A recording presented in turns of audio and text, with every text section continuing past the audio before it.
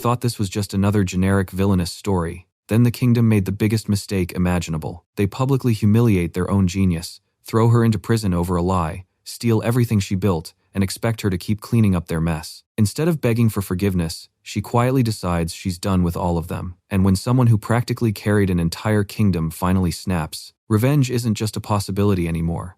It's only a matter of time. The story begins in a grand ballroom filled with nobles. Suddenly, Crown Prince Friede of Haldoria calls out Elizabeth while keeping Sylvie beside him. He accuses her of pushing Sylvie down the stairs out of jealousy and claims her wicked deeds have finally been exposed. He declares that he can no longer forgive her simply because she is his fiancée. Friede then calls out Elizabeth Ellie by her full name and publicly announces that he is ending their engagement. Elizabeth calmly asks for his pardon and denies ever pushing Sylvie down the stairs.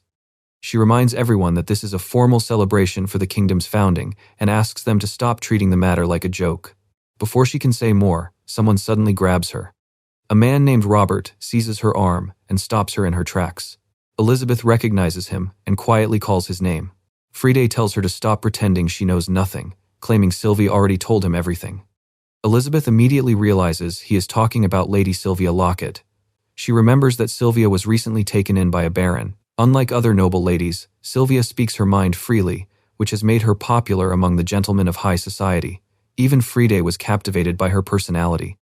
Elizabeth recalls a conversation with Sylvia in the stone hallway. She had considered Friede taking a second wife, none of her concern, but warned Sylvia that she should avoid getting involved with other men if she wanted to remain with the prince.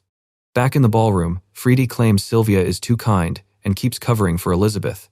He vows that he will no longer let Elizabeth bully her, while Sylvia quietly stays by his side. The ballroom erupts into chaos as Friede orders the guards to take Elizabeth to jail, branding her a criminal who tried to kill Sylvie. A guard grabs her arm and forces her to the floor, leaving her shocked by the accusation. One of the guards hesitates, unwilling to arrest a noblewoman. Elizabeth calmly tells him it is fine, knowing that royal orders cannot be disobeyed. The guard and Robert apologize as they escort her away, while Friede stands proudly beside Sylvie and addresses the crowd. An armored guard escorts Elizabeth through the ballroom and out the double doors. As she is taken away, Friede announces that his engagement to Elizabeth Leiston is officially void. Elizabeth realizes that Friede took advantage of the king's absence to do whatever he wanted. He has also declared that Sylvia Locket will become his new fiancée. Now, she can only wonder what he plans to do next. Outside her cell, a guard apologizes for bringing her to such a miserable place. He continues to apologize, clearly ashamed that he had to send her to prison. Elizabeth remains calm and assures him that there is nothing to worry about. She asks whether the king and her father have been informed, confident that they will return from their diplomatic mission and set everything right. Elizabeth sits alone in her dark cell, convinced that her father and the king will rush home as soon as they hear what happened. A month passes in confinement. Her cell remains dark, with only a candle beside a growing pile of paperwork. Elizabeth works through the documents with a quill in hand. She is irritated that even after throwing her in prison, Friede still expects her to handle his classified paperwork. His irresponsibility finally gets on her nerves, but then she hears someone approaching and realizes a visitor has arrived. Elizabeth reaches through the iron bars and calls out to the armored guard. She politely asks him to come closer, and he approaches the cell, asking what she needs. Elizabeth stares at the guard and quietly says one word: hypnosis. A strange power takes hold of him, leaving his eyes glazed over as he falls completely under her control. She orders him to sit down and forget everything he is about to see. The guard obeys without question. Once the corridor is clear, Elizabeth calls for Mireille to come out of hiding. Her maid, Mireille, steps out from the shadows and apologizes for keeping her waiting. Elizabeth tells her they have little time and immediately asks why no one has come to help her. She then asks whether her father and the king have heard about her imprisonment. Mireille lowers her head, clearly struggling to deliver the answer. Mireille reveals that they simply said Elizabeth would figure things out and clean up Friede's mess. Worse, they are not expected to return anytime soon. Elizabeth freezes in disbelief. She grits her teeth as frustration takes over. Once again, her father and the king have left everything for her to handle alone. Mireille then delivers even more bad news. Rumors are spreading throughout the kingdom and threatening to destroy Elizabeth's reputation. She asks what kind of rumors could be worse than this. People are claiming that Elizabeth tried to murder Sylvia out of jealousy and is deliberately interfering in politics to take control of the prince's power. Elizabeth immediately asks Mireille if she discovered who started the rumors. Mireille confirms that Friede used his own people to spread the lies. She nearly insults him before catching herself. but there is no doubt in her mind that the accusations are completely baseless. Mireille worries that people will eventually believe the rumors. Elizabeth lowers her head and quietly takes in the situation. Mireille then brings up another problem involving Elizabeth's firm. Her hesitant tone makes it clear that the news is not good. After declaring Elizabeth a traitor, Friede ordered an investigation into her company. He is also placing merchants and nobles loyal to him in key positions, leaving Elizabeth shocked. Elizabeth cannot understand what Friede hopes to gain. She created the firm to help the poor and provide charity. Mireille points out that it is one of the most well-connected businesses in the kingdom, suggesting that the prince has another motive. Mireille clenches her apron and asks why Elizabeth continues to devote herself to a country that treats her this way. The question catches Elizabeth completely off guard. She simply explains that as a noblewoman, protecting the nation and caring for its people are her duties. Mireille looks down emotionally. She reminds Elizabeth that she once saved her after her family lost everything. Without her help, Mireille could have become a slave or beggar, but Elizabeth instead made her a trusted confidant. Unable to hold back any longer, Mireille suddenly cries out that she hates this country. She cannot stand how its people treat Elizabeth like a tool they can throw away whenever she is no longer useful. Her anger turns toward the people in power. She hates that everyone believes the worst about Elizabeth, despite everything she has done for them. She also condemns Duke Leiston and the king for abandoning her when she needed them most. Elizabeth is stunned by Mireille's fierce loyalty. Her maid saves her strongest anger for Friede, blaming him for failing to recognize Elizabeth's worth. For the first time, Elizabeth truly realizes just how deeply Mireille cares about her. Elizabeth reflects on her life, remembering how she devoted herself to the kingdom and Friede from the moment she was born. She trained in martial arts, magic, and etiquette, giving up friendships and a normal life to become the perfect future queen. Now, she cannot help but wonder why she sacrificed so much. In the darkness of her thoughts, Elizabeth finally understands. She asks herself what all those sacrifices were really for and decides to leave her old life behind. Suddenly, Elizabeth drives her fist into the stone wall of her cell. The wall cracks and collapses, leaving a massive hole behind. Mireille stares in disbelief as Elizabeth calmly thanks her for being honest. Elizabeth smiles with newfound confidence. She tells Mireille that she has finally opened her eyes and proposes that they escape this country together. Mireille clasps her hands with relief, clearly moved by her lady's decision. Elizabeth raises her hand and releases a glow of magic. She tells Mireille that they will leave in 5 days. She then creates an ice replica of herself inside the cell. The doll will remain behind and make it seem like Elizabeth is still imprisoned. Mireille understands the plan. Elizabeth explains that they will also use her illusion magic to hide themselves during the escape. Elizabeth gives Mireille one final task. She orders her to arrange a meeting with someone before their departure, and Mireille agrees without hesitation. Mireille asks what they should do about the firm. Elizabeth decides to let Friede replace their people for now. She tells Mireille to have their workers leave the country and wait for further instructions. Once Elizabeth is safely established abroad, she will contact them and continue their plans from there. A few trusted people will remain in the capital to gather intelligence. Elizabeth then asks if Mireille has anything else to add. Mireille hesitates before pointing out one obvious problem. She reminds Elizabeth about the massive hole in the cell wall. Elizabeth turns around and realizes the damage is hard to ignore. Elizabeth agrees that they need to fix it before anyone notices. Mireille reassures her that repairing it will be easy with Elizabeth's divine artifact. Mireille wishes her lady a safe journey. Elizabeth thanks her sincerely before they part ways. Mireille leaves to deliver her report, while Elizabeth watches from behind the bars. She is confident that everything is ready for their escape. Elizabeth turns toward the damaged wall and raises her hand. She recalls that every living being possesses mana within them. Magic is the ability to control that mana through knowledge and reason. Elizabeth remembers that years of intense magical training eventually lead to the creation of a divine artifact. A divine artifact gives physical form to its owner's mana, and its shape differs from person to person. Elizabeth prepares to summon her own unique artifact and put its power to use. Elizabeth summons her divine artifact, which takes the form of 7 powerful books known as the 7 Grimoires. She opens the Grimoire of Beelzebub and prepares to use its power. The Grimoire of Beelzebub allows her to record magic spells. Normally, a mage can only use spells that match their natural affinity, but Elizabeth bypasses this limitation by recording spells from other people.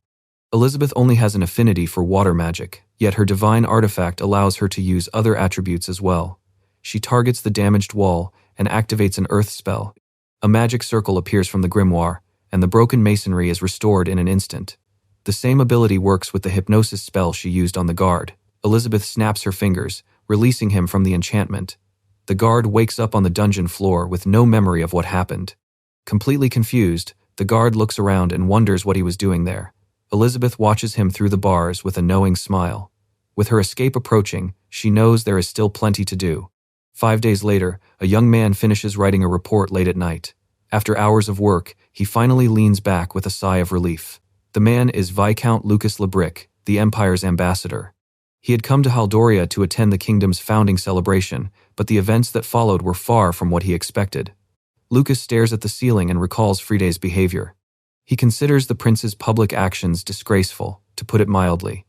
Lucas worries that the people of Haldoria will suffer under such a foolish future king. He then remembers Elizabeth's reaction to the accusation. Unlike the hot-headed prince, she remained completely calm, just as he expected from her reputation. Lucas knows that Elizabeth is far more powerful than she appears. She has been the strategic mind behind many of Haldoria's recent advances, and at only 10 years old, she led troops into battle and dealt heavy damage to the Empire during the previous war.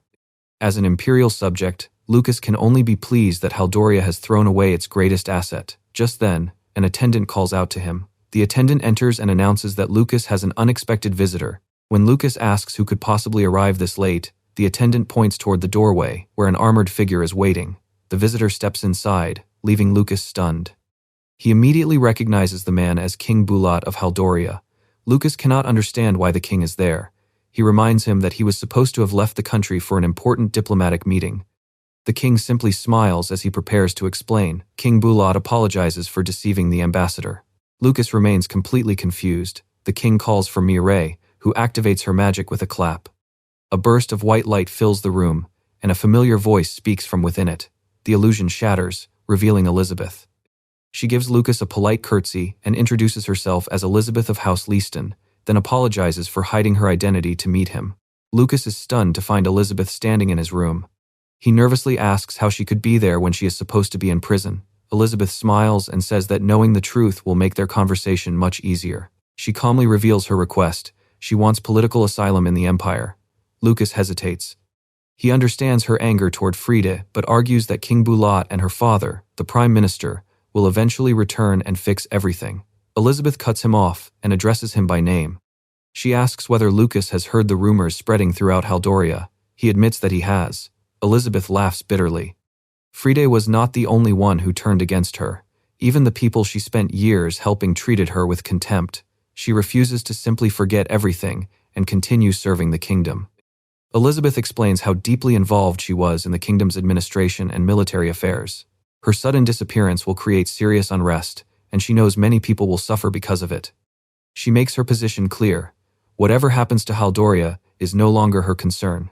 Elizabeth points out how unfairly she was treated. She gave everything to the kingdom and its people, only to receive hatred and contempt in return. Lucas asks what she plans to do if the Empire grants her request. Elizabeth looks at him with complete certainty and says her plan is simple. She declares that she will take revenge on Haldoria and destroy the kingdom with her own hands. Lucas's voice shakes as he asks Elizabeth if she truly intends to take revenge. Elizabeth confirms that she plans to destroy her own country. She admits that she is strong, but not strong enough to take on an entire kingdom alone. Lucas can barely believe what he is hearing. He asks if she wants military support from the Empire.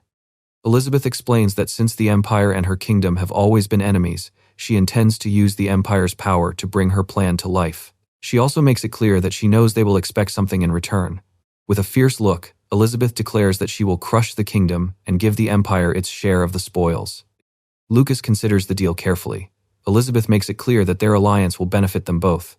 After a brief sigh, he accepts her terms. Lucas agrees to let her join their side.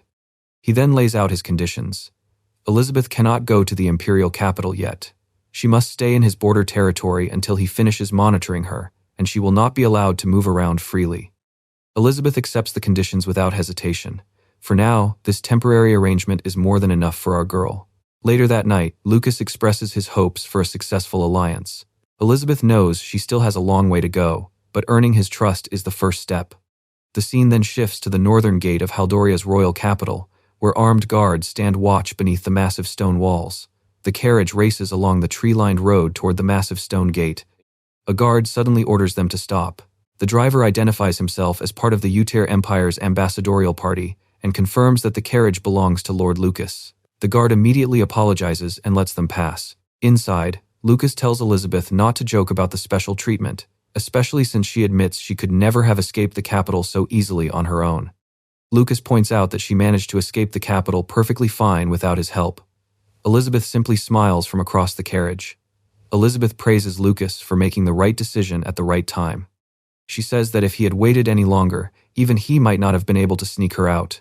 Lucas listens with a tense expression. Lucas wonders if her escape was possible because of her divine artifact. Elizabeth chuckles and reveals that even the Empire knows about her unusual power as a magical glow surrounds her hand. She reveals her grimoire of wisdom, claiming that it records anything she has seen or heard at least once. It may not be useful as a weapon, but it contains countless state secrets, meaning her disappearance will throw the royal castle into chaos. Lucas stares at the glowing book in disbelief. Lucas asks if she really intends to reveal such sensitive information to him. Elizabeth calmly explains that since she is seeking refuge in the Empire, she plans to help them as much as possible. But inside, Elizabeth knows there is nothing to worry about because the grimoire she described does not even exist. Her entire story about the grimoires is another carefully crafted lie. The book she showed him is actually the grimoire of Lucifer, one of the 7 grimoires, and its abilities are completely different from what she claimed. She even used the same lie on her father and the king. Myrael remains unaware of the truth, believing she has only ever seen 4 of Elizabeth's real grimoires. Elizabeth then gives Lucas a chilling warning. Under no circumstances should he recommend handing her over to the imperial authorities. Lucas can only stare ahead in confusion. Elizabeth quickly returns to her polite demeanor and thanks Lucas for letting her stay in his territory. She promises to repay the debt, confidently assuring him that she knows exactly what she is doing. She adds that if Lucas ever hands her over to the imperial authorities, she can offer him far more than the emperor ever could. A few days later, the carriage arrives in Lebrick Viscounty. Elizabeth looks out the window with interest as she sees demi-humans, elves, and humans living together throughout the town. Elizabeth remarks on the many different races living together. Lucas explains that the Uter Empire is home to people from many different nations and respects their cultures. He explains that the Empire rules over many nations while allowing each culture to retain its identity. His Viscounty sits near the Empire's border and also has a popular dungeon that attracts adventurers. Young townspeople wave and cheer as they welcome their lord home. Elizabeth giggles at the warm reception, leaving Lucas visibly surprised. Elizabeth points out how popular he is with his people. Lucas admits that despite appearances, he genuinely cares about them. The scene then shifts to the Grand Lebrick residence. Over tea, Lucas asks Elizabeth about her plans for the future. She calmly raises her teacup and says there is something else she needs to discuss first. Elizabeth reveals that she has 2 requests. Lucas immediately tells her to go ahead. Her first request is official permission to start a business in the city. She knows she will need plenty of money to make her plans a reality. Lucas readily approves her request, knowing she previously managed a major firm. He also believes a successful business could benefit the local economy. Elizabeth thanks him for his support. Elizabeth then makes her second request. She asks Lucas to lend her 100 gold coins. Lucas takes the request seriously, knowing that it is a huge amount of money. Elizabeth understands his hesitation and hands him a document. Lucas immediately realizes it is a magic contract and is stunned by what he sees. The contract states that Elizabeth must repay twice the amount within 1 year. If she fails, she will legally become Lucas's slave. In other words, he either gets his money back with a huge profit or gains a valuable slave. Lucas is horrified by the proposal and asks if she has lost her mind. Elizabeth remains completely calm and wonders what the problem is. She confidently declares that 1 year is more than enough time for her to turn the borrowed money into a mountain of gold. The pouch opens with a soft clink, revealing several shiny gold coins inside. Elizabeth smiles as she holds the heavy sack. Their starting capital is finally secured. As they walk through the streets, Elizabeth points out that starting a firm will be expensive, so they need to spend their money carefully. Myrael agrees. Myrael points out their next problem. They need a building because registering the firm requires an official address. Elizabeth realizes their budget will have to cover that as well. Elizabeth decides they will have to make do with just 1 gold coin for the building. They soon find a heavily run-down house covered in vines, with boarded-up windows and a neglected exterior. This becomes their only realistic option. Myrael points out that the place is practically falling apart. Elizabeth tries to stay positive, hoping it will look better once they get inside. The door opens, sending a huge cloud of dust into the air. Mireille immediately protests, saying this place is completely unfit for her lady. Elizabeth insists they have no other choice. Elizabeth explains that if they want both a building and land for only 1 gold coin, they will have to accept some serious compromises. The inside is just as filthy as the outside.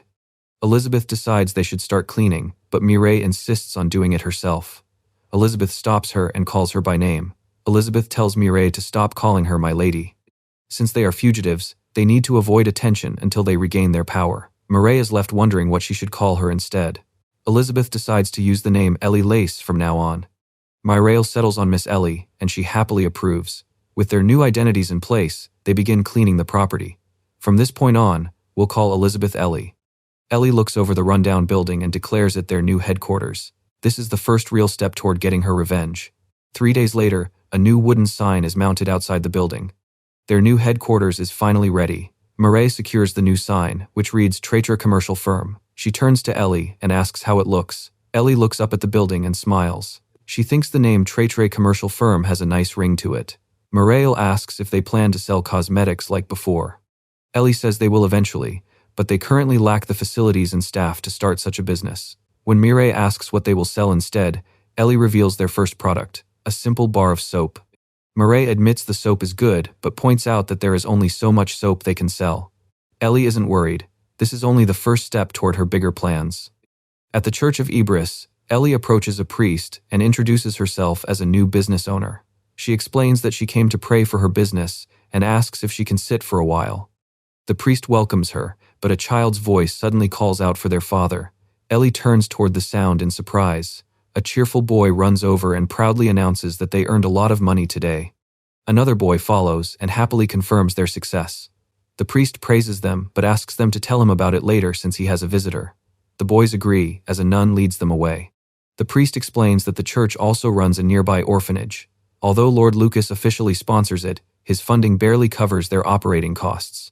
The priest explains that the orphans learned about the church's financial problems and decided to help. They pulled weeds, handled odd jobs, and did whatever they could to earn money. He feels ashamed for depending on the children, but Ellie gently tells him not to. Ellie assures him that the children surely understand how much he cares for them. She adds that his genuine love for them was obvious from the moment she arrived. Touched by her words, the priest thanks her. Ellie offers to make a small donation to the church. The priest happily thanks her, but a loud clink makes him freeze. He looks down in shock to find several gold coins in his trembling hands. The priest insists that he cannot accept so much money, but Ellie tells him to keep it.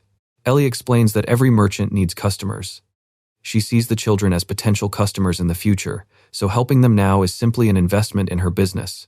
The priest watches Ellie leave with a grateful smile and quietly thanks her. Ellie walks through the quiet streets when a familiar voice suddenly calls out her new name from behind. Mireille reports that she completed the task Ellie assigned to her.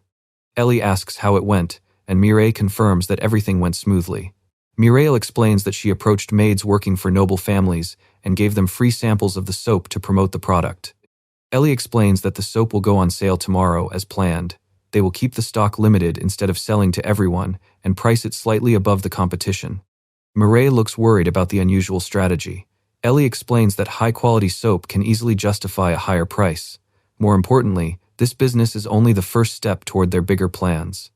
Their real goal is to build the Traitor brand and establish connections with influential people. Ellie wants customers to see a bar of soap and immediately think of Traitor. With their preparations complete, her real comeback begins tomorrow. Inside the Traitor commercial firm, Mireille hands Ellie the latest financial documents and reports that she has brought the month's earnings. Ellie immediately begins reviewing the paperwork. A confident smile appears on her face as she realizes that 3 months have already passed since their first bars of soap went on sale. Ellie knows skincare products will always attract noble ladies. Their strategy of giving free samples to maids has worked perfectly, sparking curiosity among the nobles and steadily boosting sales. Ellie asks how their face lotion, body milk, and shampoo are selling. Mireille reports that everything has sold out, with pre-orders already filling up. Anyone who hears about their products quickly sends in a request. Ellie tells Mireille to carefully screen potential customers and accept only a select few. She then hands her another document. She instructs Mireille to donate the usual share of their earnings to the orphanage and their other charities. Mireille agrees, knowing the priest will be grateful for their continued support. Ellie is pleased with how well their alliance has turned out and says she is glad they established such a strong relationship with the Church of Ibris. Noticing how hard her mistress has been working, Mireille suggests taking a short break and offers to bring her something light to eat. Ellie turns down the snack and admits that she is actually starving. Instead, she suggests going out for a proper meal together. At a lively local tavern, Ellie enjoys a meal with Mireille while reflecting on Trétré's success. The firm has built an impressive reputation and become well known, so she decides it is time to take the business to the next level. Mireille agrees, reminding Ellie that they need to move quickly. The deadline for the strict financial contract she signed with Lord Lucas is getting closer. Ellie then asks how their main competitor is doing. Mireille reports that the Gazaru commercial firm has not made any suspicious moves yet. Ellie tells her to keep a close watch on them. Ellie suspects the rival firm must be furious about losing their wealthiest customers. She expects them to retaliate and worries they may resort to dirty tricks. She then gives Mireille an important warning. Ellie orders her to make sure the rival never gets their secret soap recipe, calling it the lifeline of their entire business. Mireille assures her that the recipe is safely locked inside the firm's vault. Ellie is relieved, unaware that a nearby person with wavy hair has been secretly listening to their entire conversation. Meanwhile, chaos erupts inside the Gazaru commercial firm. Gazaru Jackman, the firm's chairman, furiously smashes an object against the floor while cursing the brats who are disrupting his business. Gazaru slams his hand onto the desk and rages about Trétré stealing their valuable customers. His assistant desperately tries to calm him down. The assistant points out that although their toiletry products are struggling, the firm itself remains profitable. He dismisses Trétré as a small company that can barely keep up with its orders, but Gazaru immediately calls him a fool. Gazaru angrily claims that Trétré is deliberately picking their customers just to spite them. The revelation shocks Gazaru's assistant. Gazaru explains that Trétré is even turning away difficult customers instead of accepting everyone. Their decline is becoming obvious, with some customers now complaining about the quality of Gazaru's soap. People who once loved their products are demanding that the firm start selling Trétré's goods instead. Gazaru points out that Trétré's carefully chosen customers hold considerable influence in high society. If they attack Trétré directly, those powerful customers could easily turn against them. Just then, someone knocks on the office door. A wavy-haired man named Grants cautiously enters and asks to be excused. Gazaru immediately snaps at him, accusing him of showing up to ask for money despite contributing nothing to the firm. Grants desperately tries to explain himself. Grants struggles to get the words out, pushing Gazaru's patience to its limit. Gazaru finally roars at him to speak, leaving Grants terrified. Under the pressure, Grants blurts out that he has valuable information about the Trétré commercial firm. Gazaru's attitude immediately changes as he asks if the information is really that important. Gazaru orders his assistant to leave the room. Once they are alone, Grants nervously admits that he overheard the girls talking. Grants reveals that they mentioned keeping their secret soap recipe locked inside the firm's safe. Gazaru immediately asks whether he is certain. Gazaru demands to know where Grants heard this. Grants explains that he saw the two girls from Trétré at a restaurant downtown. By coincidence, Ellie and Mireille had been sitting right behind him. Grants overheard their conversation and clearly remembers what they said. Gazaru strokes his chin, realizing exactly what he can do next. Gazaru realizes the opportunity in front of him. If he can steal Trétré's secret recipe, he can produce the same high-quality soap himself. A sinister grin spreads across his face as a plan forms in his mind. Trétré's brand is already becoming well-known, which gives Gazaru an even better idea. He plans to sell his own soap under their name, pretending that he simply bought their products for resale and keeping the profits for himself. Gazaru realizes he could charge several times Trétré's current price once he controls the brand. He then calls out to Grants, who immediately jumps at the sound of his name. Gazaru orders Grants to forget everything he has heard about Trétré. He throws a pouch of coins toward him as payment for his silence, leaving Grants confused by the sudden demand. Gazaru coldly asks if he needs to make himself any clearer. Terrified, Grants quickly agrees before leaving the office. Once the door closes, Gazaru lets out a sinister laugh, pleased with how perfectly his plan is coming together. Alone in his lavish office, Gazaru throws his arms wide and bursts into triumphant laughter. With a malicious smirk, Gazaru vows to teach those brats how adults do business. 2 months later, his plan has yet to reveal its full consequences. Ellie adjusts the elegant cravat around her neck and checks her reflection in the mirror. Satisfied with her appearance, she quietly declares that everything is perfect. Mireille greets her with a cheerful good morning and says breakfast is almost ready. Ellie thanks her, but a bird suddenly chirps from the open window, catching Muriel's attention. Mireille takes a small messenger bird from the window and reveals that it has brought the latest report from the capital. Ellie immediately asks what news it contains. Mireille reads the latest news from the capital, revealing that Lady Sylvia Lockett has officially become Prince Fride's new fiancée. She nearly curses Sylvia before catching herself, while the report shows the prince happily holding her close. A sudden gasp escapes Mireille as she reads further. Ellie immediately notices her reaction and calls her name. Mireille grips the report tightly, clearly struggling to deliver the rest of the news. She finally reveals the devastating truth. Ellie has been declared an enemy of the kingdom and is now wanted for high treason. Ellie remains calm, immediately suspecting that her father, Duke Leiston, is behind it. She realizes her father is sacrificing her to protect his own position and the royal family's reputation by backing Prince Fride's false accusations. Mireille is horrified that he could abandon his own daughter so easily. Ellie understands that Duke Leiston has always prioritized the kingdom and royal family above everything else. Her escape from prison simply forced him to protect the prince's honor at her expense. Mireille condemns Duke Leiston as a monster for abandoning his daughter. Ellie admits that she is furious too, but refuses to dwell on it. She takes the treason notice and prepares to deal with it. With a wave of her hand, Ellie sets the document ablaze. She calmly declares that she is far too busy to let this setback bother her. As the document burns to ashes, Ellie declares that her revenge is already underway. She vows that the flames of her anger will eventually consume every enemy who wronged her. Ellie turns from the flames and makes her resolve clear. She will not stop until the kingdom is reduced to ashes. Mireille watches her with growing concern and quietly calls her name. The tense atmosphere is suddenly shattered by a loud banging at the entrance. Ellie looks up in surprise, wondering who could be visiting so early.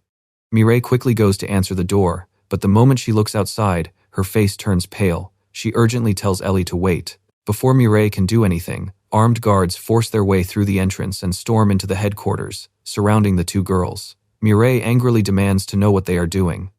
A stern official wearing glasses immediately orders her not to move. The official steps forward and addresses Ellie as the chair of the Traitor commercial firm. He coldly announces that she is under arrest, but Ellie responds with an unwavering glare. Ellie calmly tells the intruders that they cannot arrest her when she does not even know who they are. The glasses-wearing official apologizes for not introducing herself first. She identifies herself as Arte Hilgardi, an investigator from the Merchants Guild's legal department. Arte reveals that the Traitor commercial firm is suspected of making and selling toxic soap. Ellie is stunned by the accusation. According to Arte, several customers suffered severe skin burns and painful inflammation after using Traitor's soap. Arte then orders Ellie and Mireille Katerina to accompany them to the guild headquarters for questioning. Ellie calmly agrees to cooperate, confident that her firm has done nothing wrong. The group then heads to the Merchants Guild headquarters. After reviewing the documents, Arte confirms that Traitor's soap-making process is neither toxic nor dangerous. Ellie points out that none of their customers have ever reported such reactions. She also says she does not remember selling soap to any of the alleged victims. Arte concludes that everything about Traitor checks out, leaving one question: where did the dangerous soap come from? Ellie politely offers a suggestion. Ellie asks to examine the toxic soap herself, explaining that she created Traitor's original recipe and would be the best person to inspect it. Arte agrees that her idea makes sense and orders the guards to bring the soap over. One of them places it on the table. The soap is wrapped in paper bearing a distinctive crest. Ellie takes the bar and prepares to inspect it closely. She holds the soap up to the light and notices that its craftsmanship is rough, but its color and appearance are almost identical to Traitor's product. A suspicious thought immediately crosses her mind. Ellie shares her theory. Whoever made this soap must have stolen part of their secret recipe. Arte is surprised, so Ellie explains that they deliberately split the recipe into two parts. The first half is kept locked inside a safe. She reveals that she keeps the second half with her at all times. Without it, the first half produces toxic soap, while the remaining steps make the final product safe. Arte quickly understands what happened. The culprit likely stole only half of the recipe and unknowingly produced toxic soap. Ellie agrees that this is the most likely explanation. Ellie advises Arte to question the victims and trace whoever sold them the soap. She suspects the culprit simply disguised the product as Traitor's to frame them. Arte confirms that the investigation is still open, but Traitor has been cleared of wrongdoing. In fact, the firm appears to be another victim of the scheme. Arte bows deeply and sincerely apologizes for putting Ellie through such a stressful ordeal. Ellie assures her that she was only doing her job. She adds that the real culprit is the one who should be apologizing. Arte thanks Ellie for her understanding and promises to contact her if anything new comes up. Ellie appreciates how thoroughly she handled the case. Meanwhile, an angry shout echoes through the Gazaru commercial firm. Gazaru stares at the official charges in disbelief. He panics when he realizes they copied Traitor's recipe exactly, making him wonder if they had somehow obtained a fake version. He realizes that everything could fall apart if the guild questions their customers. Before he can think of a way out, a voice interrupts him from the doorway. Arte enters with an armored guard and identifies herself as a member of the Merchants Guild's legal department. She then asks if he is Gazaru, the firm's chairman. Arte wastes no time accusing him of involvement in the toxic soap case and a possible burglary. Gazaru can only sweat nervously under her cold stare. Back at the guild headquarters, Arte apologizes to Ellie for involving her again. Our girl is surprised that they found the culprit so quickly. Arte explains that Gazaru barely tried to cover his tracks, making the investigation easy. Ellie is impressed by how bold the scheme was. The culprit is revealed as Gazaru Jackman. Under pressure from the guild, he quickly confessed to ordering his men to break in and steal Traitor's secret soap recipe. Arte explains that Gazaru will be expelled from the Merchants Guild. However, the guild cannot handle civil cases, so she advises Ellie to seek compensation through the Church of Ibris for damaging Traitor's reputation. Ellie assures Arte that she understands and tells her not to worry. Ellie approaches the cell and introduces herself as Ellie Lise from Traitor. Inside, Gazaru gives her a cold stare. Ellie gets straight to the point, demanding compensation for the damage he caused her firm. Gazaru admits his wrongdoing but refuses to cooperate any further. Gazaru coldly refuses to give her anything. He mocks Ellie, telling her to take him to court if she wants money. He doubts the church will care about her claims, but Ellie simply smiles, confident that he is wrong. A high-ranking clergyman suddenly appears beside Ellie. Gazaru is stunned when he recognizes Bishop Luis. Gazaru cannot believe Ellie brought someone of the bishop's status to his cell. Luis cuts him off and sternly warns him to watch his words, calling him a sinner. The bishop declares that Ellie is a devout believer and that God will not allow anyone to tarnish her name or honor. Bishop Luis orders Gazaru Jackman to atone for his crimes in the name of God. With his approval secured, Ellie can now claim Gazaru's assets as compensation. Ellie delivers her final demand: Gazaru's entire personal fortune and his firm, including its employees, buildings, operating rights, and raw materials. She calmly explains that taking everything should fully compensate Traitor for the damage he caused. Ellie looks down at him and delivers the final blow, calmly declaring that his luck has finally run out. Near the grand staircase of the Merchants Guild headquarters, Guild investigator Arte addresses Ellie by her chosen name and apologizes again for the trouble. Ellie calmly reassures her that there is nothing to apologize for and that none of this was her fault. Arte then reveals one final piece of information. Someone appears to have deliberately pushed Gazaru Jackman into stealing from Ellie's company, leaving her genuinely surprised. According to the Guild's legal department, Gazaru's accountant, Grants Carlton, is the real mastermind behind the corporate sabotage. Unfortunately, the Guild has no concrete evidence against him, leaving them unable to take legal action. Ellie touches her chin thoughtfully as she realizes exactly what is happening. Since Gazaru's firm was recently merged with hers, Grants is now officially her employee. Ellie quietly considers what she should do with him. She then asks Arte to leave the accountant to her. Arte agrees, but warns Ellie to be careful when dealing with him. Back at the firm's headquarters, Mireille warmly welcomes her mistress. Ellie immediately asks whether a certain person has arrived, and Mireille confirms that she already summoned him and that he can enter. Grants enters the office, looking deeply anxious. Before he can say anything, Ellie cuts him off and demands that they skip the pleasantries, making it clear that he already knows why she called him here. Grant swallows nervously and gives a weak confirmation. Ellie fixes him with a sharp gaze and calls his name, demanding his full attention. Instead of punishing the trembling accountant, Ellie surprises him by handing over a heavy pouch of money. She calmly explains that it is his official reward for his magnificent work. She then fulfills her promise and announces that Grants will become an executive at Traitor. Still stunned, he can barely respond as Ellie adds that she will tell the Merchants Guild she has forgiven him because of his genuine remorse. Grants bows deeply and thanks his new employer with overwhelming gratitude. Ellie recalls that he was the very person she had instructed Mireille to contact for a particularly valuable deal. Everything had gone according to plan. After investigating Gazaru's firm, Ellie uncovered his shady business practices and realized that only serious charges could put him behind bars. She then used Grants to push Gazaru into stealing the incomplete recipe, leading him straight into her trap. Grant nervously tries to get her attention, but Ellie turns toward him with a sharp expression and assures him that she has not forgotten their agreement. There is still one more promise she needs to keep. The scene shifts to a quiet room where a young woman sits, with her hands clasped, desperately praying for God's help. Suddenly, the door slams open and startles her.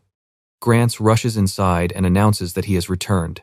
The frantic young woman demands to know where he has been, especially when Lunoa is in such a critical condition. Before the argument can escalate, Ellie steps in behind him and politely asks to enter. Ellie introduces herself as the chair of the Traitor commercial firm and says she has already heard about their daughter. She calmly reassures the shocked mother, explaining that Grant has been doing everything he can for Lunoa. The family gathers around the small bed as Ellie takes in the heartbreaking scene. She quietly thinks about how pitiful the poor girl looks. Lunoa lies motionless beneath the blankets as her mother explains what happened. A passing carriage struck their beloved daughter, leaving her in this terrible condition. Grant sadly explains their desperate financial situation. Their entire savings have gone toward expensive potions, yet Lunoa's condition still refuses to improve. Without powerful healing magic, there is little hope for her recovery. Ellie opens her grimoire and tells Grant to calm down, assuring him that she can heal his daughter with magic. He stares at the strange book in disbelief and asks what it is, but she simply calls it a special item. She explains that the item strengthens her spells. However, this is only a cover story, as our girl knows she cannot reveal the true nature of her divine artifact. Ellie opens the book and focuses on the healing spell. The Grimoire of Beelzebub can mimic other spells, and she had already recorded the kingdom's most powerful healing spell, originally used by the Archbishop. Now, she can cast it herself. A powerful healing spell fills the room with a gentle glow. Lunoa soon opens her eyes and calls for her father, sending Grant and his wife into tears of joy. Ellie then warns them that healing magic puts a strain on the body and tells them to give Lunoa plenty of nutritious food. Grant asks how he could ever repay her for saving his daughter. Ellie simply laughs and says she has only fulfilled their agreement. She then asks him to keep the true nature of her magic a secret. Ellie explains that she cannot use such a powerful healing spell often. Deeply grateful, Grant promises that he and his family will do anything she asks in return. The family promises to keep her abilities completely secret, and Ellie assures them that everything is fine. With the Gazaru affair finally settled, she reflects on how much her business has grown. She now owns a major company with established trade routes, a huge customer base, and loyal employees. Her success fills her with confidence. Ellie realizes that she finally has everything she needs to expand her commercial empire on a massive scale. 1 month later, Lucas sits in a lavish room, still struggling to process everything that has happened. He cannot believe how much the situation has changed in just 6 months. Lucas stares at the table in disbelief. In just 6 months, Ellie has turned a mere 100 coins into a mountain of gold, fulfilling the financial contract she originally signed. The fortune spread across the table proves just how successful she has become. Ellie reminds Lucas that she promised to make helping her well worth his while. He almost calls her Lady Elizabeth before correcting himself and addressing her as Miss Ellie. Impressed by her business skills, Lucas officially gives her permission to travel freely throughout the empire, including the capital. Ellie reacts with mild surprise at the unexpected freedom. She asks if he is truly certain about the decision. Lucas explains that he already knows she is wanted for high treason, so he sees no reason to suspect that her actions are some kind of scheme. Instead, he has decided to trust her. Ellie smiles brightly and thanks him for placing his trust in her. Lucas crosses his arms and turns away, becoming strangely flustered as he starts to say something before trailing off. His odd reaction leaves her completely confused. Lucas glances at the gold and decides to keep his thoughts to himself. Later, Ellie works through a mountain of paperwork at the firm's headquarters while Mireille prepares tea nearby. Ellie hands her a heavy pouch of money, and Mireille asks if it is meant for the church. Ellie confirms that it is. Ellie knows that keeping the Church of Ibris on her side will be useful in the future. As long as she avoids committing any sins, she can count on their protection. A sharp knock interrupts her thoughts, and she calls for the visitor to enter. Lunoa enters the study with the requested documents about the capital. Ellie smiles warmly and praises her for bringing them. As Ellie reviews the documents, she praises Lunoa for adapting so quickly to her new apprenticeship. Lunoa nervously waves her hands and insists that she still has far too much to learn. Lunoa becomes emotional as she explains that Ellie saved her life, so she simply wants to repay that kindness by doing her best. Ellie praises her as highly reliable, earning a happy thank you from the girl before she leaves. Once the door closes behind Lunoa, Ellie turns to Mireille and calls her name. Mireille immediately understands and locks the door to ensure their privacy. Ellie then extends her gloved hand as a glowing essence appears above her palm, revealing the power of her divine artifact. Ellie summons the Grimoire of Belphegor and opens its pages. A faint mystical glow surrounds the book as she prepares to use its power. The Grimoire of Belphegor records her contracts with otherworldly beings, allowing her to borrow their powers in exchange for a price. Ellie begins the incantation, calling upon the great spirits to guide their wings across the distant sky. Ellie holds a silver coin between her fingers and addresses the messengers of the god of wind and travel. She offers the payment required by their contract, then calls upon them as a brilliant flash fills the room. The light fades, revealing several small white saint birds perched around Ellie. She smiles at the summoned messengers and entrusts them with delivering her messages.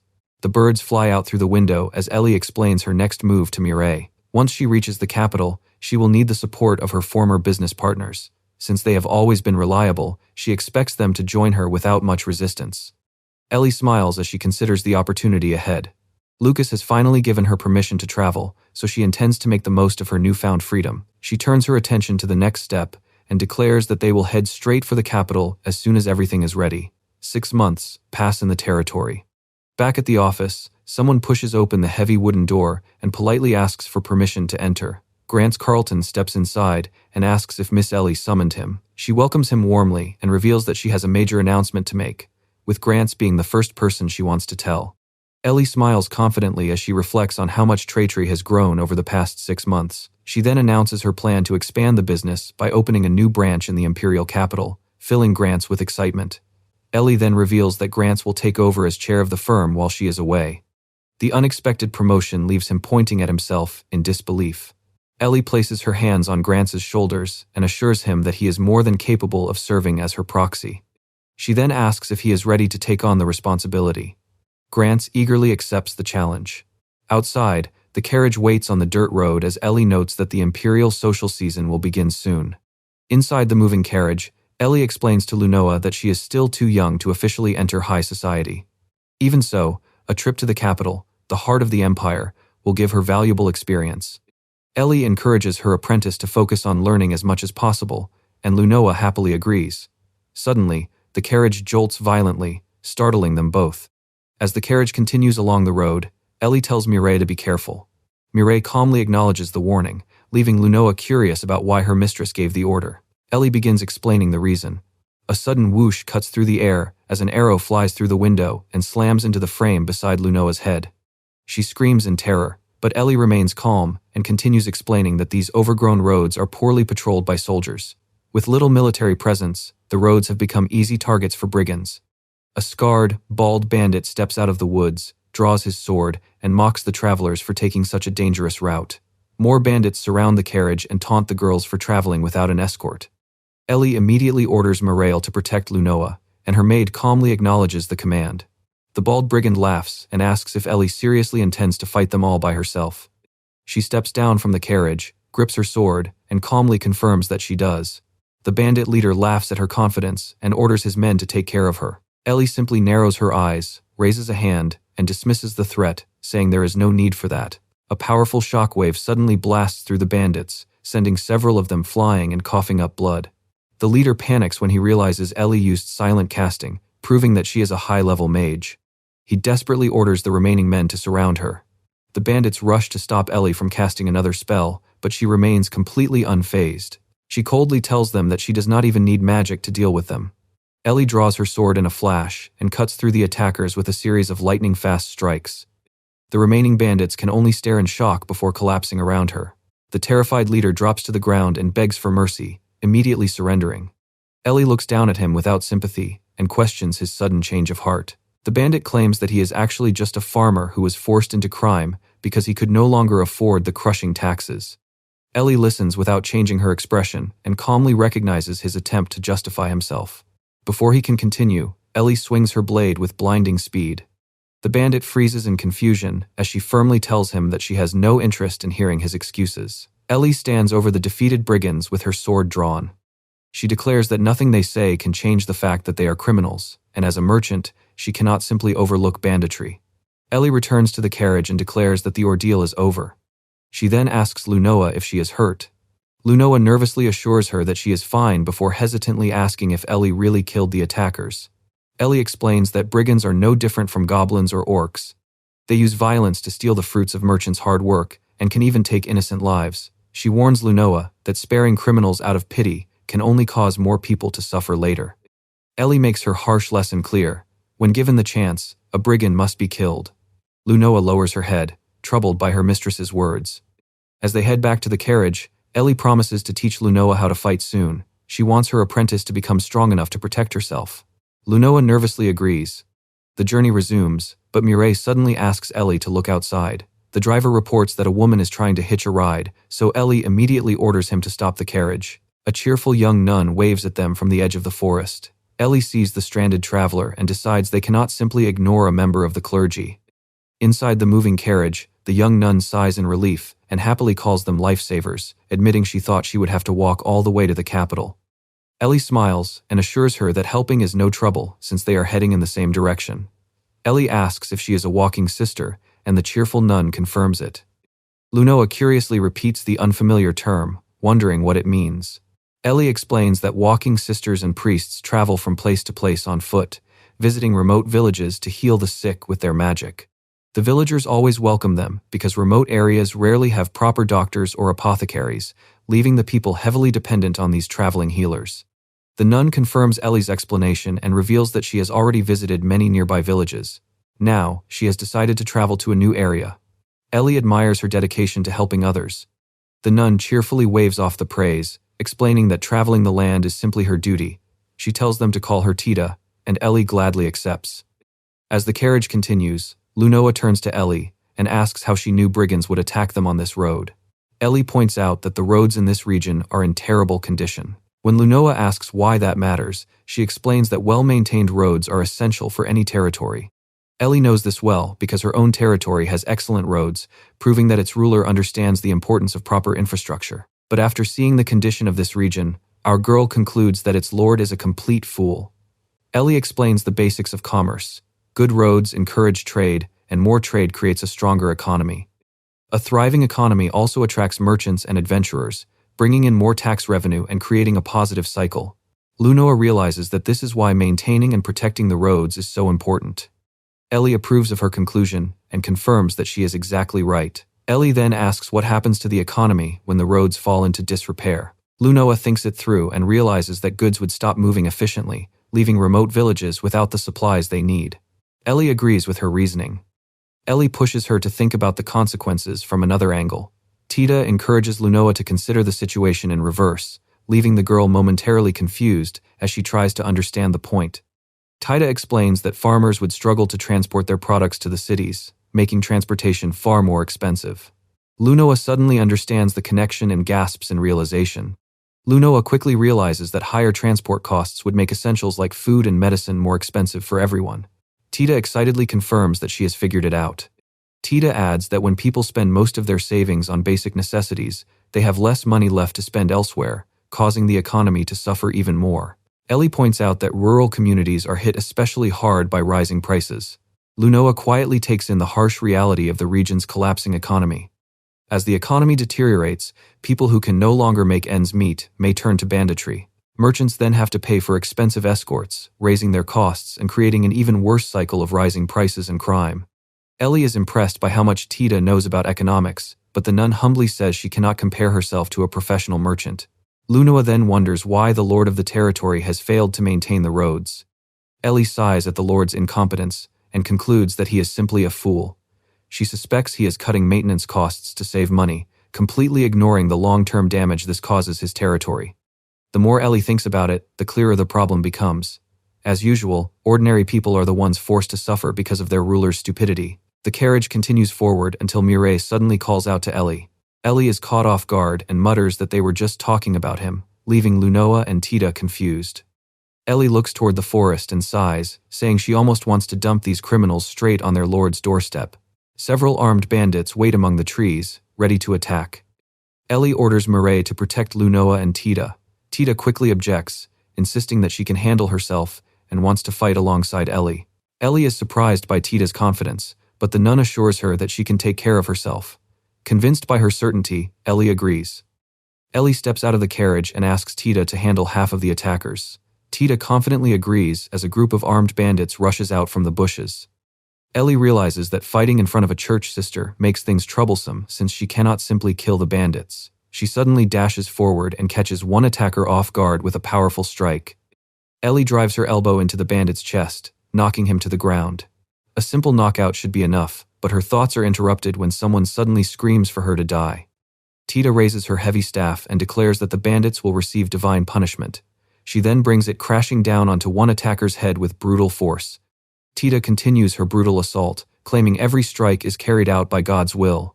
Ellie can only stand there in stunned disbelief as the nun effortlessly crushes the remaining bandits. Tita delivers one final blow and leaves the last bandit unconscious in the grass. She wipes the sweat from her brow and happily announces that her half is finished. Ellie praises Tita for handling her share. Tita then notices that all of Ellie's opponents are still alive and asks if she is secretly a pacifist. Ellie gives an awkward smile and admits that it is not quite that simple. Tita wonders if Ellie held back because she did not want to kill anyone in front of a church sister. Tita nudges one of the fallen bandits with her foot and explains that brigands are a threat to innocent people and will simply attack again if released. With a chilling smile, she adds that she has no problem with Ellie killing them.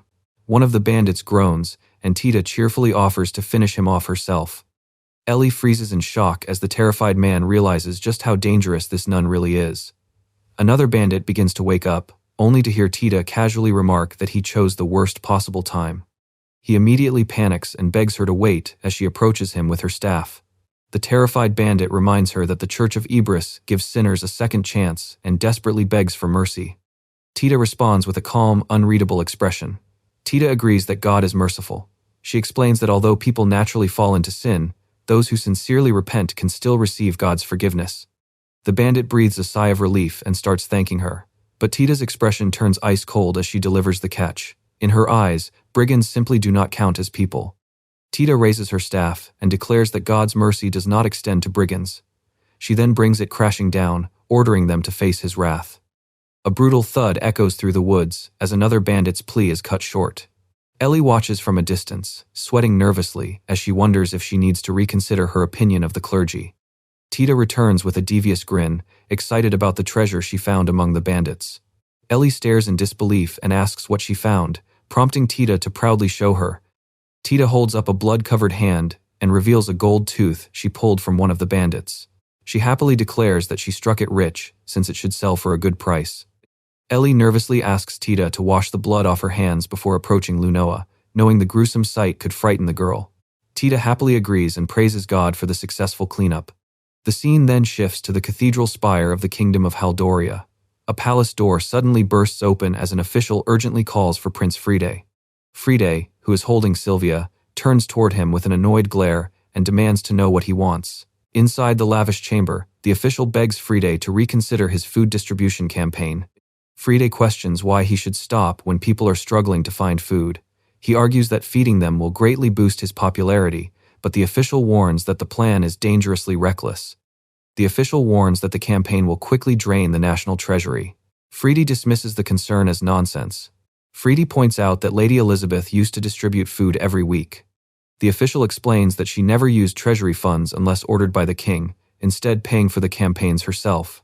Friede clicks his tongue in frustration. The official stands his ground, explaining that charity requires proper planning and long-term sustainability. Friede grows tired of the lecture and sighs in frustration. Friede finally loses his temper and storms out, saying he no longer cares and telling them to let the poor starve. The officials desperately call after him, but he slams the door and orders them to shut up. One official grabs his head in frustration and wishes Lady Elizabeth were still there. His colleague agrees, wondering where the exiled noblewoman could be. Far from the capital, Tita slams a large mug onto a tavern table and laughs happily after taking a drink. The alcohol has already left her face bright red. Tita calls for another drink, while Ellie watches in disbelief. When Ellie questions how much she is drinking, Tita jokingly claims that the church has an answer for situations like this. Tita drunkenly claims that God himself commanded them to drink before bursting into laughter. Ellie can only stare as she realizes just how drunk the nun has become. Tita declares that alcohol is the water of life given to humanity by God. She also boasts that the bandits' loot has filled her wallet, so refusing a few drinks would be a sin, Ellie is surprised that she has already sold the loot. Tita reveals that she sold everything as soon as they arrived and made a decent profit. She assures Ellie that she will give her share later. Ellie tells Tita to keep the money instead. She suggests treating the gold as a donation to the church, leaving Tita completely stunned. Tita is so moved that she cries out Ellie's name and leaps across the table to hug her. With tears streaming down her face, she declares that Ellie is a true saint. Tita sobs drunkenly and declares that even God must be grateful. Ellie struggles free from the hug and pushes her away, terrified that the crying nun will get snot on her clothes. Mireille and Lunoa can only stare in shock. Lunoa remarks that Tita seems to be having a great time. Mireille smiles softly, but she cannot help thinking about Ellie's past. Since Ellie once had no one she could truly trust, she always hid her genuine emotions behind a tough exterior. Mireille watches her mistress with a fond smile. She is happy to see that Ellie can finally smile from the heart now that she has people she can trust. Meanwhile, Prince Frida admires Sylvia in the palace garden and tells her that she is even more beautiful than a blooming rose. Frida complains that the officials have exhausted him, then says that simply looking at Sylvia is enough to calm him down. Sylvia thanks him with an elegant laugh, though a quiet thought crosses her mind. Sylvia places a hand on Frida's shoulder and teasingly asks if looking at her is really enough to satisfy him. Frida calls Sylvia's name and embraces her passionately. From the shadows, a mysterious woman watches them and wonders how Elizabeth could have possibly lost to such a fool in the capital. The woman reflects on Elizabeth's downfall and exile, concluding that the former noblewoman should be thoroughly ashamed of herself.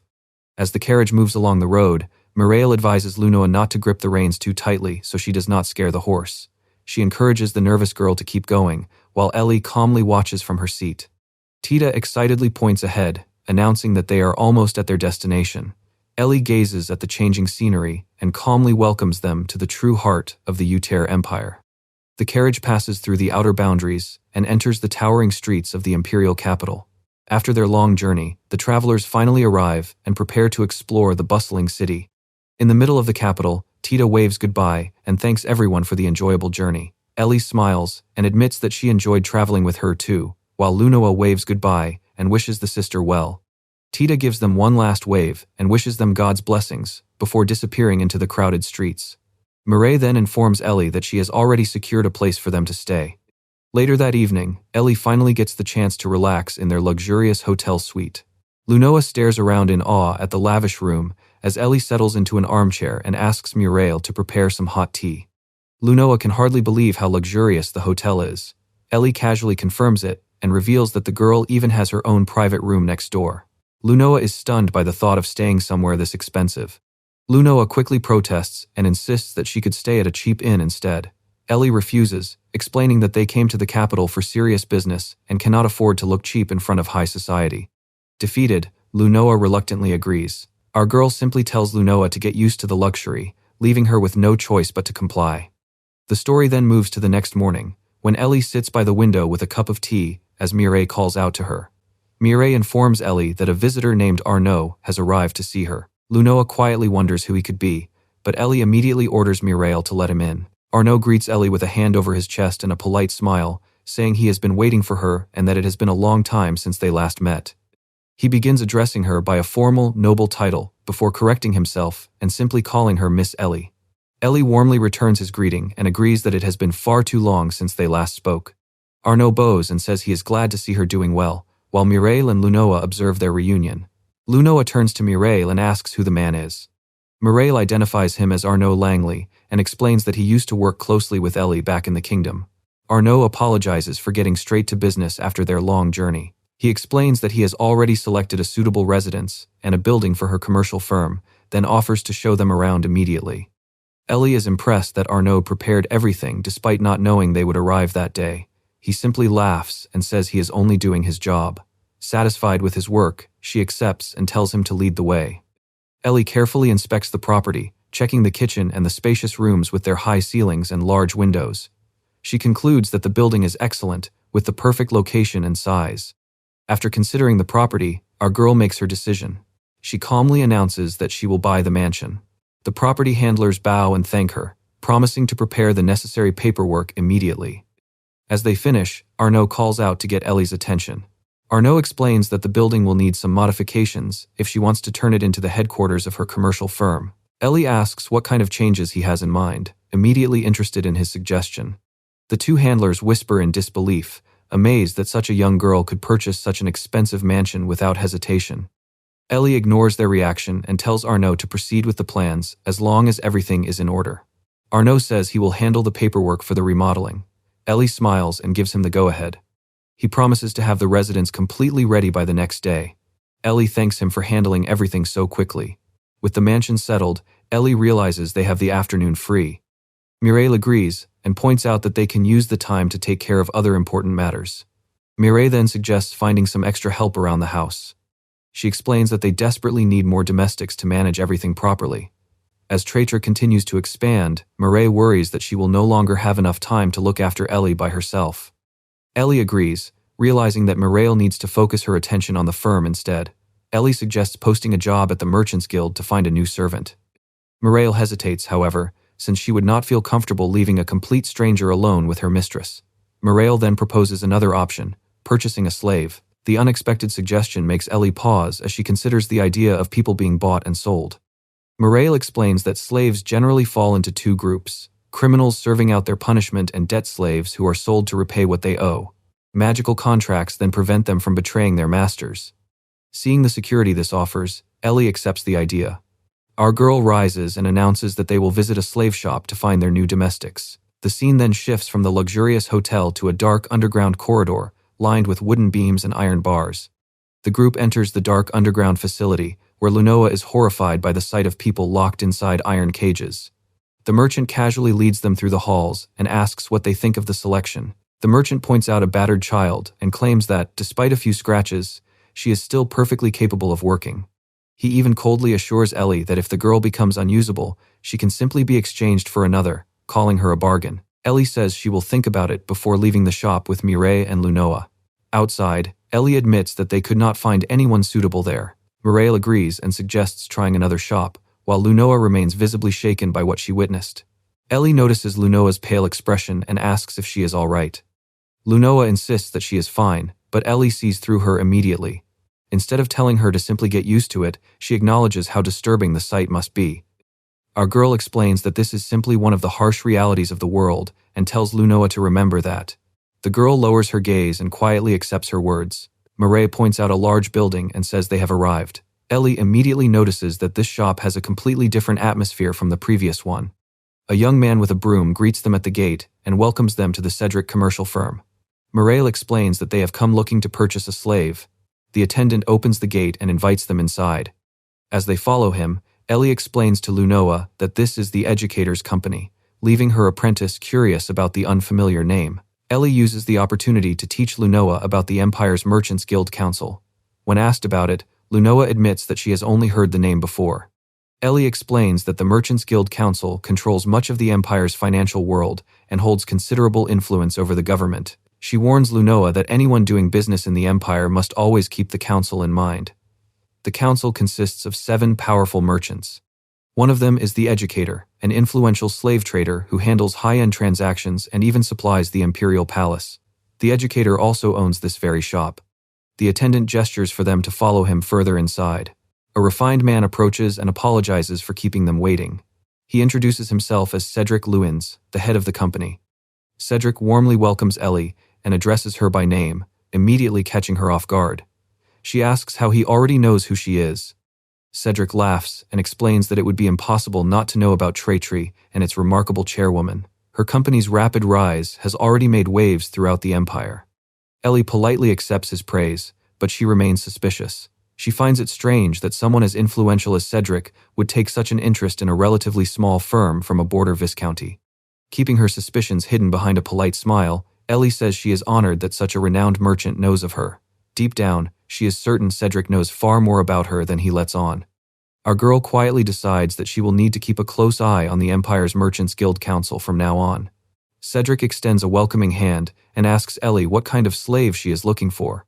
Mireille explains that they need a girl who can serve and assist Ellie. Any race is acceptable, but she must be physically strong enough to keep up with Ellie's frequent travels. Cedric nods, confirming that he understands their requirements. Cedric tells his young attendant to bring Misha to the parlor. The boy quickly obeys, while Cedric confidently says he has exactly the right person for them. Nearby, a pair of animal ears suddenly twitch at the mention of her name. Cedric introduces a young beast girl with distinctive animal ears, hoping she will meet Ellie's expectations. He smiles warmly and says she should be ready for Ellie, then asks her to follow him down the hallway. As they pass a room, Ellie hears a child practicing arithmetic and pauses when she hears him calculating 30 plus 200. Ellie peers into the room and wonders what is happening inside. Cedric explains that it is an arithmetic class, leaving her surprised that the slaves are actually being taught mathematics.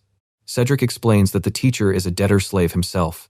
After discovering the boy had a natural talent for arithmetic, he assigned him to teach the others, and the young instructor has been doing an excellent job. They continue down the corridor as the sounds of counting echo from outside.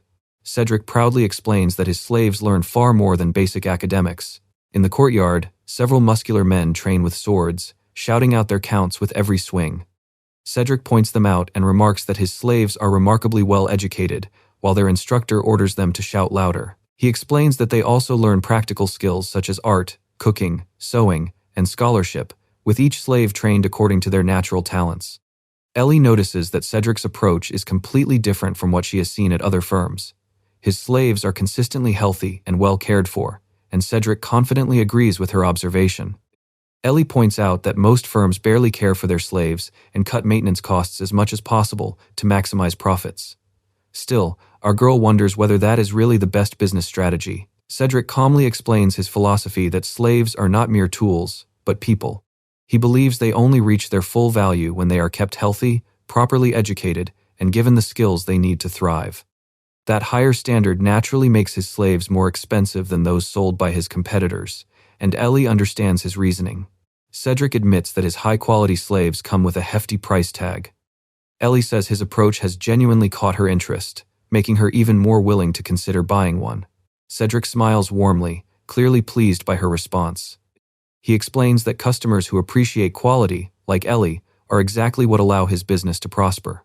Ellie giggles behind her hand and teases him for knowing exactly how to flatter his customers. Cedric suddenly realizes how much time has passed and admits that their conversation was so enjoyable he lost track of it. He then suggests they return to the real purpose of their visit. Cedric unlocks a nearby door and politely invites them inside. A nervous catkin girl stands stiffly in the room, trembling as she introduces herself with a heavy stutter as Misha Tail. Misha freezes under Ellie's gaze, clearly mortified by her stuttering. Cedric chuckles and asks them to excuse her, explaining that this is her first time meeting a customer, so her nerves are understandable. Cedric reassures them that despite Misha's young age and lack of experience, she is well trained.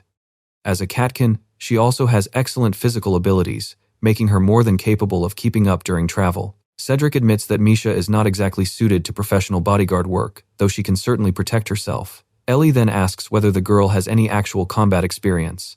Cedric explains that Misha learned swordsmanship from her parents before becoming a slave, and his company continued training her after she arrived.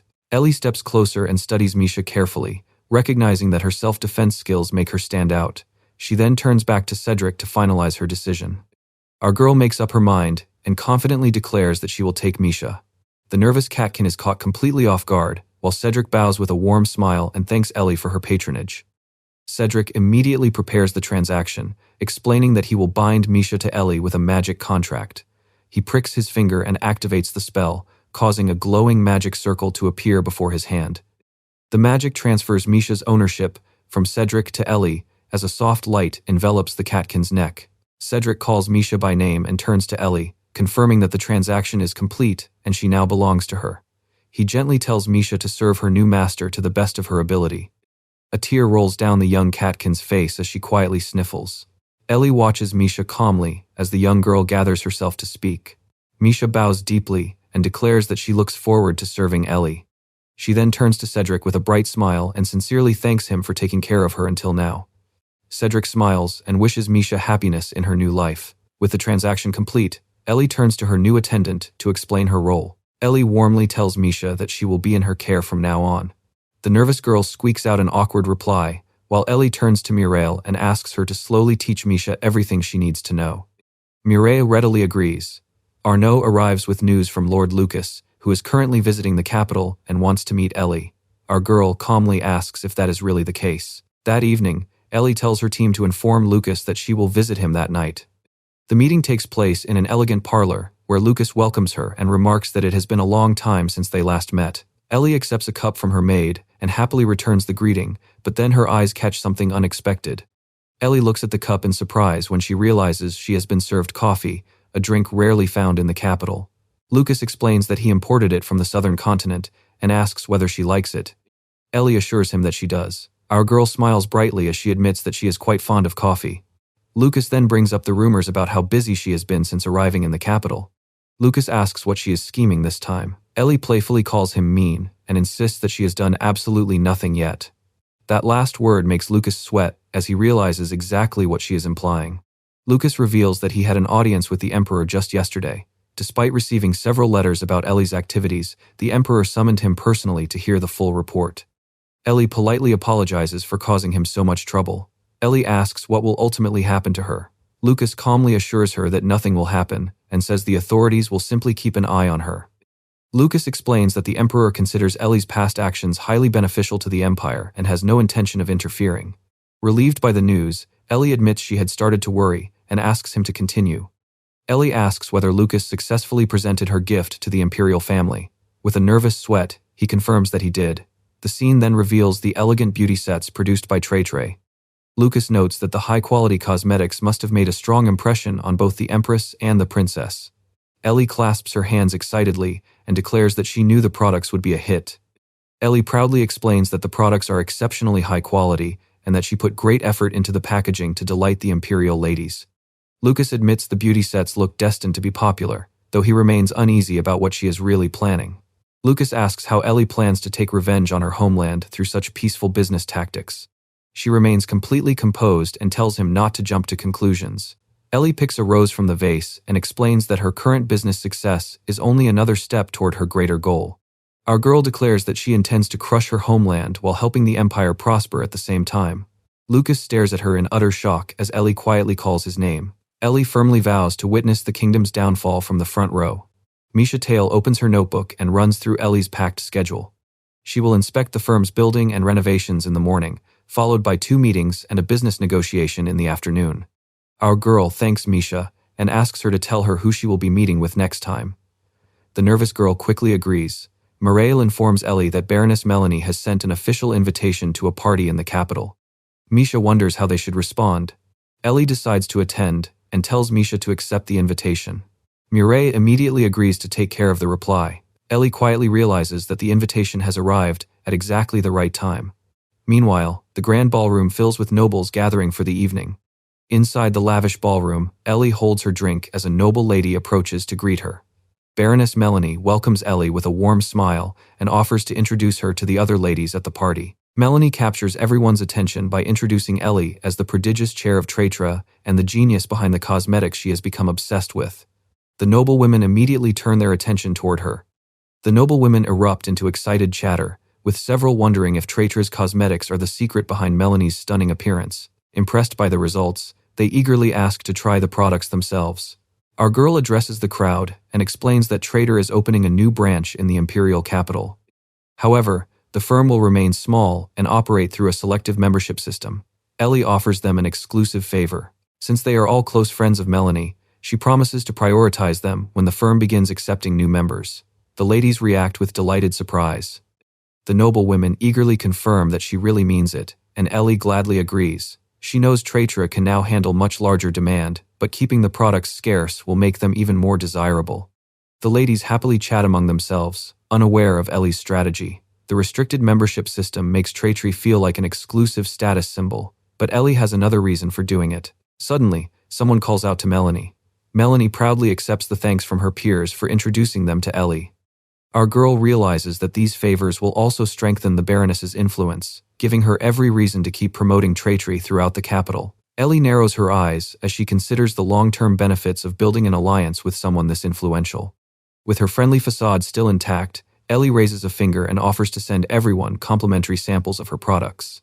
The noblewomen are thrilled by the generous offer. Ellie tells them to visit the firm once it opens if they enjoy the samples, and they eagerly look forward to the grand opening.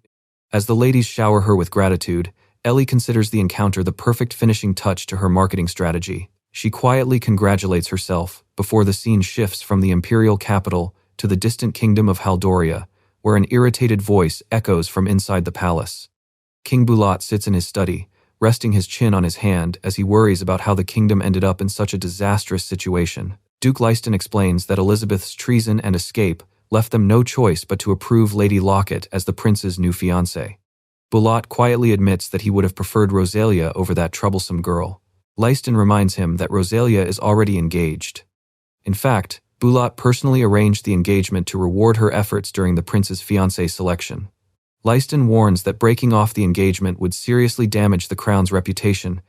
Bulat reluctantly agrees. Leiston adds that they have already asked enough of Rosalia and warns Bulat not to push her any further. The king accepts the advice, just as the sound of clashing steel rises from the courtyard below. A young guard desperately surrenders after losing his weapon. Prince Friede points his sword at him and angrily berates him for being so out of practice that he should be ashamed to call himself a knight. After the sparring match, Friede orders the defeated guard to train as if his life depends on it. The young man thanks him before leaving, while two nearby soldiers complain about how out of control the prince has become. Once Friede is out of earshot, the soldiers continue complaining. One says, deliberately losing to the prince every time is exhausting, while the other explains that they have no choice because anyone who defeats him gets sent to the border. Friede overhears their conversation from nearby. The guards admit that he should be talented with a legendary father, but they mock him for never putting in any real effort and say talent can only carry him so far. The soldiers laugh as they add that Friede would be far better if he worked even half as hard as Lady Elizabeth. Hearing her name again, he clenches his teeth in fury as their words hit a nerve. Friede storms down the corridor, furious that anyone would compare him to Elizabeth. He reminds himself that she is a wanted criminal and traitor, but then notices a commotion nearby. A royal official pleads with Lady Sylvia to reconsider, but she firmly refuses. Friede approaches and demands to know what is happening, catching the official off guard. Sylvia rushes to Friede and grabs his clothes, claiming that the officials are trying to force her into something. The officials quickly try to explain themselves. The official explains that Sylvia needs to begin her lessons as a princess. She immediately refuses, while Friede gently calls her by her nickname to calm her down. Friede lifts Sylvia's face and tells her she is perfect as she is and should never force herself to do something she dislikes. Sylvia gazes at him with complete adoration as the officials sweat nervously behind them. Friede declares that Sylvia can take her lessons whenever she wants and leads her away. The officials protest, but he slams the door shut behind him. A woman's voice suddenly asks him to excuse the interruption. A dark-haired woman greets Friede and Sylvia with a polite smile. Sylvia happily welcomes Chris and asks what treasures she has brought this time. Chris replies that she has several choice items to show her. Sylvia eagerly asks Chris to show her the items, while Friede casually remarks that it sounds interesting. Chris notices Friede's foul mood and asks if something happened. He confirms that he is in a terrible mood. Friede drops onto the sofa and complains to Sylvia about finally getting rid of the evil woman who bullied her. He admits that because Elizabeth was deeply involved in the government, everyone in the castle keeps complaining about her absence. Friede fumes on the sofa, complaining that the palace staff constantly disrespect him despite him being the rightful prince. Chris calmly remarks that they have some nerve treating him that way. Chris suggests that Friede should show the staff his true dignity as a royal. When Friede asks what she means, Chris explains that the best way to prove his strength is through battle. Chris says people naturally admire a strong hero who can protect them, and leading troops into battle would earn Friede their respect. He considers the idea, but Sylvia points out that Haldoria is not at war. Chris admits that this is the main problem. Chris explains that Haldoria has a non-aggression treaty with the Empire, making a war against them unrealistic even if the vassal nations are ignored. She proposes an easier solution. Friede could subjugate monsters and quickly build his reputation. He quietly considers the idea. Chris glances at the grandfather clock and realizes how late it has become. Chris asks if they want to buy the items, and Sylvia immediately agrees. Friede is caught off guard by her enthusiasm, but eventually approves the purchase. Chris says goodbye and promises to return with new products, leaving the siblings to examine their purchases. Sylvia admires a sparkling ring and excitedly shows it to Friede, but he remains deep in thought. The door suddenly opens as an official announces a visitor. Friede snaps that he is busy, only for a cold voice to demand an explanation of what he is actually doing. Lady Rosalia storms into the room and sarcastically remarks that the administration has been working itself to exhaustion because of Friede. She is disgusted that he still has time to summon traveling merchants while everyone else struggles to keep the kingdom running. Friede clenches his fist and orders Rosalia to show him some respect. She simply smiles and mocks him for saying something so ridiculous. Rosalia reminds him that respect must be earned and asks whether he truly believes he deserves hers. Friede grits his teeth, barely containing his anger. Friede insists that he is her prince, but Rosalia remains unimpressed. She calls him a fool who is simply lucky enough to be born into royalty and asks what else he has actually accomplished. Furious, Friede reminds Rosalia that she is only a duke's daughter and demands to know how she dares speak to him that way. Rosalia dismisses his arrogance, pointing out that Haldoria cannot even function without relying on her family's power. Rosalia explains that House Fadgal has controlled the kingdom's army for generations, giving them far greater military strength than the royal guard. Unlike certain other noble houses, her family has no intention of blindly submitting to the crown. She warns Friede that making an enemy of House Fadgal will come at a heavy price. He awkwardly tries to dismiss the confrontation as nothing more than small talk. Rosalia drops a huge stack of paperwork onto the desk and reminds Friede that she has better things to do. She tells him to sign the documents, claiming they are simple enough even for him. Friede angrily demands that she address him properly.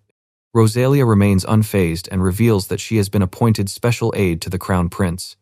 She explains that the king created the position specifically to help his useless son manage his responsibilities. Then she turns towards Sylvia, making the girl flinch in fear. Rosalia sighs and admits that she is disappointed in Elizabeth for losing to such weak opposition. She cannot understand how Elizabeth could have been defeated by someone like Sylvia. Rosalia coldly tells the trembling Sylvia that she is completely insignificant. She suggests that Elizabeth may not have even noticed her during their confrontation, leaving Sylvia speechless. Rosalia walks out of the room, muttering that she feels like an idiot for ever fighting with Elizabeth over someone as incompetent as Friede. After Rosalia leaves, Friede orders an official to bring him the paperwork. The man quickly hands it over while Sylvia watches the tense situation in silence. Friede scans the document and discovers that it concerns financial aid for Haldoria's vassal nations. Furious about constantly sending them money, he slams his hands onto the desk before suddenly getting an idea. Friede orders the official to revise the document, but when asked how, he gives a dark chuckle and says he will handle the changes himself. Friede decides that taking care of some administrative work personally is only appropriate. Meanwhile, the scene shifts back to Ellie's brightly lit study, where Lunoa works beside her mistress and calls out to Miss Ellie. Muriel enters with an update, thanking Lord Lucas for his recommendation. She points to a location on the map and explains that they have secured a production site in the countryside of Lebrick Viscounty. Once established, Traitor can produce its own ingredients and expand its manufacturing operations. Ellie approves of the plan. Ellie turns to Misha and asks about today's schedule. Misha quickly prepares her notes. Misha explains that Ellie will meet the chair of the Bren commercial firm in the morning, followed by dinner with Viscount Naba in the evening. Ellie calmly thanks her. Misha asks what the Bren commercial firm does.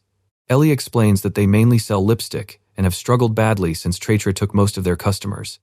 Ellie offers to make Bren a subsidiary if they swear loyalty to her. Misha asks what she will do if they refuse. Our girl makes it clear that she will crush Bren if they reject her offer. She then turns to Viscount Naba, explaining that he likely wants Traitor to open a branch in his territory. Misha asks whether Ellie plans to accept his request, but she refuses for now.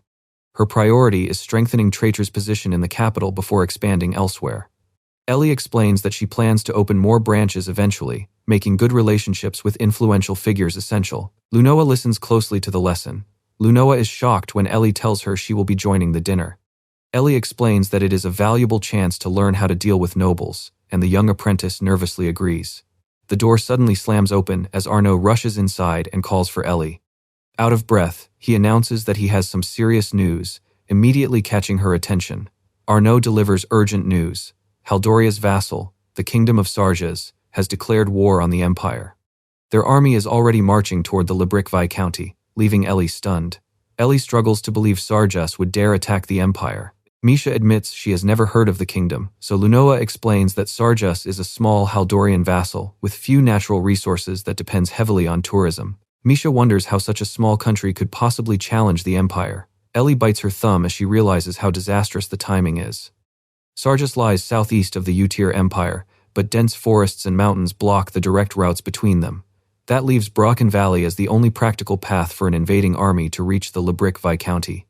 Ellie realizes that once the enemy passes through the valley, they will reach their newly secured production base. Misha immediately understands the danger. Ellie then remembers that a defensive outpost lies inside Brocken Valley and Arnaud confirms that it is Brocken Fortress. Ellie asks how many soldiers are stationed there. Arnaud says the exact number is classified, but estimates the garrison at around 500 to 600 men. She then asks about Sargis's forces. Arnaud estimates that the imperial garrison has around 12 to 1500 soldiers. Ellie calculates that a defensive strategy should let them hold the fortress for several days. Just then, a messenger bird arrives with an urgent update from their people in the Viscounty. The letter reports that Sarjas claims it is fighting to reclaim territory the Empire supposedly stole from them. The message also reveals the stern, heavily bearded king leading the hostile kingdom. Ellie is surprised by the claim and asks about the history behind the conflict. Arnaud explains that the Empire annexed part of Sargis's territory 20 years ago, but there is more to the story. The truth is that Sarjas abandoned the territory when a massive monster invasion overwhelmed the region. The Empire stepped in to protect the abandoned citizens before eventually annexing the land. Lunoa is shocked by the revelation, pointing out that the Empire actually saved them, making Sargis's demand to reclaim the territory seem absurd. Ellie asks if there is any other news from the Viscounty.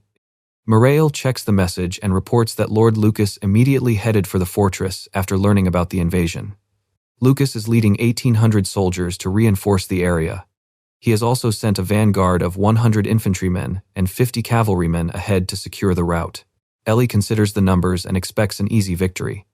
The fortress should hold Sargis's army long enough for Lucas to arrive with his main force and wipe out the invaders. Despite the favorable situation, Ellie remains by the window with her arms crossed. Something about the attack still leaves our girl deeply uneasy. Later that day, Brocken Fortress is rocked by a massive roar. Thick black smoke rises above the defensive walls. Chaos engulfs the battlefield as soldiers are stabbed and cut down while their screams echo through the fortress. A desperate soldier warns his superior that they can no longer hold the defenses.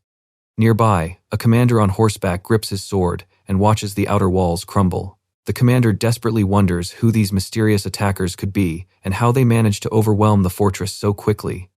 The next day, Arnaud bursts through the door with grim news. Brocken Fortress has fallen.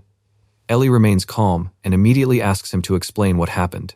Arnaud reveals that an exceptionally powerful unit suddenly appeared on the battlefield and joined Sargas's forces. Ellie points to her notes and asks whether these fighters are completely separate from Sargas's regular army. Arnaud reports that the mysterious reinforcements are believed to be mercenaries, but they do not match any known famous corps. Ellie considers the possibilities and concludes that they either came from far away or are a newly formed unit. Meanwhile, Sargas has taken complete control of the fortress and turned it into a new bridgehead. Viscount Lebric's advance force has already been wiped out, while his main army has yet to face the enemy. Ellie figures that Sargas will either fortify its new position or push deeper into the Empire. Either way, our girl's long-term business plans are about to take a serious hit. After studying the situation, she makes her decision and announces to her startled staff that they are joining the fight. Mireille is stunned by the sudden decision. Ellie calmly reviews her paperwork and declares that they will hire adventurers and mercenaries, with her personally leading the campaign. She then orders Mireille to stock up on food and potions. Mireille asks if Ellie is really serious about taking such a risk. Ellie points out that Brocken Fortress fell in just one day, meaning Lucas is unlikely to win even with superior numbers. She remains calm as she continues signing her documents. Ellie warns that leaving the enemy unchecked will throw the entire region into chaos, and Traitor will inevitably suffer as well. She then calls out to Lunoa, who quickly responds as Misha watches nervously. Ellie gives Lunoa a message for the Adventurers Guild and tells her to include a letter of introduction. She then orders Misha to accompany her and make sure everything goes smoothly. Both girls quickly agree. The girls hurry out, their footsteps fading down the hallway. Mireille remains behind with a worried expression, but Ellie closes her eyes and calmly confirms that she has already made her decision. Mireille warns that openly joining the battle could reveal Ellie's location to the kingdom. Ellie acknowledges the danger but points out that something about this sudden war does not feel right, leaving Mireille confused. Ellie explains that Sargas's king is known as a reasonable man who would never normally make such a reckless move. Mireille begins to wonder if Ellie suspects something much deeper behind the war. Mireille wonders if someone else is secretly manipulating the conflict from the shadows. Ellie heads toward the study door with Arnaud and decides that the only way to uncover the truth is to see the battlefield for herself. Ellie leaves the study, determined to uncover the truth firsthand. Meanwhile, news of Brocken Fortress's shocking one-day defeat spreads through the Adventurers Guild in the Imperial capital. Guildmaster Sergio reviews the battlefield reports and points out that Broxon Fortress had a large imperial garrison despite being located on the border. Vice Master Iris is equally concerned, sensing that something is seriously wrong with such a swift defeat. An employee reports an urgent request, but Iris tells receptionist Sarasa to set it aside for later. Sarasa insists on delivering it, explaining that the envelope came from Traitre and is marked urgent. Iris immediately wonders if it is connected to Viscount Lebric. Sergio asks if Lord Lebric is currently fighting the invaders. Iris explains that Traitre once had its main headquarters in the Viscounty, so the letter is almost certainly related to the war. Sergio reads the letter and confirms Iris's suspicion. Traitre's chairwoman wants the guild to send adventurers who will fight under her command, with the company offering double the usual payment. Iris sees it as an excellent deal, but Sergio still wonders what she is really after. Sergio questions why a merchant would risk fighting a real army instead of leaving the battle to the Empire. Iris admits she only has a rumor that might explain the decision. According to the rumor, Traitre invested heavily in facilities near the war zone. Iris suspects the merchant simply wants to protect those valuable investments, and Sergio quickly agrees. Iris points out that the client's motives do not really matter as long as the guild gets paid to eliminate the invaders. Sergio agrees and turns his attention to the veteran adventurers available in the capital. Iris says she already has a particular group in mind for the job. Sergio smiles and decides they will send Traitre their finest adventurers. Just then, a sharp knock echoes through a nearby door as someone announces an unexpected visitor. A long-haired woman opens the door and greets Sarasa by name. Sarasa apologizes for arriving without notice, but the woman welcomes her and asks what she needs. Sarasa explains that she has an urgent offer for the woman's party and wants to discuss it immediately. The woman agrees and turns toward the room. She calls out to Elsa and announces that it is time to get to work. A long-haired woman enters the room and apologizes for keeping everyone waiting. Sarasa and Lisa turn toward her as she approaches. Sarasa greets Elsa and apologizes for showing up unannounced. Elsa assures her that she does not mind the unexpected visit. Elsa remarks that it is unusual for them to visit without notice and says she would have come to the guild herself. Sarasa explains that they are in a huge rush. She hands Elsa a letter containing a demand for a definite answer by the end of the day. Sarasa asks if Elsa has heard that Sarjas declared war on the Empire. The Sarjan army has already captured Brocken Fortress and continues to advance. Their client wants to form an opposition force and personally lead the troops into battle. Elsa falls silent as she takes in the seriousness of the situation. The request means they could be heading into an actual war, and Lisa immediately freezes in shock. Elsa notices her reaction and asks what is wrong. Lisa reveals that her hometown lies close to the war zone. Elsa says she needs to discuss the request with her team before giving a final answer, though Sarasa tries to respond. Elsa places a hand over her heart and makes her position clear. Even if the rest of her team refuses, she will accept the mission herself. Sarasa asks Elsa to inform them once her team reaches a decision, and she agrees. Before they leave, Lisa calls out to her. Elsa smiles and suggests that they first hear what the others have to say. The scene then shifts to the eastern gate of the imperial capital. Several veteran leaders have gathered in the forest. Elsa is a rank A adventurer and leader of Sharp Edge. Rick, a rank B adventurer, leads the Fang Dragon Scales, while Thomas, another rank A adventurer, commands the Scorching Fists. Julius, commander of the Swift Drake Mercenary Corps, and Gandor, commander of the Gandor Mercenary Corps, are also present. Ellie addresses the veteran leaders and thanks them for responding to her urgent request and gathering on such short notice. She introduces herself as the chair of the Traitre commercial firm, while Mireille quietly stands behind her. Ellie explains that she intends to drive the Sargent forces completely out of Lebric, Viscounty, and the Empire. She then opens the floor for questions, prompting Elsa to ask for permission to speak. Elsa asks about the rations they received. She points out that they need to stay mobile and cannot carry much luggage, but the supplies seem far too small for a 2-day journey. Ellie assures her that there is nothing to worry about.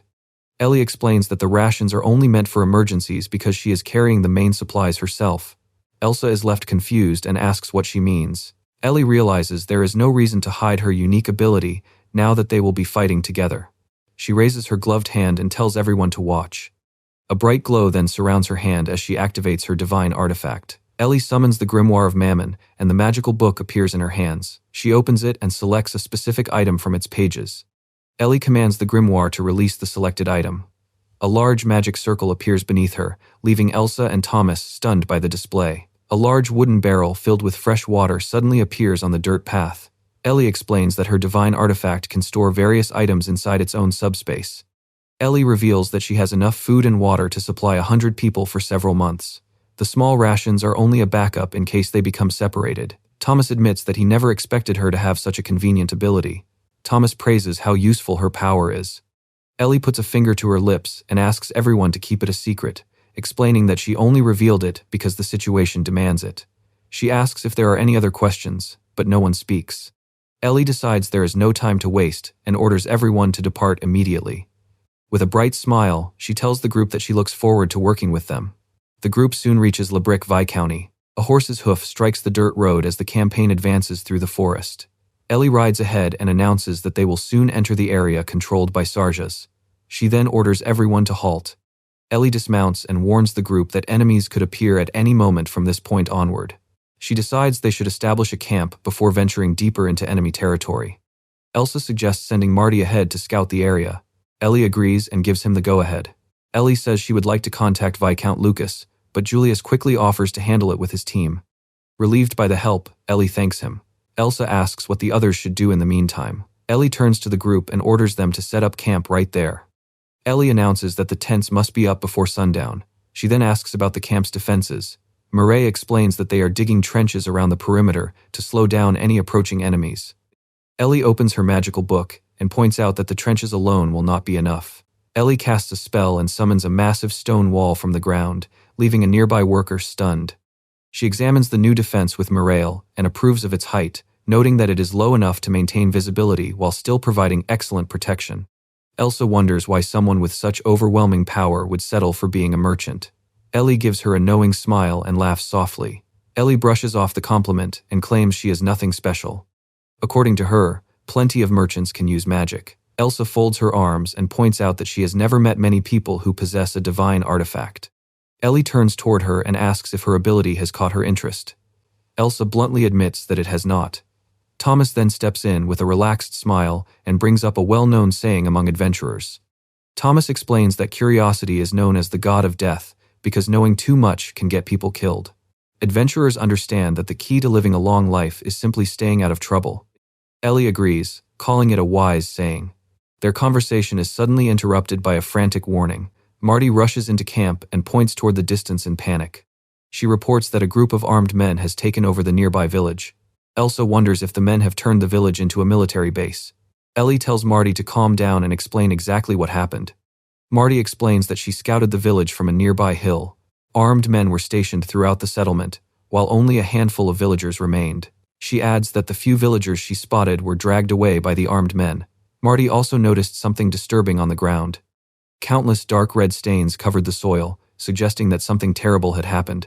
She confirms that the stains were blood. Ellie asks if the Sarjan forces attacked the village, and Marty says that is highly likely. Elsa struggles to understand why the attackers would do such a thing. Thomas points out that international laws of war strictly forbid the killing of civilians. Ellie finds the attack difficult to understand as well. If the Sarjan forces only want to reclaim their land, harming civilians serves no purpose. She suggests that a rogue unit may have acted on its own, and Elsa agrees that this is the most likely explanation. Ellie then asks how many soldiers Marty saw. Marty estimates there were around 10. Elsa anxiously asks what they should do.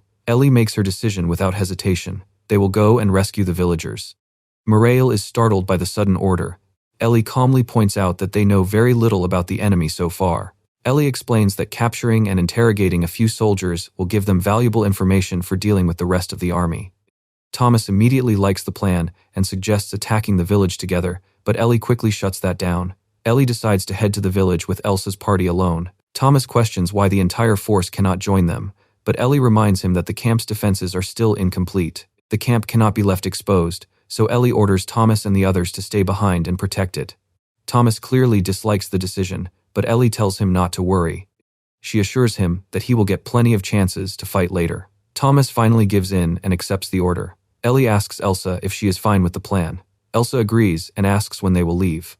Night quickly approaches, giving them the perfect opportunity to slip into the village undetected. The group prepares to use the darkness as cover. An enemy soldier sits alone on a rock and lights a cigarette. He reflects that the war has been far easier than he expected. Before he can react, a hand silently reaches out from the darkness. The hand grabs the soldier and covers his mouth. A dagger presses against his neck as his captor orders him not to move. The terrified soldier breaks into a cold sweat as Elsa restrains him, and Ellie keeps a dagger against his body. Ellie warns him that they will remove the hand from his mouth, but if he screams, he dies. Ellie tells the soldier to blink slowly if he understands the terms of his surrender. The terrified man quickly complies, and Ellie removes the hand from his mouth. She then tells him it is time for a little chat. In the dark forest, Ellie demands to know who the captured soldier is. A blade presses against his skin, and the terrified man begs for mercy, promising to tell her everything. The soldier panics and confesses that they are actually from the kingdom of Haldoria. He shakily repeats that they came from Haldoria. Ellie wonders why Haldoria would send reinforcements to Sarjas and orders him to continue. The soldier explains that the prince promised them a generous reward if they enlisted, making Elsa immediately question the prince's involvement. He reveals that when the war began, Prince Friede was already near the border with his troops for a supposed military exercise. A flashback shows Friede standing beside Robert as Ellie grows suspicious. She wonders why he would happen to be there at such a convenient time. The coincidence seems impossible. Ellie remembers that Friede was notoriously lazy and always looked for excuses to avoid his royal duties. Our girl finally realizes that everything was planned. She deduces that the prince moved his forces into position beforehand because he already knew the war would begin. Elsa grows concerned as Ellie realizes she had sensed something was wrong all along. Ellie angrily concludes that the entire conflict was caused by that idiot prince. Sarjas is heavily dependent on Haldoria for food and other vital resources, including salt. Prince Friede is directly responsible for managing the aid sent to the struggling kingdom, giving him the perfect position to influence the situation. Ellie realizes that if Friede threatened to cut off Haldoria's vital support, Sarjas would have no choice but to obey his demands. She understands Friede's motives all too well. He was a simple man who watched his reputation collapse after Ellie stopped covering for his shortcomings. In his desperation, he likely believed that winning a war would restore his damaged prestige. Ellie demands to know what they did to the villagers. The captive breaks into a nervous sweat, struggling to get the words out. He claims the local men resisted, leaving them with no choice. Ellie coldly realizes that they killed them anyway. Elsa then demands to know what happened to the women and children, leaving the soldier struggling to answer. Ellie cuts him off with a disgusted sigh. After hearing that the villagers were trapped inside, she tells him she has heard enough and turns away, warning that he needs a serious reminder. Our girl declares that their actions violated the laws of war, making them nothing more than common criminals. The soldier is horrified and insists that they were only following the prince's orders. Ellie struggles to believe that the prince actually ordered such a brutal attack. The soldier confirms that he did. Elsa then asks if Friede is trying to wipe out the kingdom of Sarjas entirely. The soldier repeats the idea in confusion. Ellie grimly explains that after innocent civilians were attacked, peace talks were no longer possible. She realizes the empire will inevitably retaliate for the deaths of its people. If that happens, the situation could quickly escalate into an all-out war. The soldier can hardly believe what he has heard. Ellie demands that he tell her how many soldiers are stationed in the village. He reveals that 4 soldiers are on lookout duty, while the officer and 2 others are inside the mayor's house. Ellie exchanges a glance with Elsa, who immediately understands that they need to move. As they prepare to leave, the captive suddenly begs them to wait and asks to come with them. Ellie is confused by his request. He desperately claims that he wants to help save the villagers and atone for his sins, leaving her stunned by his sudden change of heart. Ellie questions whether he has lost his mind before slashing him without hesitation. She coldly asks if he thinks this is some kind of game. The wounded soldier gasps as Ellie addresses his desire to atone. She declares that there is only one way to do so and orders him to die a slow, painful death. She adds that his victims will be happier that way. Meanwhile, an elderly villager begs the invaders to spare his granddaughter. One soldier holds the crying girl by the chin and mockingly assures him that they will take good care of her. A sudden noise catches the soldier's attention. He orders another man to investigate, and the soldier heads toward the closed wooden door. The door suddenly explodes inward. Ellie storms into the room, catching the hostile soldiers completely off guard. The soldiers freeze in panic at the sudden intrusion. Ellie calmly calls out to Elsa. Elsa moves in an instant and slams the officer face first onto the floor. He desperately demands to be released, but Ellie coldly orders him to stay quiet. Ellie tells the defeated officer that all his men outside are already dead, making him the last one left. Horror spreads across his face as he realizes how helpless he is. The officer begs Ellie not to kill him. She calmly explains that his survival depends on his cooperation and demands that he tell her everything he knows. He nervously asks if she will really spare him. Ellie loses patience and drives a dagger into his hand. Ellie warns him that she is done listening to his useless chatter and orders him to answer her questions if he wants to survive. She asks what he knows about the troops stationed at Broxen Fortress and promises to spare him for useful information. The soldier quickly explains that Sarjas's main army occupies the southern section, while mercenaries have complete control of the north. The mention of mercenaries catches Ellie's attention. Marty rushes to the doorway and announces that their mission outside is complete. Ellie acknowledges her before pulling her weapon free. The officer panics as Ellie drags him across the floor. He protests that he told her everything and reminds her of her promise to let him go. Ellie calmly assures him that she will keep her word. Ellie throws the crying officer into the courtyard and tells him he is free to go.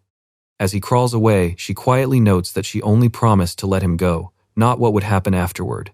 The officer suddenly freezes when he finds a crowd of furious villagers waiting for him. Armed with pitchforks and knives, they glare at him with hatred. He realizes Ellie has released him straight into the hands of his victims. The villagers recognize the officer and break down in tears, accusing him of killing their families. They raise their weapons and demand justice. Surrounded and terrified, he desperately begs someone to save him. The villagers attack the screaming officer. Ellie watches from a distance and tells Elsa they should stay nearby in case more enemy soldiers are hiding around the village. Elsa is stunned by how casually she handles the situation. Ellie simply says they will clean up once the villagers are finished. 2 days later, a traveler arrives at their forest camp, asking to speak with her. An Imperial Army official arrives and explains that they have already contacted the Viscount's forces. He introduces himself as Ugul to Julius, Mireille, and Ellie. Ugul delivers Lord Lucas's gratitude to Ellie for bringing her people to their aid. She politely accepts before he gets to the real reason for his visit. Ugul explains that the Imperial Army has established a main camp south of their position and is advancing toward the fortress while eliminating enemy troops along the way. They also discovered that Prince Friedi of Haldoria is secretly behind the conflict. Ellie simply replies that she already knows. He adds that Lord Lucas has already filed formal diplomatic protests against Haldoria. Ellie doubts they will accomplish anything. Ellie explains that Haldoria will simply deny Friedi's involvement unless Lord Lucas can provide undeniable proof that he ordered the invasion. She then asks what Lucas plans to do next. Ugul explains that Lucas plans to move east, liberate the villages under Sarjas's control, and eventually retake the fortress. He hopes Ellie and her volunteers will join the offensive. She readily agrees and asks Ugul to send Lucas her regards. After the messenger leaves, Ellie orders Mireille to gather everyone. Their next destination is east, where they will join the offensive. The next day, Mireille reports that their scouts have located Lucas's main army. Ellie is pleased and orders everyone to move out and join him. When they reach the main camp, Lucas greets them with a relieved smile and thanks Ellie for coming. He also expresses how glad he is to see her safe. Lucas asks how the village she defended is doing. Ellie reports that no one was killed, but the enemy seized the goods and supplies she had sent there. Lucas sighs with relief, saying they should be grateful that everyone survived. Ellie quietly agrees. She admits that material goods still have value. Then she promises to personally recover every coin the enemy stole from her business. Lucas asks if Ellie and her people would join the upcoming strategy meeting. She agrees and says she will see him shortly, leaving Lucas slightly terrified by her sudden shift in mood. Inside the command tent, Dreg explains that Broxen Fortress heavily favors the defenders. Its strong walls, powerful siege weapons, and well-trained soldiers make a direct assault extremely dangerous. He warns that a frontal attack would be reckless. Lucas admits they have only one realistic option, prompting Ellie to suggest an ambush using elite divine artifact users. Lucas then asks how many they have. Ellie reveals that she and Elsa are the only 2 artifact users in her group. Dreg adds that both Lucas and himself are users as well. Lucas then declares that he will personally lead the vanguard. Lucas refuses to hide while his homeland is in danger, insisting that now is the time to fight. Ellie approves of his determination and reveals that she already has a plan. Ellie lays out the fortress map and proposes a pincer attack. Lucas and Dreg will strike from the south while Ellie and Elsa attack from the north. She explains that their intelligence shows the enemy forces are divided between the 2 sides. Sarjas's main forces occupy the southern section, so Ellie believes there should be no enemy divine artifact users there. Although Prince Friedi and Robert can use divine artifacts, she doubts either would risk their lives for a war that barely benefits Haldoria. The northern section is controlled by mercenaries. Since they are highly capable fighters, Ellie suspects some of them may possess divine artifacts. Ellie confidently points out their own advantages. Her specialty is large-scale magic, while Elsa is a powerful rank A adventurer. She adds that if they encounter an enemy they cannot handle, they can simply retreat. Elsa agrees without hesitation, while Lucas sweats in disbelief at how casually they are treating such a dangerous mission. Lucas agrees to the plan, but insists that Ellie put her own safety first. She readily promises before turning her attention toward Broxen Fortress. With no time to waste, she declares that they will attack tonight. Under the cover of darkness, Ellie and Elsa climb a rocky cliff overlooking the heavily fortified Brocken Fortress. Ellie grips her sword and declares that they will reclaim the fortress before the enemy knows what hit them. Under the dim twilight sky, the infiltration team prepares to begin their dangerous mission. Ellie says it is time to go over the plan one last time. Elsa explains that she will take care of the watchtower while Ellie handles the garrison. Ellie agrees, confirming that they have their targets covered. From the cliff, Ellie surveys the fortified stronghold and the enemy tents scattered across the valley. She orders Elsa to take out as many enemies as possible once they break through, giving her permission to go all out. Ellie adds one important warning. Elsa must avoid harming any non-combatants, since the kidnapped villagers could still be trapped inside the camp. Elsa assures her that she understands, and Ellie declares that it is time to move. Inside the enemy camp, a tired guard lets out a huge yawn beside the wooden palisade. His companion tells him to hang in there, because their shift is almost over. The guard agrees, saying he cannot wait to get some sleep, but a silent blade suddenly cuts through his neck. Before the other guards can react, Ellie flashes forward and strikes with her blade. One soldier barely manages a confused grunt before collapsing to the ground. Ellie spots two captive villagers carrying heavy sacks through the camp.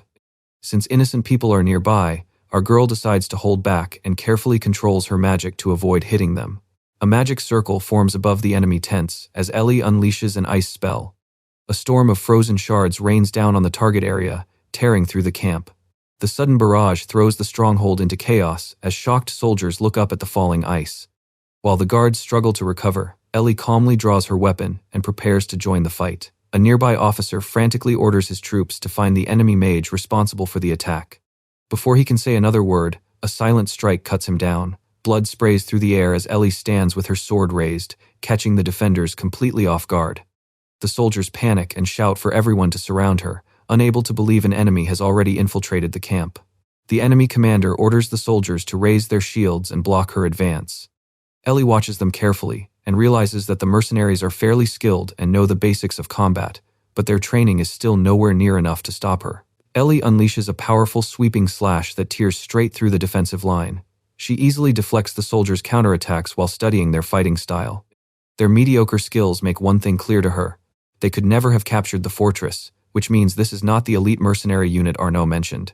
Ellie decides to end the fight and channels her mana into a powerful spell. Magical circles spin around her hands as she summons a freezing storm, proudly declaring herself Fenrir of the Storm. A brutal blizzard engulfs the battlefield. The soldiers desperately shield their faces as the freezing winds tear through their ranks, leaving many of them frozen solid. The surviving soldiers finally realize that Ellie is a mage and must have been responsible for the earlier ice rain. She gives them no time to recover and casts another spell, sending frost racing across the ground. Ice quickly spreads across the battlefield and traps the soldiers in place. One guard screams in agony as his feet freeze solid, cursing Ellie as a damn witch. Ellie clenches her fist in annoyance at the insults from the frozen guards. She mutters that calling her a damn witch is incredibly rude. Another soldier suddenly shouts about an intruder, but Ellie ignores him and wonders how Elsa is handling her side of the mission. At the watchtower, Elsa glances toward the main camp and notices the chaos unfolding there. She figures someone is having quite a field day. A huge mercenary suddenly appears behind her and demands to know if she really thinks she can turn her back during a battle. Elsa blocks the mercenary's heavy strike with her weapon. She holds her ground as he mocks her, assuring her that his attention is completely focused on her. An arrow suddenly flies in from the shadows, but Elsa knocks it away in a burst of sparks. A hooded figure then rushes past, forcing her to spin around and prepare for another attack. Elsa realizes these opponents are far more skilled than ordinary troops. She gives the attacker a brief compliment, admitting that he is pretty good. She asks if they are the elite mercenary group she has heard about. The short-haired commander smirks and admits he does not know what rumors reached her, but says he is flattered that someone like her thinks so highly of him. The mercenaries suddenly rush forward and surround Elsa. She grips her blade tightly and braces herself for their coordinated attack.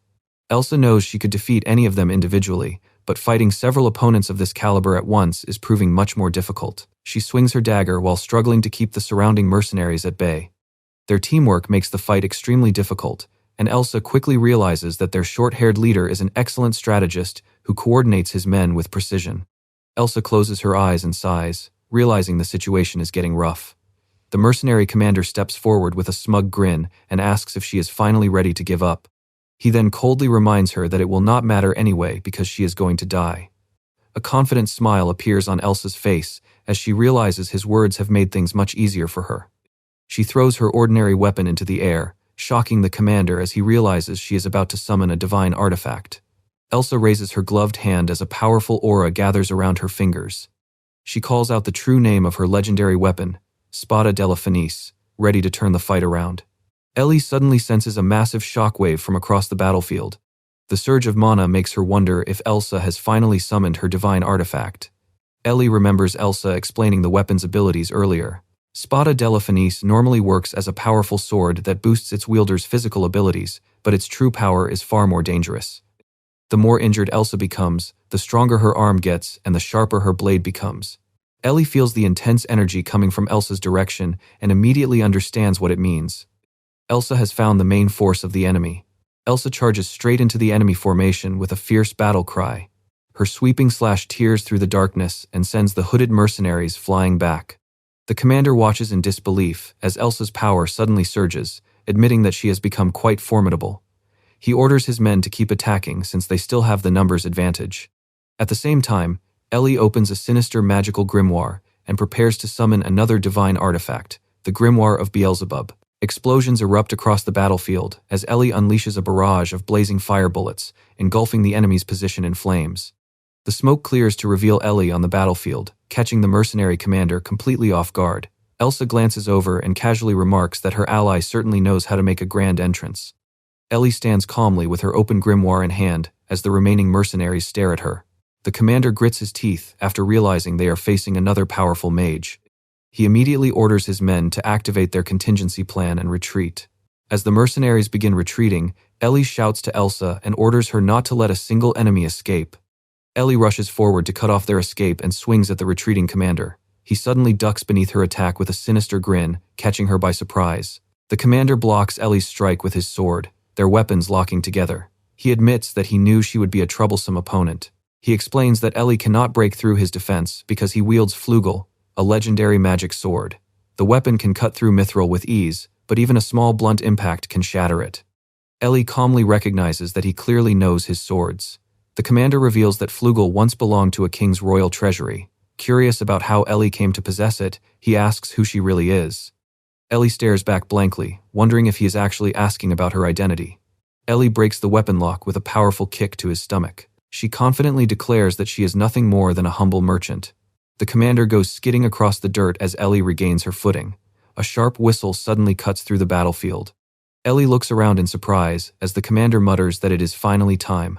A blinding flash suddenly fills the area as the retreating mercenary throws down an explosive. Ellie shields her eyes and realizes they used a flash grenade. Elsa quickly points through the smoke and calls out to her. As the light fades, a young man with short, straight hair appears among the hooded guards. Elsa is stunned when she recognizes him as Grint, the Prince of Sarjas.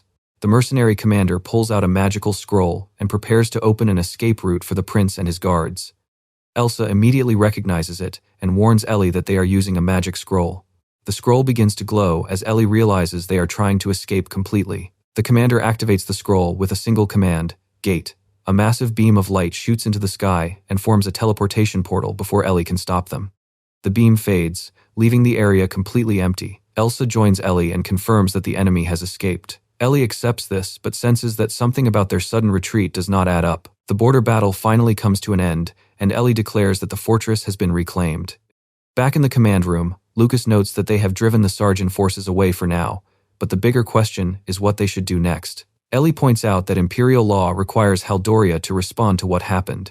Ellie recalls the devastated villagers, who stand among the ruins of their homes with tears in their eyes. Imperial law considers every subject the property of the Emperor, meaning Sarjas has effectively attacked the Empire's sovereign territory by force. Lucas rubs his chin, frustrated that they cannot even demand an apology or compensation because Haldoria has no diplomatic ties with Sarjas. Even so, he insists that Haldoria must pay dearly for what happened to their region. Ellie explains that, aside from the foolish prince, Haldoria's prime minister will likely erase every trace of their involvement and cover up the invasion completely. Lucas calmly realizes what he has to do next. Lucas makes his decision. He declares that they will march on the kingdom of Sarjas and retaliate for the attack. Lucas decisively declares that they will march on the kingdom of Sarjas. Their plans are suddenly interrupted when a scout rushes in with urgent news. A sergeant company is approaching their camp under a white flag. The scout reports that the company is led by a man named Robert Artie. Ellie immediately recognizes the name and reacts in shock. Lucas realizes that Robert is Prince Fride's personal knight. Ellie quickly asks for permission to speak with him herself. Outside the camp, Ellie calls out to Lord Robert. The moment he sees her, Robert freezes in disbelief and addresses her as Lady Elizabeth. Ellie calmly reminds him that it has been a long time since they last met, leaving him visibly uneasy. Robert admits that with Ellie on the battlefield, Sarjas has no chance of winning. Lucas confirms that he already knows Robert has come to surrender. Ellie confronts Robert about his true identity, pointing out that he is Prince Fride's right-hand man. She demands an explanation, leaving the knight struggling to find the right words. Robert finally reveals the truth about his master. Prince Fride dragged Sarjas into the war for his own benefit and deliberately allowed innocent villagers to suffer simply to spite the empire. Ellie and Lucas silently listen to his confession. Robert declares that his true duty is to protect his country. As a proud knight, he can no longer stand by while his people suffer. Lucas then addresses him directly as Lord Robert. Lucas announces that he will soon lead his troops into Sarjas, but makes it clear that he has no intention of spilling unnecessary blood. He extends his hand toward Robert and asks if they are of the same mind. Ellie smiles quietly behind him as Robert firmly agrees.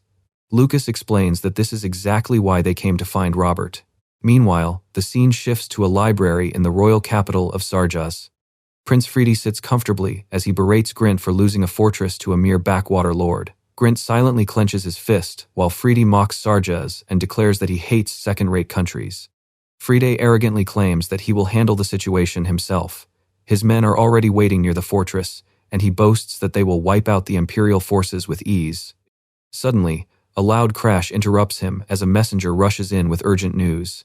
The messenger reports that they have lost all contact with Robert's company. Grint reacts in surprise, while Fride's composure completely breaks. Fride demands an explanation. The soldier reports that Robert's final message said the company was heading straight for the fortress.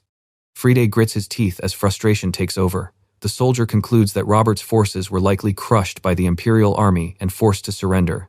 Fride abruptly gets up and heads for the exit.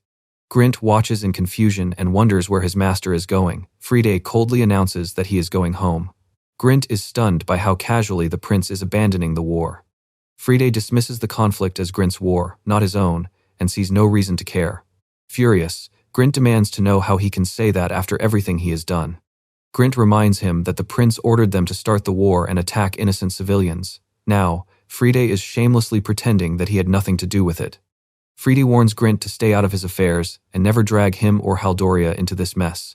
Fride shoves Grint aside and threatens to take military action if he refuses to back down. He orders his attendants to prepare his luggage because he is leaving immediately. Grint can only stand there in disbelief and curse under his breath. A few days later, the liberating army makes rapid progress through Sarjas. Lucas points to their position on the map and notes that they have suffered barely any losses. With only the royal capital left to conquer, Ellie calmly agrees. Lucas credits their smooth advance to Robert's valuable information. He assures him that the final battle will be no different as long as the enemy defenses match his reports. Robert politely thanks the commander.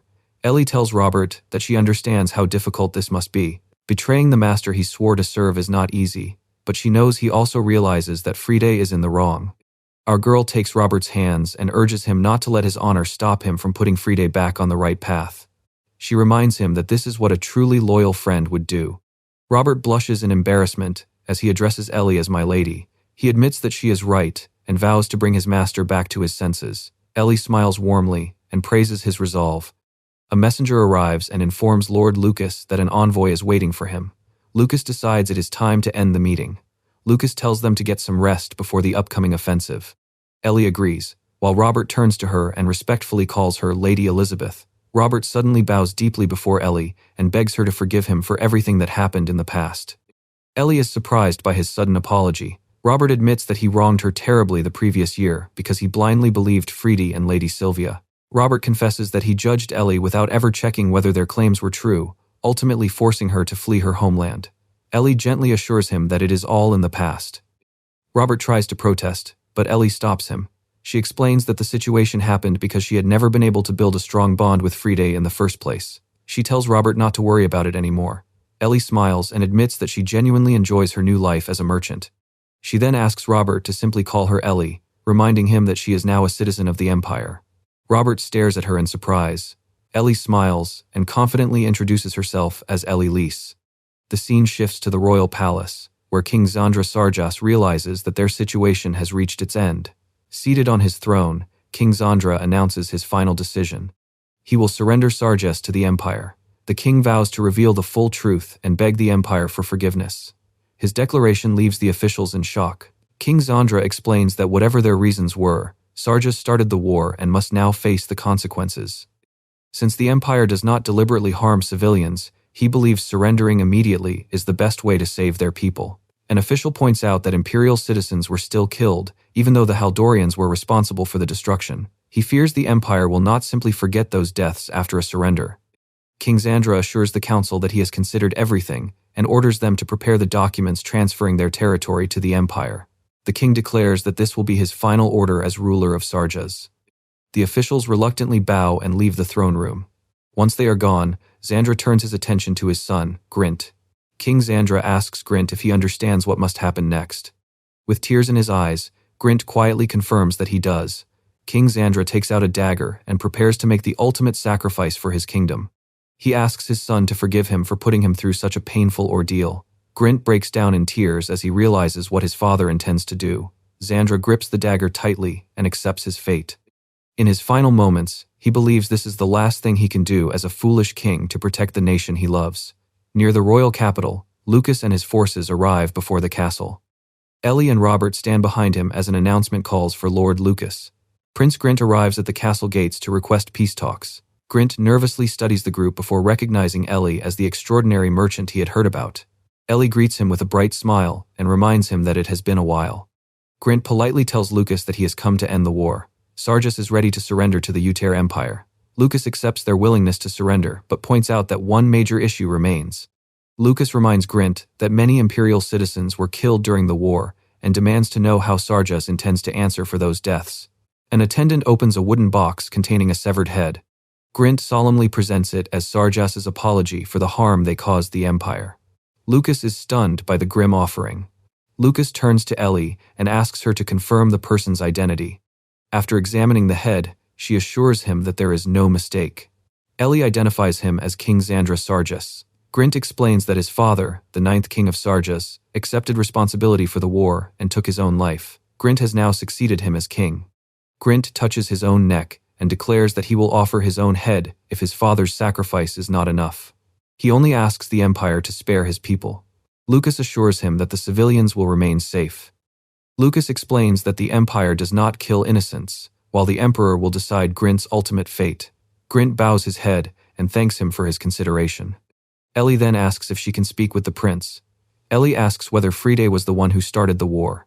She also requests any concrete evidence Grint has of his involvement. Grint reveals that he secretly kept all of Friede's written orders inside the palace. He promises to hand the incriminating documents over to the Empire immediately. Ellie and Lucas exchange relieved smiles. Lucas thanks Grint, saying the records will be extremely valuable to their cause. A massive explosion suddenly tears through the area, bringing the negotiations to a halt. Grint and Lucas rush toward the royal palace after an attendant reports that chaos has erupted there. A huge column of fire and black smoke rises from the palace grounds. The onlookers stare in horror as the flames engulf the royal palace. Grint orders the water magicians to surround the area and put out the flames immediately. The fire spreads beyond the palace and begins consuming the surrounding city. Grint panics when he realizes the entire settlement is in danger, but Lucas quickly steps in. Lucas offers his troops to help clear the city and extinguish the fire. Relieved by the support, Grint sincerely thanks him. Ellie offers to help with the recovery efforts. Grint orders his remaining staff to abandon the palace and focus entirely on rescuing the city's citizens. With the palace burning in the distance, Grint declares that evacuating the citizens is their top priority. From a nearby ridge, a lone soldier watches the spreading smoke and remarks that the destruction is more than enough. The soldier watches the burning city and accepts that some sacrifices are unavoidable. He then turns to his hidden companion and tells them not to blame him for what happened. The scarred man tells his followers that their time as mercenaries is over and orders them to return home. A hooded subordinate agrees, saying they have no reason to remain in the war zone. The subordinate addresses him as Colonel Graham and questions whether the destruction is enough to complete their mission. Some documents might still survive the fire. Graham tells them not to worry. Their orders were simply to destroy the evidence if possible, and judging by the size of the flames, there is little chance anything survived. Inside the palace library, the fire consumes the bookshelves and hidden documents. The incriminating records are reduced to ash, erasing the evidence of Prince Friedi's involvement. Lucas remarks on the tragedy as he stands behind Ellie in the burned room. Ellie examines the charred debris before turning her attention back to Prince Grint. Ellie asks Grint about the mercenaries who accompanied him to the fortress. He explains that they were hired recently for the war. Their strength makes Ellie wonder if they belong to a famous mercenary corps. Grint admits that he knows very little about them. He finds it strange that such a powerful group has remained virtually unknown. Ellie orders Grint to have the mercenaries arrested immediately. Grint is stunned by the sudden command and asks why she would suspect them. Ellie reveals the truth. Those mercenaries were the ones who started the fire. Grint is shocked by the revelation. Ellie tells him to examine the burned room more carefully. The fire may seem to have destroyed everything, but Ellie points out that certain items were burned far more thoroughly than the rest. Lucas asks what she means by specific targets. Ellie concludes that the arsonists deliberately targeted the letters that could expose Haldoria and Prince Fried. She adds that the mana left behind matches the power of the mercenaries she fought earlier. Grint finally realizes the truth and orders his men to arrest them immediately. His attendant quickly salutes and rushes to carry out the command.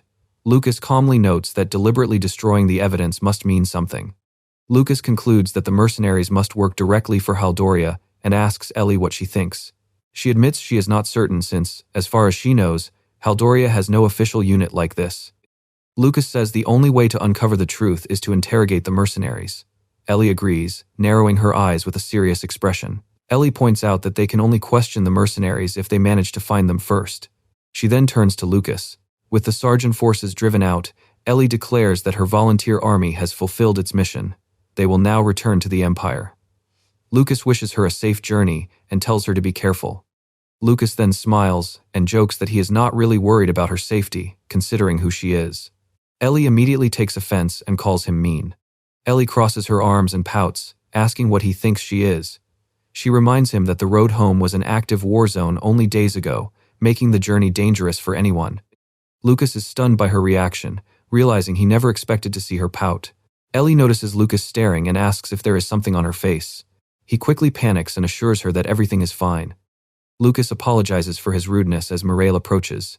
She looks toward the departing group, ready to see them off. Elsa announces that they are ready to leave, and Mireille thanks her. Thomas stretches his arms and happily celebrates, finally getting to go home. Mireille agrees that their work is finished now that the conflict is over, with only the final cleanup remaining. Thomas complains that it is a shame they barely got to fight after capturing the fortress. He had expected a real chance to show what they could do. Mireille smiles and explains that the sergeant forces simply surrendered much earlier than expected. Mireille reassures him that these troubled times will surely give them another chance to use their swords. She promises to call on them whenever the situation demands it. Thomas eagerly declares that they are ready anytime. Elsa suddenly calls her name. Elsa asks where Ellie is. Mireille explains that Ellie is taking a different route with the Haldorian soldiers who surrendered. Confused, Elsa asks why. Mireille explains that the main road passes through villages damaged by the war. Ellie wants to avoid bringing enemy soldiers anywhere near the residence. Elsa worries about Ellie traveling alone. Mireille calmly points out that the alternate route crosses steep cliffs and rocky terrain, but an army of trained soldiers should have no trouble handling it. Elsa sweats heavily and snaps that this is not what she meant.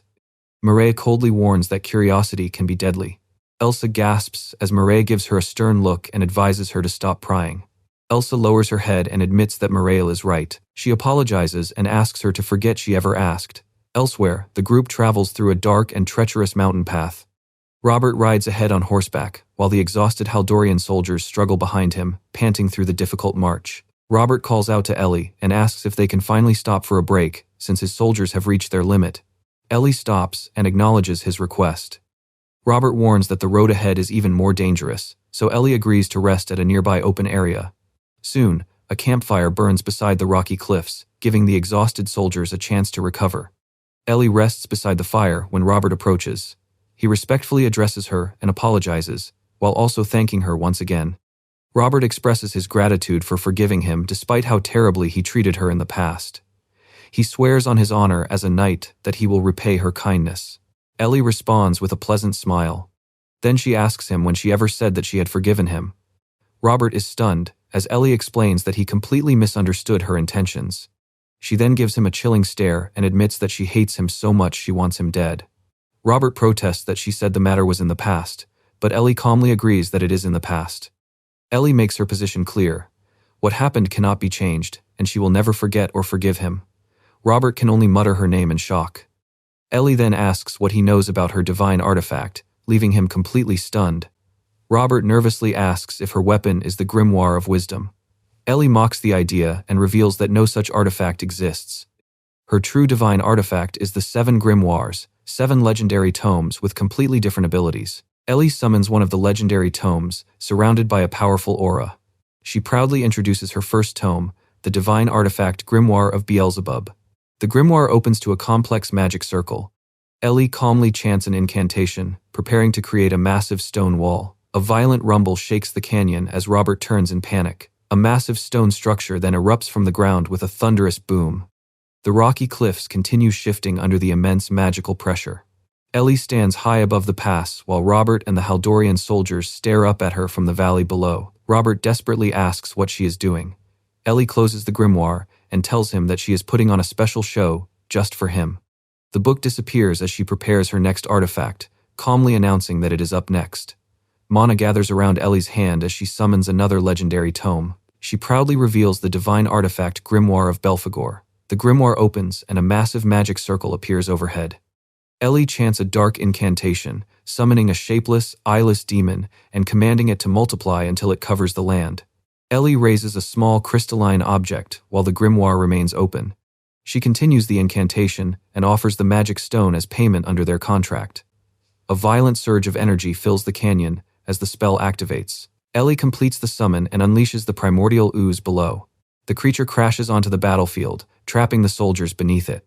One man screams in horror as his body begins melting away, leaving him unable to escape the viscous mass.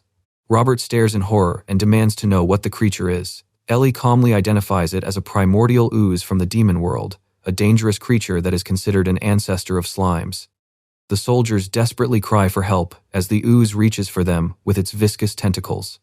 Ellie explains that it captures its prey and dissolves them inside its body. Robert turns to Ellie in disbelief and demands to know why she is doing this. She calmly asks if the reason is not obvious. Ellie gives him a cold smile and declares that this is her revenge. Robert freezes in shock as her words sink in.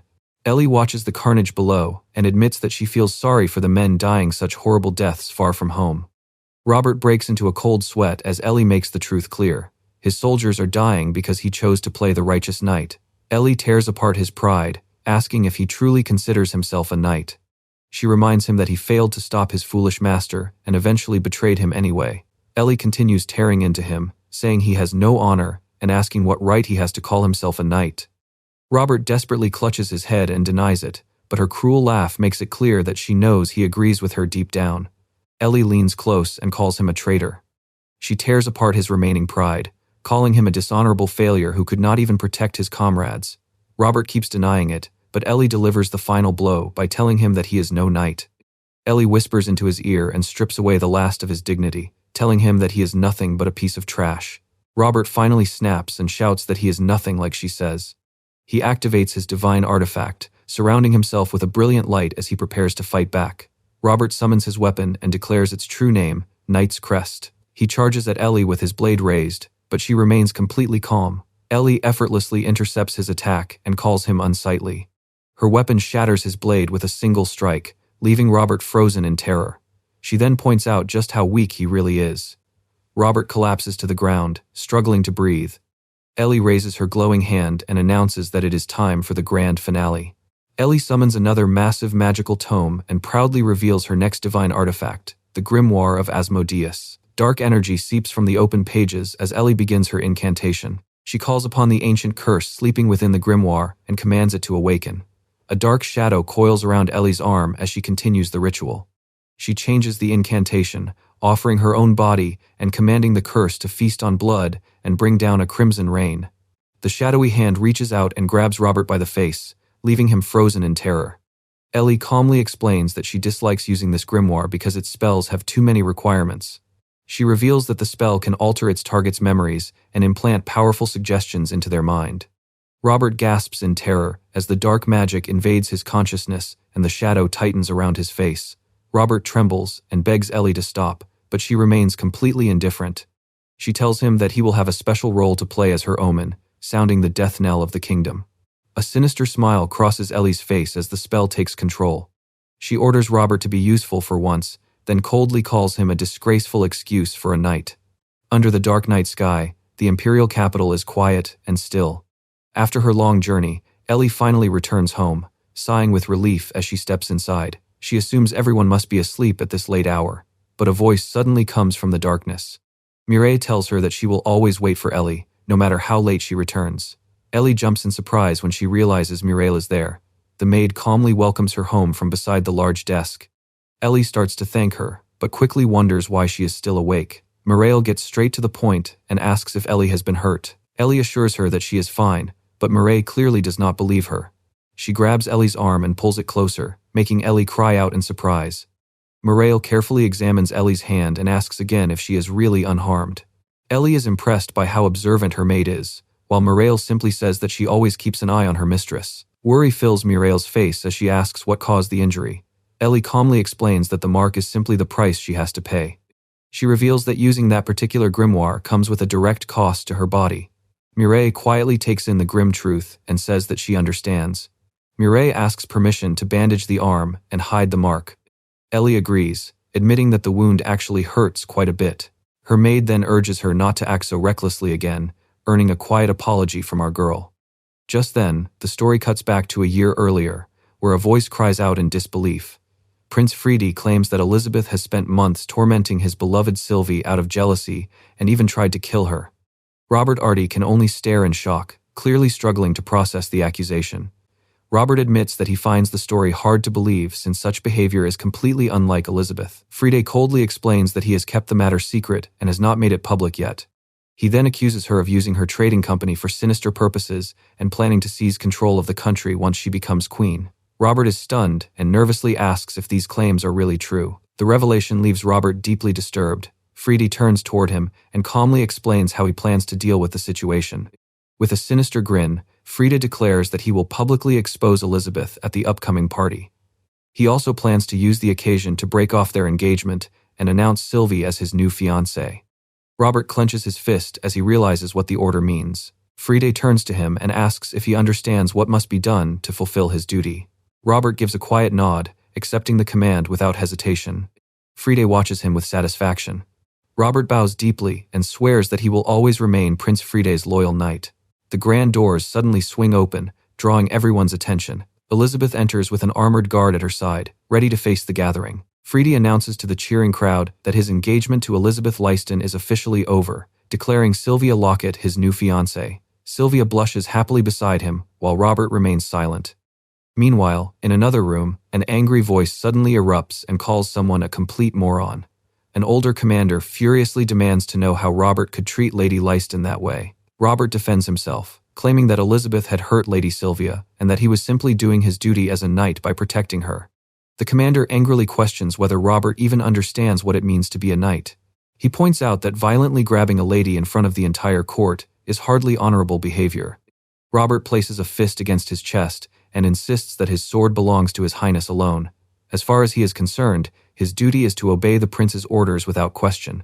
Robert closes his eyes and convinces himself that he did the right thing. A creaking door suddenly pulls him out of the memory. Robert opens his eyes to find himself lying under a warm blanket in an unfamiliar bedroom. Confused, he lets out a quiet groan. A maid notices that he has awakened and gasps in relief. Robert looks around weakly from the bed, struggling to understand where he is. The maid quickly explains that he is back at the Artie residence. Still confused, Robert tries to piece together what happened. She tells him that a group of traveling peddlers found him unconscious in the wasteland and carried him all the way back to his estate. Robert sits up in bed with his head and face covered in bandages. The maid happily tells him that the doctor has confirmed his wounds are fully healed, assuring him that he can finally stop worrying. Heavy thuds suddenly come from outside, followed by a frantic voice begging Lady Rawleyes to wait. Before anyone can react, the bedroom door bursts open, leaving Robert and the maid stunned. A young girl rushes across the room and throws her arms around Robert, crying out for her brother. He holds her close and gently calls her Roa as she sobs against his chest. Their reunion is cut short when a stern voice announces that Robert is finally awake. The maid turns around in surprise as Robert looks toward the doorway.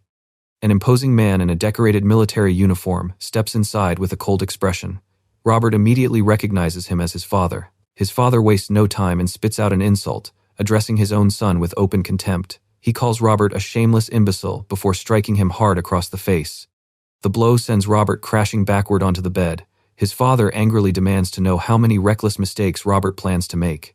He reminds him that he launched an army without the king's permission and even marched those forces into imperial territory.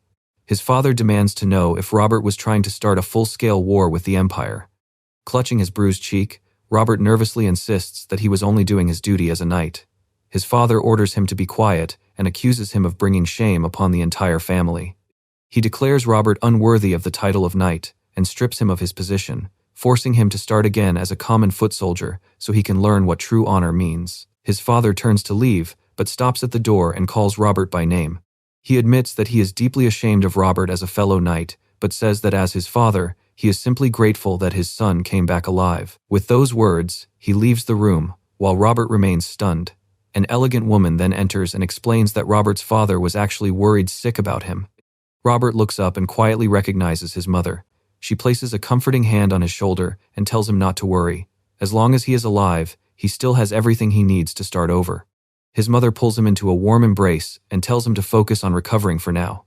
Robert finally breaks down, resting his head against her shoulder with tears in his eyes. Later, Robert stands before a sword mounted on the wall, quietly reflecting on everything that happened. Despite his punishment, he still believes he did the right thing as a knight. He takes the sword into his hands and reminds himself that surrendering to the Empire was the only way to stop His Highness. With his eyes closed, Robert remains convinced that he made the right choice and sees this as a chance to start over. Robert vows to reclaim his title someday and serve His Highness once again, believing that it is the only way to atone for his actions. A voice suddenly calls out to him, and Robert turns to find his sister approaching. Rawleyes stands by the doorway with a bright smile and tells him that it is almost time.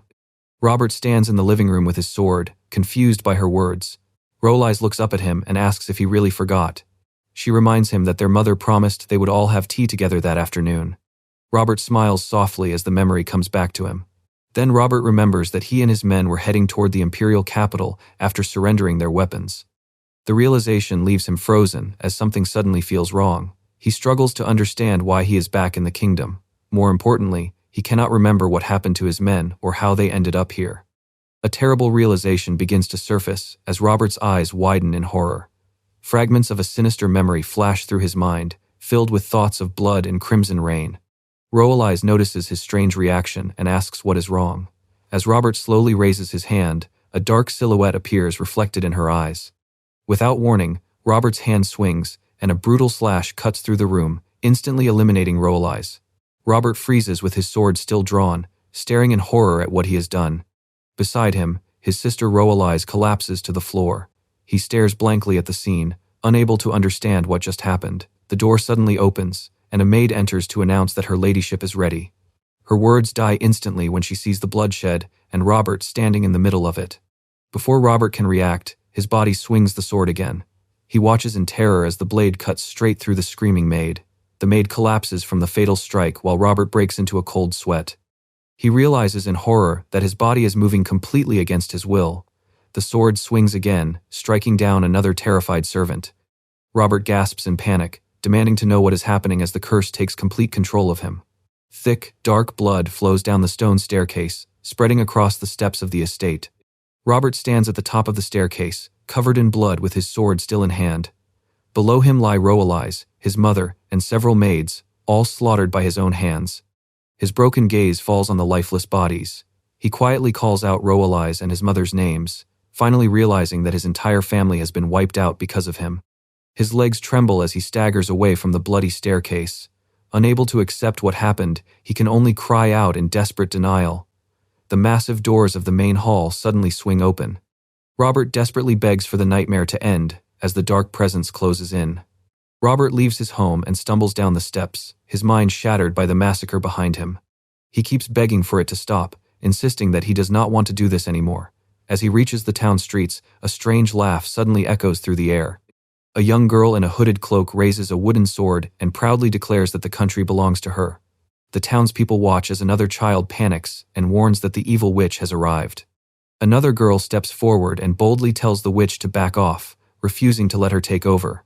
A nearby boy watches with excitement at her courage. The boy raises his wooden sword and announces that Prince Friede has come to save them. He declares that he will defeat the witch, while a confused woman nearby asks what the children are doing. Her friend explains that it is a popular game among the neighborhood kids. The children pretend to be Friede and Lady Sylvia as they chase away Elizabeth, whom they believe is an evil witch who tried to take over the country. The woman becomes concerned when she remembers Elizabeth as the Duke's daughter, known for organizing charity events and helping the people. Her friend insists that Elizabeth secretly used her position to commit terrible deeds. The woman is shocked to hear that the Duke's daughter had deceived them all. She explains that Lady Sylvia uncovered the truth and exposed Elizabeth, leading His Highness to punish the witch. Her friend feels relieved that justice was finally served. A blood-covered Robert quietly listens from nearby. The children suddenly stop playing and turn around in confusion. Robert stands behind them with a cold, emotionless stare, blood still splattered across his face. The two women turn away in horror as Robert suddenly swings his weapon at the children playing in the street. Both women freeze in terror, unable to process what they are seeing. Robert turns toward them and drives his blade forward without hesitation. One of the women screams as the blade strikes her. Nearby citizens flee through the streets, shouting that a killer is on the loose. Tears stream down Robert's blood-stained face as he desperately tells himself that this is all a mistake. He grips the sword tightly, repeating through his tears that they are wrong and that this monster is not him. A terrified man points at him and calls him a cold-blooded murderer. Robert turns toward the accusation, helpless as his arm raises the sword once again. The blade slices through the air and strikes the man down before he can defend himself. Robert stands among the bodies as a twisted smile spreads across his face, even while tears continue to fall. His mind finally breaks under Ellie's curse, leaving him repeating that he is a proud knight who serves His Highness and could never commit such atrocities. He releases a desperate scream, insisting that this monster is not him as the curse completely destroys the last of his control. Beneath the dark night sky, the towering spires of a grand cathedral rise against a massive full moon. Inside a dim office, King Bulat sits at his desk and grimly listens to the report on the tragedy. An armored military official stands nearby, waiting to deliver the latest details. Bulat rests his chin on his hand, his expression weighed down by the situation. His blonde subordinate stands behind him as he sighs and admits that things have taken a terrible turn. Bulat turns toward his subordinate, Sieg, and asks how many people have been killed so far. Sieg reports that, in addition to Lord Artie's family and servants, Robert has killed 85 citizens, 21 soldiers, and 2 knights, with many more wounded. He notes that Robert's exceptional training and skill only made the massacre worse. Sieg adds that Robert was an exceptional swordsman, surpassed only by Elizabeth since their days at the academy. Bulat asks if they have discovered why Robert committed the killings. Sieg pauses before giving his answer.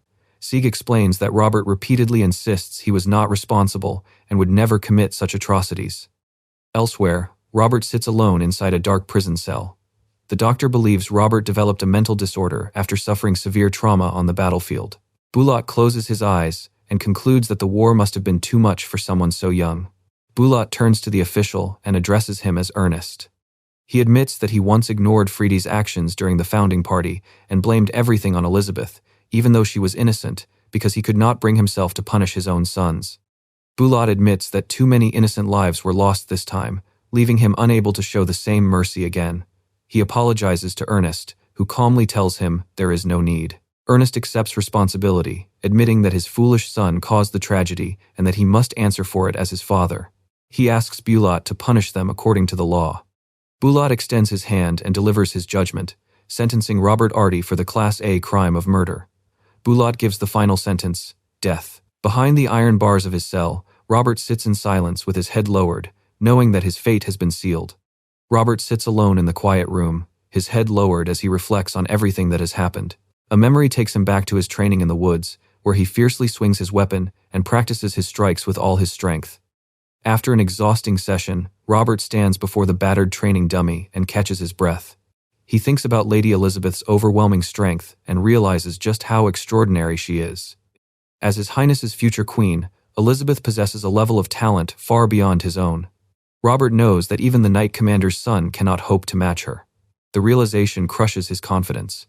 He grits his teeth and curses bitterly, frustrated by how far behind her he is. A voice suddenly calls out to him from the forest, catching Robert completely off guard. A young Sylvia stands near the brush. Robert turns toward her in surprise and asks who she is. Sylvia comes closer and asks what he is doing in the clearing. Robert explains that he is practicing his swordsmanship, which immediately impresses her. With a cheerful smile, Sylvia asks if she can watch him train. After a brief hesitation, Robert agrees. Sylvia watches from a distance as Robert raises his blade and resumes training. He lets out a fierce shout before bringing the sword down on the training dummy. The strike lands with tremendous force, delivering a powerful finishing blow as Sylvia watches in amazement.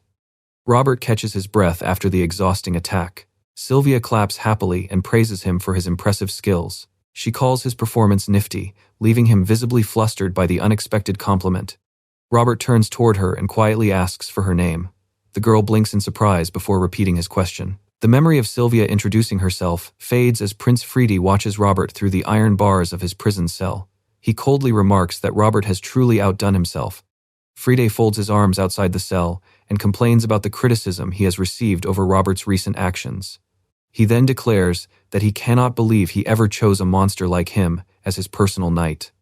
Robert looks toward the prince and calls out to him. Friede turns slightly, surprised to hear the broken knight speak. Robert anxiously asks if Lady Sylvia came with him. Friede stares at his captive and harshly asks if he is really stupid enough to think she would. Friede flatly declares that he would never bring Sylvia to a dark and miserable place like this. He scoffs, saying he expected Robert to offer a proper apology, only for the disgraced knight to bring up a woman instead. Friede turns his back on him and declares his disappointment. He then tells Robert that the least he can do is give up his life to clear the prince's name. Friede leaves the dungeon behind. As he reaches the hallway, Sylvia greets him with a warm smile.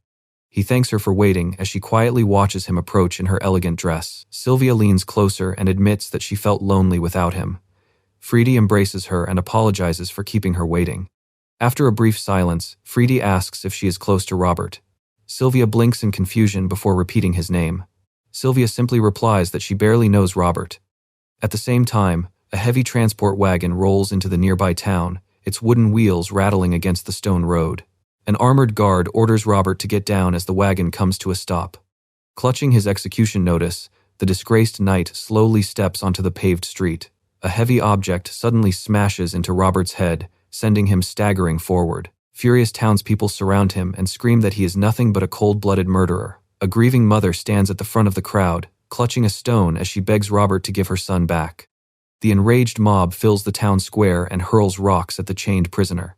They scream for his death and curse him for killing their loved ones. The hatred only grows louder as the crowd demands that Robert go to hell. He stands on the platform beneath the watch of an armored guard, branded as an unworthy knight. An execution official announces that the sentence is about to begin. The guards force Robert down onto his knees. An executioner raises a massive axe on the platform as the official declares that the sinner will now receive his punishment. The crowd erupts into a deafening roar, demanding Robert's death. He simply stares down at the sea of furious faces, too broken to react. Robert closes his eyes and accepts what is coming, knowing that everything is finally over. He admits that he truly killed them all, remembering the sister and mother he slaughtered with his own hands, along with their loyal servants and the very citizens he once swore to protect. With the crowd still roaring around him, Robert reflects on the knight he once dreamed of becoming. He wanted to be honorable and exemplary, but everything ended in disaster. Dark memories of his manipulation suddenly return. Robert gasps in terror as he remembers Ellie's chilling command to make himself useful, calling him a disgrace of a knight. His lost memories come rushing back, revealing the horrifying screams of his comrades as they melted alive and the divine artifact shattering in his hand. Robert trembles as he struggles to process it all. Tears stream down his face as the truth of the spell finally becomes clear. He realizes that a curse has been controlling him all along. Robert reaches his final realization. Elizabeth Leiston was behind everything. Robert suddenly panics and begs them to wait. An official orders him to be silent as the guards force him into position. He desperately tries to expose the truth, shouting that it was all her fault, but the furious crowd drowns him out with chants for his death. Held down by a guard, Robert screams Elizabeth Lyston's name and warns the crowd that she is carrying out a greater plan. Behind him, the executioner raises the axe. The executioner's axe comes crashing down as Robert's final warning ends with a single word about her quest for revenge. The scene suddenly shifts to a bright room, where Ellie calmly blinks as if nothing happened. Mireille looks ahead in surprise as Ellie turns toward her maid with a calm expression. Ellie confirms that the pseudo-knight is officially dead. She then calmly unwraps the cloth around her arm. Mireille listens as Ellie admits that the operation took some time and effort, but she is confident that it has thrown the kingdom into complete disarray. Mireille admits that she is simply relieved to see Ellie's arm is completely fine. Ellie apologizes for worrying her and smiles as she looks forward to the incoming reports. Elsewhere, an official presents a report detailing Elizabeth Lyston's recent actions. A figure nearby remarks that people cannot stop praising her. Cedric agrees, saying Elizabeth deserves every bit of the praise. He brings up her recent victory in Lebrick County. Albert immediately recognizes the matter as Elizabeth's successful defeat of the Sargent forces. Cedric reveals that he recently met with the king, who is deeply impressed by Elizabeth's achievements, but remains unsure how to reward her. Albert considers the matter carefully. Albert suggests helping the king solve the problem, seeing it as the perfect chance to determine Elizabeth's true worth. An attendant rushes into Lucas's office and hands him a document, asking him to take a look. Lucas reacts with surprise, wondering what has happened. As Lucas examines the sealed parchment, he wonders if this sudden development is another part of Ellie's master plan. Meanwhile, Tita laughs happily and thanks Ellie and Mireille for saving her from a group of pushy men. The defeated pursuers lie scattered across the capital's streets. Ellie asks why the men were chasing her. Before Tita can explain that they accused her of cheating at cards, Mireille cuts in and asks if she was gambling. Tita nervously denies it, claiming she was simply spreading divine love by drawing the right cards in exchange for offerings. Ellie crosses her arms and points out that this is still gambling. Tita suddenly announces that she will soon be leaving the capital.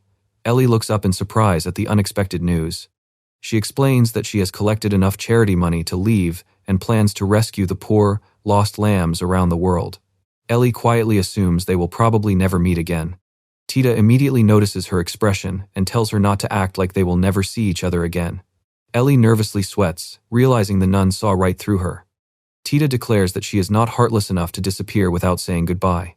Ellie simply watches her theatrical gesture with her arms crossed. Ellie stares at Tita's raised finger and asks what she is doing.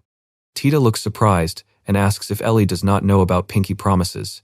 Ellie explains that she knows what it means and is simply confused by the gesture. Tita raises her pinky and promises that she will definitely return to see Ellie. A faint smile appears on Ellie's face as she wishes her farewell.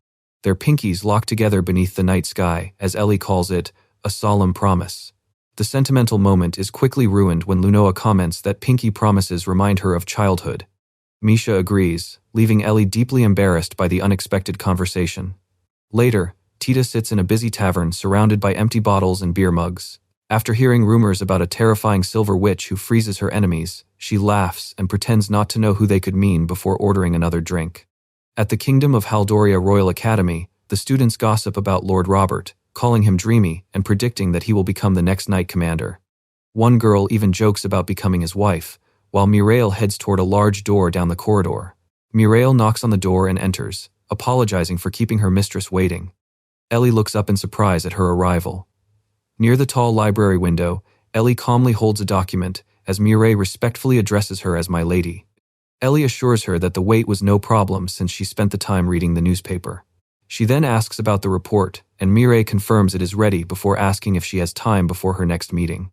Mireille suddenly notices something unusual in the room and realizes what is going on. Ellie follows her gaze and seems to understand as well. Through the library window, Ellie spots Prince Friede with Sylvia in the courtyard. She recognizes His Highness and realizes the girl beside him must be the rumored Lady Sylvia.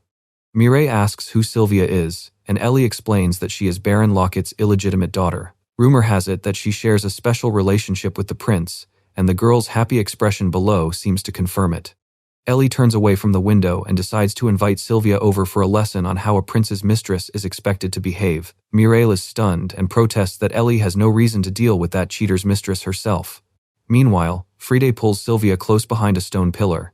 Ellie calmly explains that if Sylvia intends to continue her relationship with His Highness, she must learn proper conduct, or her behavior could damage the royal family's reputation. Mireille can only look on with concern. Ellie calmly insists that she is fine, explaining that handling matters like this is simply part of her duty as the future queen. Mireille clenches her fist in frustration, unable to accept the unfair burden her mistress has to endure. Ellie wakes up with a pained expression and lets out a soft groan. She sits up in bed and realizes she has just had a rather unpleasant dream. A firm knock comes from outside the door as Mireille calls out to Miss Ellie. She reminds her that it is finally time to start getting ready. Morning birds chirp outside as Ellie realizes she needs to get up, since her meeting with Lucas is scheduled early. During the meeting, Lucas points to a map and explains that the kingdom of Sarjas has officially been absorbed into the empire. Half of its territory now falls directly under the emperor's rule. Lucas explains that the other half was granted to him as a reward for his role in the takeover. As for Grint, the former king of Sarjas was appointed as the administrator of the newly established Sarjas region.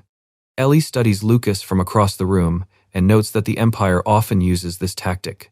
She explains that keeping the former ruler in place as a figurehead helps maintain public support and prevents the people from rising up.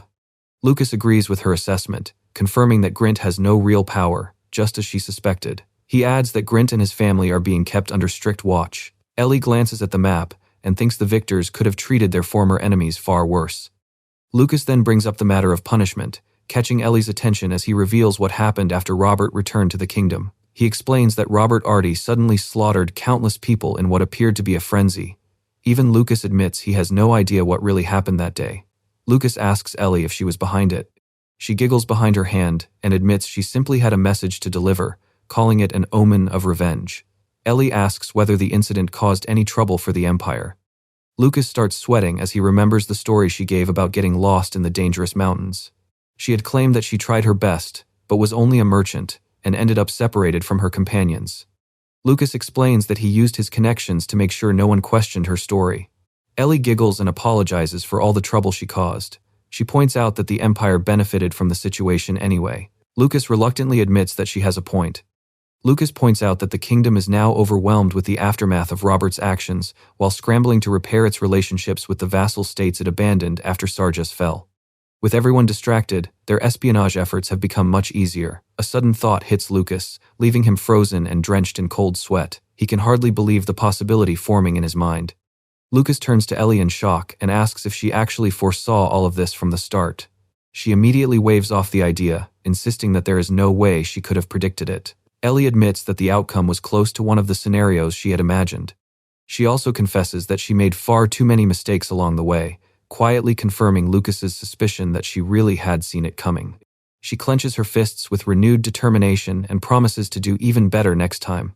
Lucas nervously asks her to warn him before making any moves in the future. Lucas finally relaxes and moves on. He reaches for a document and explains that it is the real reason he summoned Ellie to his office.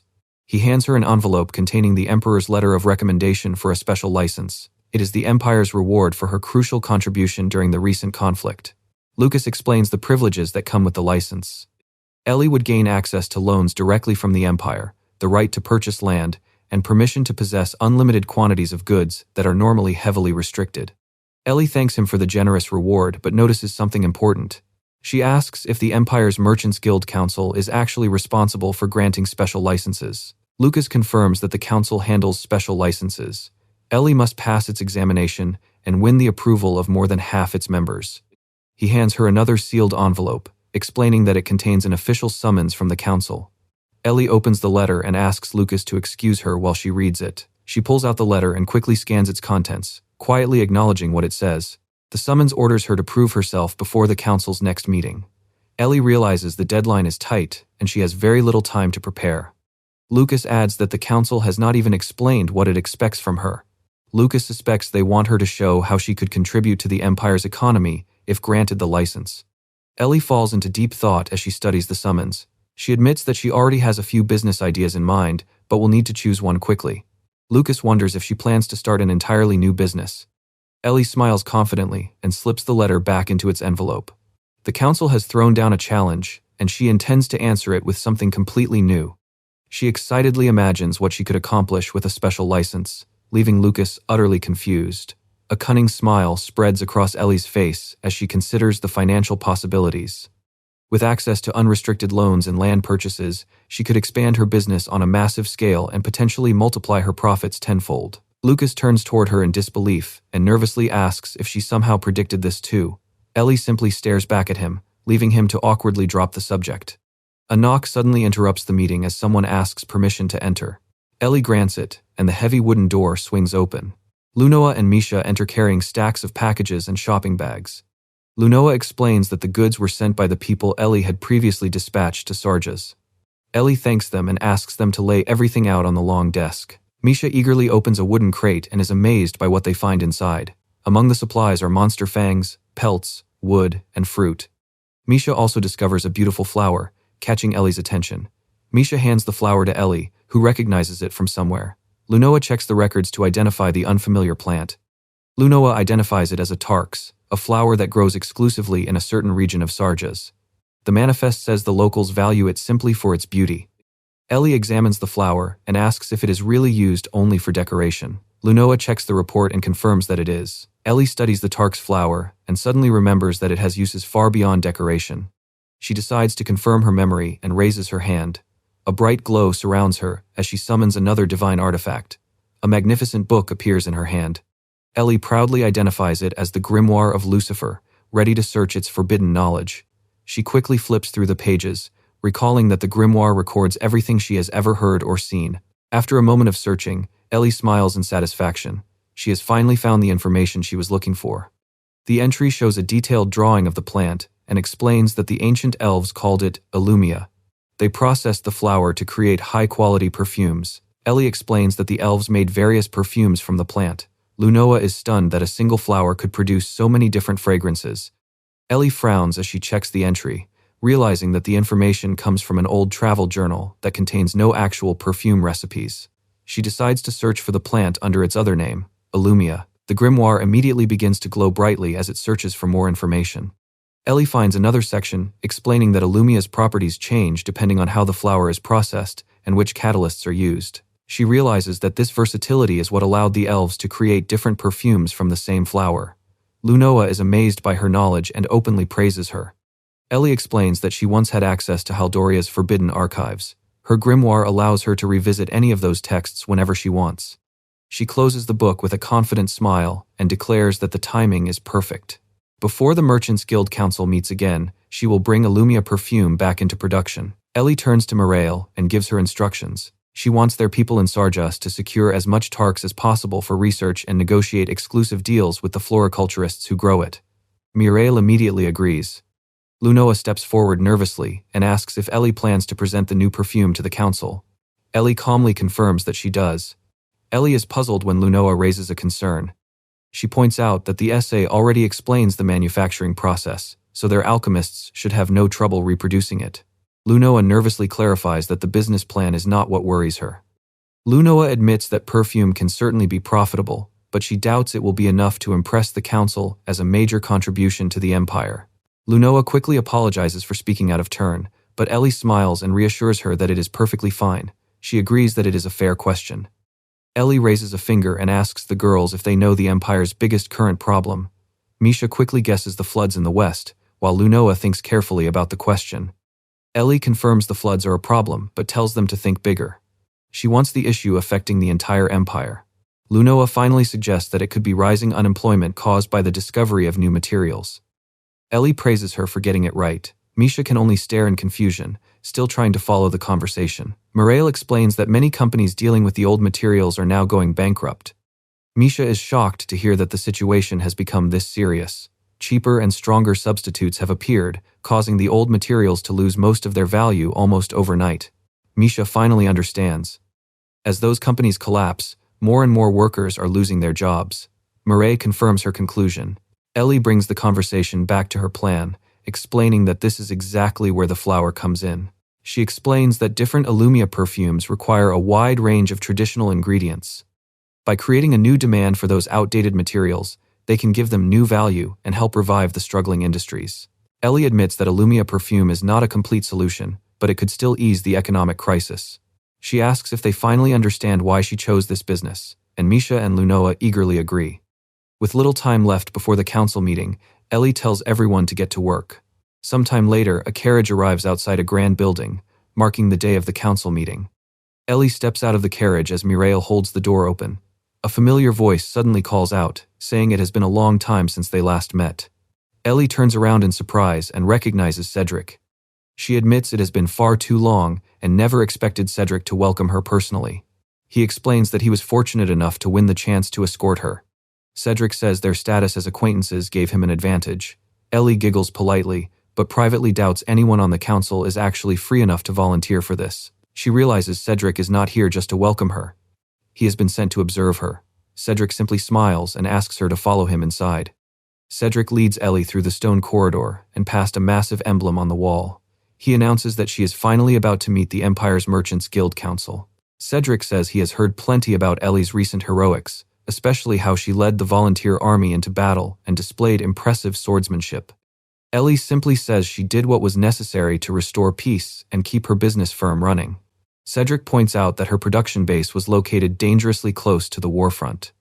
Ellie admits it was, but thankfully, the facility suffered very little damage. Cedric is relieved to hear it. The recent incident has opened Ellie's eyes to just how unprepared she was. She realizes that hiring local villagers was nowhere near enough, and that she should have stationed properly trained guards there from the beginning.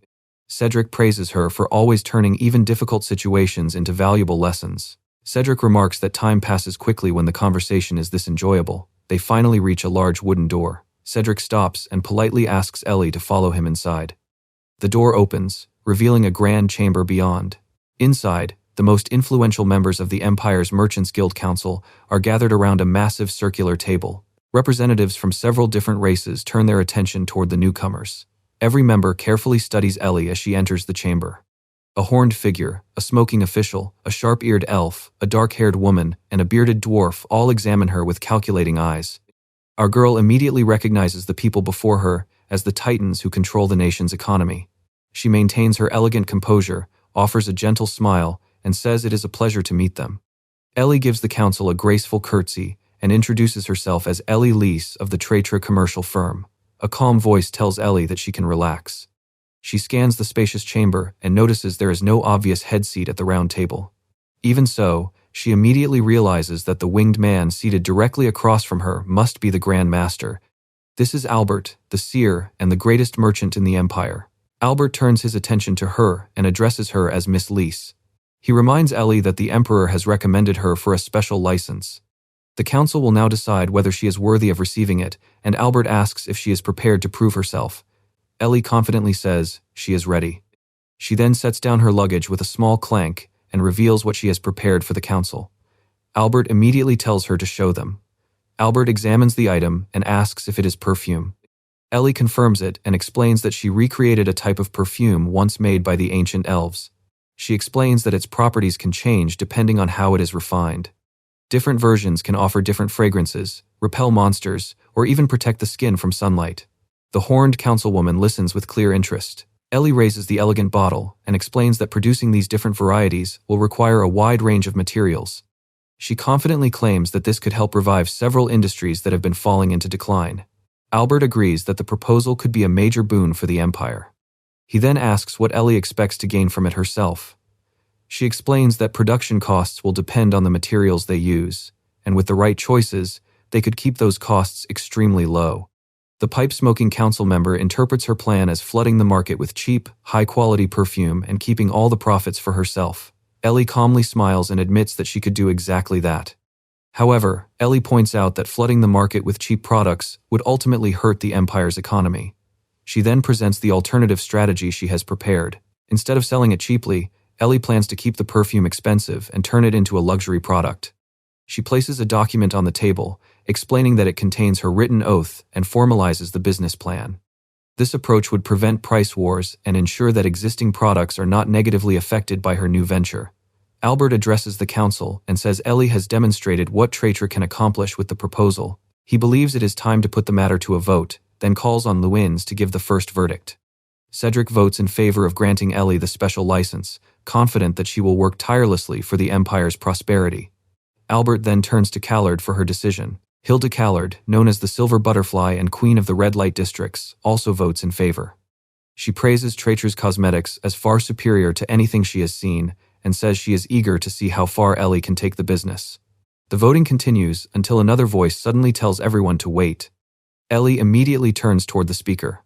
Dark Hawkins, the chief and a prominent financier who regularly deals with major merchants, votes against the proposal. He argues that Ellie is a Haldorian noble and therefore cannot be trusted. Ellie silently realizes that, just as she expected, the entire council already knows her true background.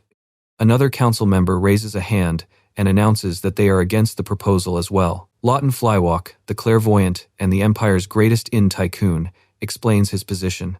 Given Haldoria's current situation, he doubts Ellie is a spy, but believes it is still far too early to place their trust in her. Albert quietly acknowledges the divided opinions.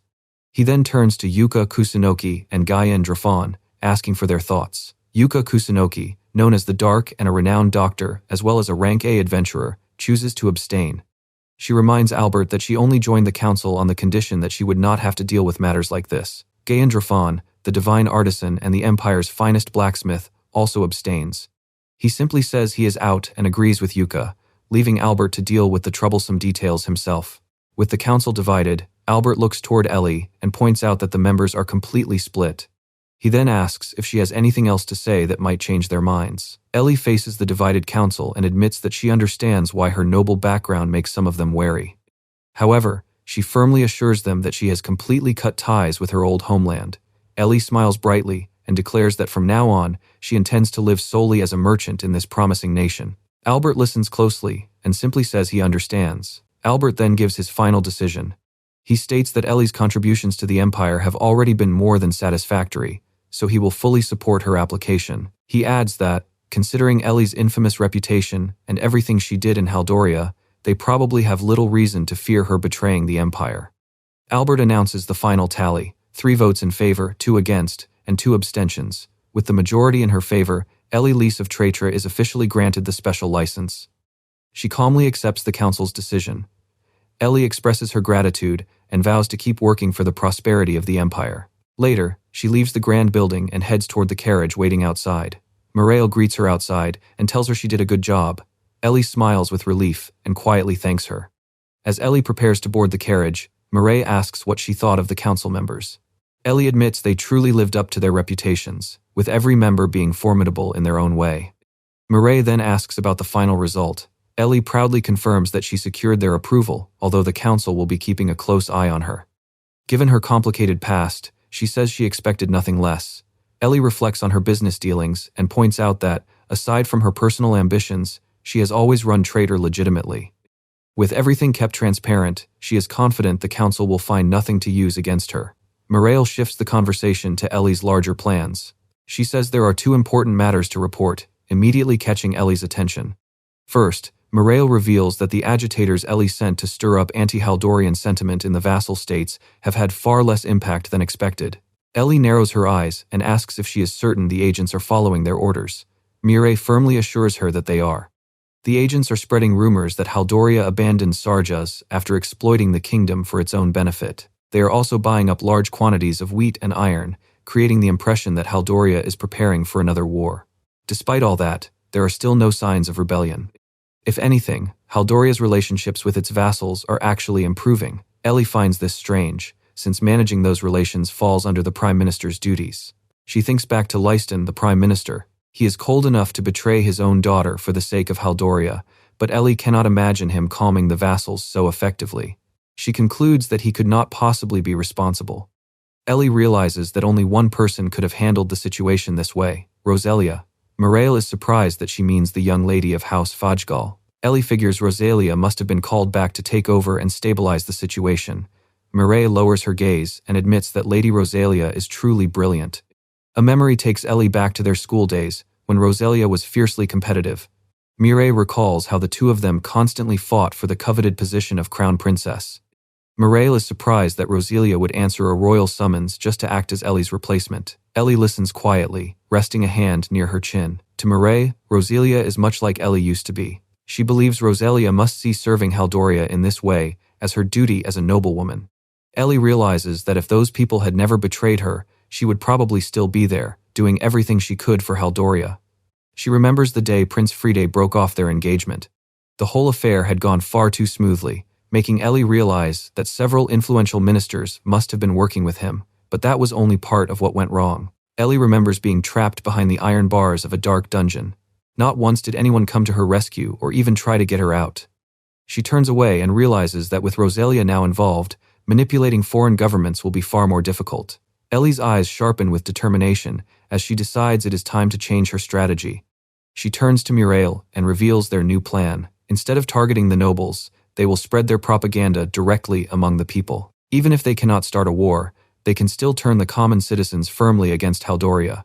Muriel listens closely, waiting for Ellie to continue.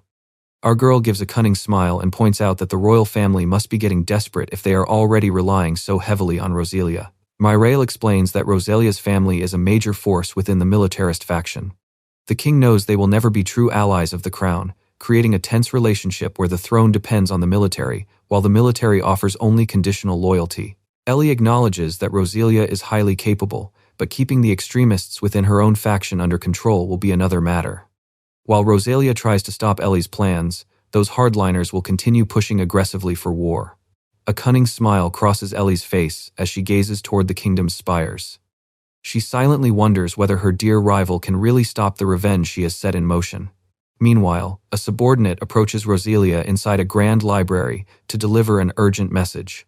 He places a thick stack of papers on her desk and explains that they are the latest proposals for her review.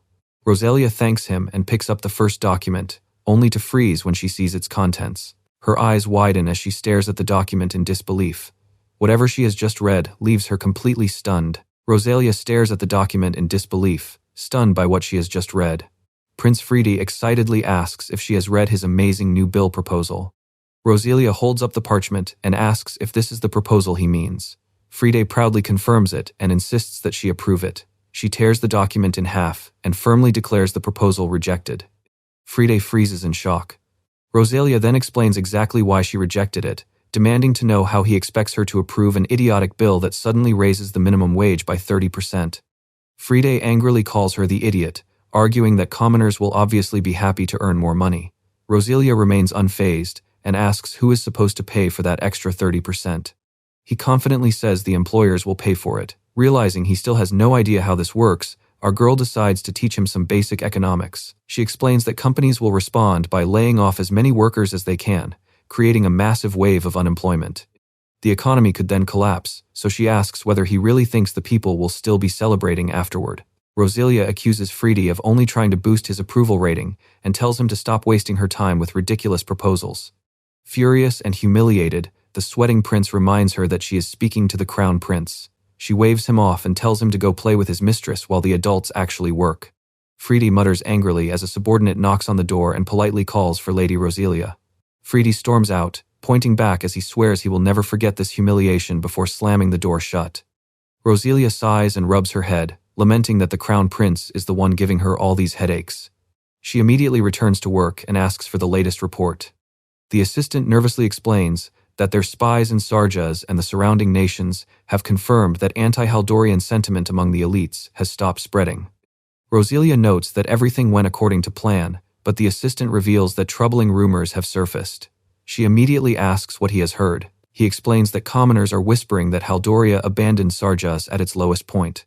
The rumors claim the kingdom unfairly left Sarjas to take the blame for harming its own citizens, even though Haldoria was ultimately responsible for the tragedy. Rosalia sighs, realizing their efforts to suppress information about the conflict were wasted. They may have repaired their relationships with the elites, but she cannot allow these rumors to spread among the common people. She decides they need to act, and they need to act fast. Her plan is to first relieve the vassal states of their taxes, then distribute food and send healers to provide free medical care. With these measures, Haldoria can quickly ease the people's fears. Rosalia then orders them to cover the expenses with Friede's personal fortune. The subordinate hesitates before carefully asking if she is really sure about using the crown prince's money. She firmly confirms the order, stating that Friede is the main reason they are in this mess to begin with. Those in power, she adds, must take responsibility for their own actions. Rosalia gives one final order. All the charity efforts must be carried out in Friede's name. His mistakes aside, they cannot afford to let the crown prince's popularity fall too far. The subordinate promptly agrees. Alone in the library, Roselia grips the report and reflects on the political fallout from the conflict in Sarjas. The neighboring vassals had completely lost faith in Haldoria, while anti-Haldorian sentiment had grown dangerous enough to spark a rebellion. As she studies the report, she begins to suspect that someone may be deliberately fueling these rumors from the shadows. The messages could be carefully crafted propaganda meant to destroy Haldoria's remaining ties with its vassals. The timing and details are far too convenient, leaving Roselia to wonder who could be behind such a calculated scheme. A familiar face suddenly comes to mind. Roselia wonders if her former rival, Ellie, could be responsible, but she quickly dismisses the thought as impossible and tells herself she is overthinking things. Meanwhile, Ellie calmly reflects on Roselia's latest moves, admitting that her rival is working exactly as expected and certainly knows how to act quickly. But Ellie considers Roselia far too soft. She turns to Mireille and confidently announces that it is time to spread some new rumors. She lays out their misinformation campaign. They will claim that the aid is being funded with commoners' taxes, specifically the money that Haldorian nobles supposedly did not pocket for themselves. They will also spread word that healers are deliberately prioritizing cities whose officials bribed Haldoria. Ellie points out that the kingdom's charity can only help a small portion of the population. Their propaganda, however, can reach everyone else. Their quiet conversation is suddenly interrupted by a sharp knock at the door. Misha enters and reminds Ellie that it is almost time for her workshop inspection. Ellie calmly agrees and says she will be there shortly. Ellie lifts a small piece of parchment over the candle flame and watches it burn. She lets out a quiet sigh, reflecting on the situation. The parchment turns to ash as Ellie reflects on how her work and pursuit of revenge keep her constantly busy. She then arrives at Traitri's cosmetics workshop and greets the team, eager to see their latest creations. She asks if these are their new nail polishes. 3 elegant bottles sit neatly on the table. Ellie examines the colors and approves of the selection. The staff explains that they chose several popular colors for the launch and asks Ellie to test them. She opens one of the bottles and brushes the polish onto her arm. Ellie turns to Misha and asks for her hand. Misha obediently offers it so Ellie can test the polish on her fingernail. The moment Ellie applies the polish, Misha suddenly flinches in panic. Ellie notices her reaction and asks what happened, prompting Misha to immediately apologize. Misha covers her nose and explains that the nail polish smells far too strong for her. Ellie looks surprised and asks if the scent is really that powerful. Our girl sniffs the applicator and finds the scent rather mild and pleasant. She realizes the smell must be much stronger to beastkin, prompting Misha to apologize again. Ellie quickly tells her there is nothing to apologize for. Ellie smiles and praises Misha for being honest. Her reaction has revealed that this particular product is not suitable for beastkin customers. She tells Misha to always be completely honest when reviewing their products. Misha quickly nods and assures her that she understands. Lunoa points out that they have very few beastkin customers, and Ellie agrees. She then asks for their sales records from the past few months. Mireille promptly hands over the records. Lunoa confirms that sales to beastkin are extremely rare. Ellie smiles, realizing this could actually be a huge business opportunity. She explains that beastkin make up 20% of the empire's nobility. That means they represent a huge untapped market. Mireille points out that they already have a few products that beastkin seem to like despite the low sales. Ellie studies the records, wondering what those products have in common. She orders her assistants to bring every nail polish sample they have, including the ones still in development. An elf assistant acknowledges the order while Misha eagerly prepares to help. Ellie points to the bottles spread across the table and asks Misha to separate the ones she can tolerate from the ones she cannot. Misha eagerly accepts the task and picks up the first sample. Misha opens the bottle and immediately recoils from the strong smell. She quickly declares that this one is definitely not suitable.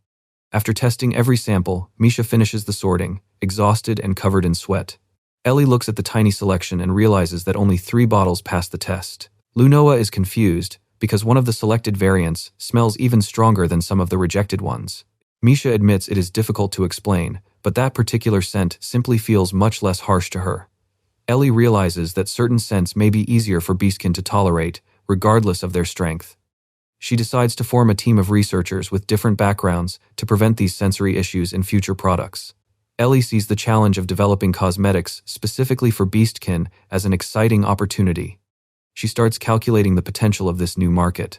A satisfied smile spreads across her face as she holds a dark cosmetic bottle. If they succeed, Traitra could expand into the huge beastkin market, especially since many of Haldoria's vassal states are beastkin majority nations. Ellie knows Traitra must become much bigger and stronger if she is ever going to achieve her revenge. That means she cannot afford to waste a single business opportunity. She turns to Lunoa and Misha with a confident smile and tells them she expects great things from both of them. Lunoa and Misha stare at Ellie in surprise, wondering where that sudden declaration came from. Ellie calmly explains that it is hardly sudden. Her goal has always been to turn Trey into a first-rate firm. She tells them she needs their support to make that goal a reality. Her sincerity catches both girls off guard as they begin to understand what she means. Lunoa clenches her fists and declares that she wants nothing more than to help her mistress. Misha is equally determined, promising to do everything she can to support the firm. Ellie smiles warmly and tells them she is glad to hear that. With everyone on the same page, Ellie announces that it is time to go. Lunoa and Misha stare at her in confusion, wondering where they are headed.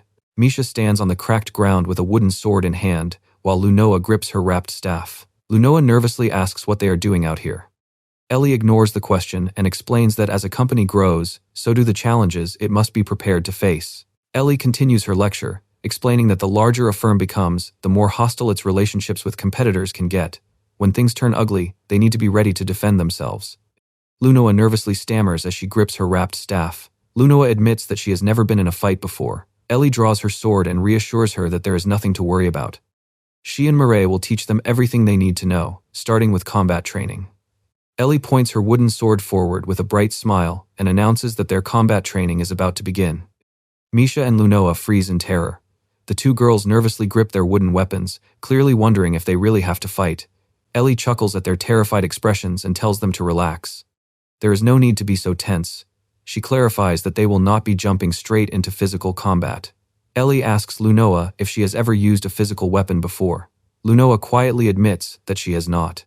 Ellie explains that trying to learn a completely new weapon right now would not be very effective.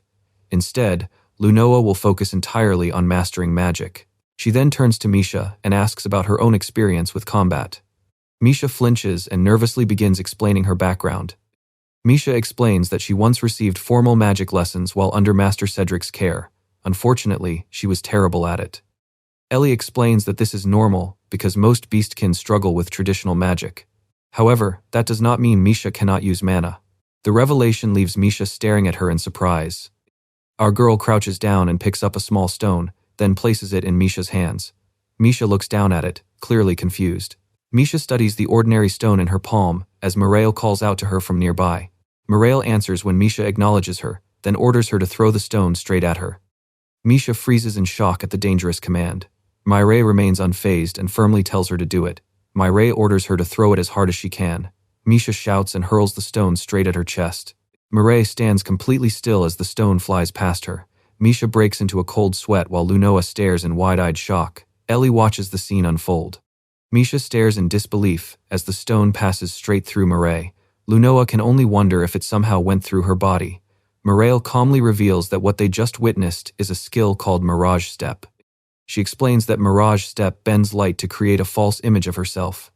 Her real body remains in the foreground, while the shimmering afterimage behind her slowly fades away. Lunoa looks surprised and asks what exactly a skill is and how it differs from regular magic. Ellie explains that magic follows strict formulas and requires an innate understanding of spellcasting, which means not everyone can use it.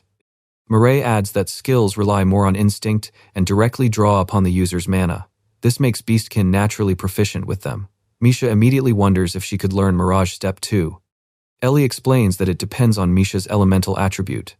Since Mirage Step requires light attribute mana, she holds up a small crystal and decides to test Misha's attribute. Misha pours her mana into the crystal as instructed, causing it to flash brightly. Lunoa gasps when the crystal suddenly changes color. Ellie raises the crystal to inspect the result and reveals that it has turned brown. Misha's elemental attribute is Earth. Misha's shoulders drop when she realizes she lacks the light attribute needed for Mirage Step. Her dream of learning the skill is crushed. Mireille gently pats her head and tells her not to be discouraged. Earth has plenty of powerful skills, and there are also many non-attribute skills that anyone can learn. Lunoa asks what non-attribute skills are. Ellie explains that most involve physical reinforcement and decides to give them a few examples. She introduces several basic reinforcement skills. Power Slash increases attack strength, Instant Step boosts movement speed, and Suppression intensifies the user's bloodlust enough to intimidate their target. Our girl smiles and says suppression will be perfect for future interrogations, urging them to master it. Lunoa nervously admits that the skill might be a little too intense for them right now. Misha eagerly says she cannot wait to learn the other skills, and Lunoa quickly agrees. Their excitement pleases Ellie, so she orders them to get started. Before learning any skills, Ellie orders them to run 20 laps and complete 100 weapon swings. Misha and Lunoa cry out in disbelief at the sudden workload. Ellie simply crosses her arms and explains that physical stamina is the foundation of everything they do. She adds that they need to build their core strength before they can properly control their mana. Lunoa suddenly grabs Misha's hand and pulls her along, shouting that it is time to get moving. Misha can only stare in surprise at her sudden burst of motivation. Ellie watches their newfound determination with a gentle smile. The brutal training soon takes its toll. Misha and Lunoa collapse onto the cracked ground, completely exhausted. Ellie asks if they can still move, but the exhausted girls beg for just 1 minute of rest. 2 weeks later, their intense training continues across the dry field. Ellie asks Lunoa if she has started feeling the effects of their training. Lunoa stands in the office doorway with a stack of papers, surprised by the question. Lunoa happily confirms that she has grown used to the demanding routine. Ellie is pleased with her progress while Mireille watches from the corner. Ellie points out that Lunoa could barely stand after their first day of training. Her current endurance proves just how much she has improved. Lunoa pauses before addressing her. Lunoa says she meant it when she promised to support the company. She also dreams of becoming a great merchant like her father. Ellie stops writing and listens. Lunoa admits that Ellie's training can be harsh, but she can clearly feel herself getting stronger every day. She struggles to put her feelings into words. Lunoa smiles brightly and says she looks forward to learning much more from her mistress. Ellie sets down her pen and prepares to respond. Our girl admits that she initially hired Lunoa because of her father's merchant connections. However, she has been impressed by Lunoa's ability to learn quickly and her determination to overcome her weaknesses. Ellie confidently tells her that she has everything it takes to become a great merchant. Mireille announces that the time has come. Ellie agrees and tells Lunoa that she is ready for the next step. Lunoa looks confused by what she means. Ellie reveals that Lunoa will accompany her to her next meeting with Count Hammett. The announcement leaves her visibly stunned, but Lunoa will not merely observe the meeting. Ellie orders her to prepare a suitable gift for the Count entirely on her own and asks if she is up to the challenge. Lunoa nervously absorbs the responsibility. Lunoa accepts with determination, promising to handle the preparation herself. The scene then shifts to Count Hammett's elegant residence. A maid greets them with an apologetic bow and explains that an unexpected emergency has delayed the Count. She asks them to wait until he arrives. Ellie calmly assures her that it is no problem.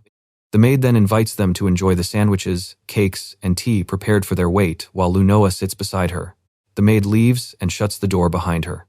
Once they are alone, Ellie turns to Lunoa and calls her name. Lunoa sits stiffly on the couch, forcing an awkward smile as she sweats nervously. Ellie notices her tension and tells her to relax. Ellie clarifies that Lunoa is not expected to lead the conversation. Lunoa admits she knows, but meeting an actual nobleman has her completely overwhelmed. Ellie understands her nerves, but insists that she eat the refreshments. She grabs a piece from the tray and stuffs it into Lunoa's mouth before she can protest. Ellie explains that this kind of delay is common among the Empire's powerful nobles. Lunoa, still chewing, asks what she means. She explains that aristocrats deliberately make merchants wait before their first meeting. Lunoa points out that the maid claimed an emergency had delayed the Count. Ellie calmly reveals that it was a lie. The Count is deliberately keeping them waiting to assert his superiority. By eating the refreshments, they show that they understand the custom and trust his hospitality. Ellie picks up a pastry and explains that they must show they have no doubts about his goodwill. As they eat, Lunoa finds the strange social custom surprisingly interesting. A sharp knock interrupts their conversation. A voice thanks them for waiting and asks them to follow. A man welcomes them with a pleasant smile and introduces himself as Arzius Hammett, head of House Hammett. He apologizes for keeping them waiting. Ellie introduces herself as Ellie Lice, chair of the Traitor commercial firm. Lunoa nervously introduces herself as her assistant. Arzius welcomes them into the sitting area and says he is pleased to meet them. Ellie politely thanks him for the invitation before they take their seats. Arzius gets straight to business, revealing that he wants Traitory to open a new branch in his territory. Ellie says the request is an honor and admits that she had already been considering expanding into his region. She explains that having access to such an impressive port would be a major advantage for Traitory. Arzius smiles, pleased that she recognizes the value of his port. Ellie adds that the port would allow her firm to export its products abroad, prompting Arceus to consider her words. He points out that Tratra is already stable and profitable, then asks why she feels the need to expand into foreign markets. Ellie admits that his assessment is fair. Our girl explains that stability can easily lead to stagnation. If Tratra stops growing, it will eventually fall behind in such a competitive industry. Arceus quietly acknowledges her reasoning. Arceus explains that he proposed the partnership because expanding Tratra would benefit his territory. His wife and daughter are also both fond of Tratra's cosmetics. After speaking with Ellie, he is convinced that he made the right choice. Ellie thanks him for his favor, while Lunoa sees the perfect opportunity to present her gift. Lunoa presents a beautifully wrapped box and asks Arceus to accept Tratra's finest products for his wife and daughter. Arceus accepts the gift and thanks her, confident that his wife and daughter will love it. Arceus suggests meeting again in his territory to sign the final contract once the remaining details are settled. Ellie gladly agrees. Ellie thanks him for the productive meeting and says she looks forward to working with him. Their carriage soon rolls away from the residence. Inside the carriage, Lunoa finally lets out a sigh of exhaustion and admits how stressful the meeting was. Ellie smiles and praises her performance. Ellie tells Lunoa that the gift was an excellent choice. Relieved by the praise, Lunoa smiles and thanks her mistress. Lunoa explains that she had heard the Count deeply loved his wife and daughter. She figured they would probably appreciate Tratra's cosmetics too, so she is relieved that her guess was right. Ellie says they will likely meet his family when they visit his county to sign the contract. Lunoa immediately starts thinking about what gift she should prepare for them. Ellie praises her thoughtfulness and reminds her that they also need to prepare for the long journey. Lunoa quickly agrees. Lunoa mentions that Hammett County borders the sea and admits that this will be her first time seeing it. Ellie looks surprised by the revelation. Ellie decides to keep their schedule light so they can do some sightseeing together. Lunoa eagerly agrees as Misha guides the carriage down the road. Ellie says that staying in a harbor city means they can enjoy everything the sea has to offer. Lunoa wonders what she means by that. Ellie describes the local seafood, from herb-boiled shellfish and shrimp to freshly grilled fish. She adds that the seafood is far better than anything found in the capital. Lunoa starts drooling at the thought. Lunoa excitedly declares that she cannot wait for the trip. A flashback takes us several years into the past, to the royal capital of Haldoria. A younger Ellie stands among blooming flowers as someone thanks her for supporting their orphanage and addresses her as Lady Elizabeth. Ellie gently tells them there is no need to thank her, saying it is simply her duty as a noble lady. A gentleman bids Ellie farewell and walks away. Nearby, a ragged figure huddled beneath a blanket catches her attention. Ellie notices that the girl beneath the tattered cloak is wearing surprisingly fine clothes underneath. Curious about the strange sight, she approaches and calls out to her. Ellie recalls that this was how she and Mireille first met. She offered the girl a place to stay after learning that her once noble family had fallen from grace. Despite being highly educated, Mireille was initially clumsy and struggled with even basic household tasks. A younger Mireille nervously serves Ellie tea, sweating as she struggles with her duties. Ellie remembers that it took her a long time to learn how to make a decent cup of tea. Ellie takes a sip and sighs, deciding that the tea is finally good enough. Mireille nervously asks why Ellie chose to rescue her in the first place. Holding the empty tray, Mireille admits that countless other girls would probably make better maids. Ellie gives her a sharp look and bluntly says that she simply acted on a whim. Ellie takes another sip and explains that she picked Mireille up like a stray kitten. That is all there was to it. She then tells Mireille that whatever the reason she was given this opportunity, it is up to her to make the most of her new life. Ellie admits that despite Mireille's clumsy start, she has grown genuinely fond of her relentless work ethic. Our girl declares that she does not regret taking Mireille in.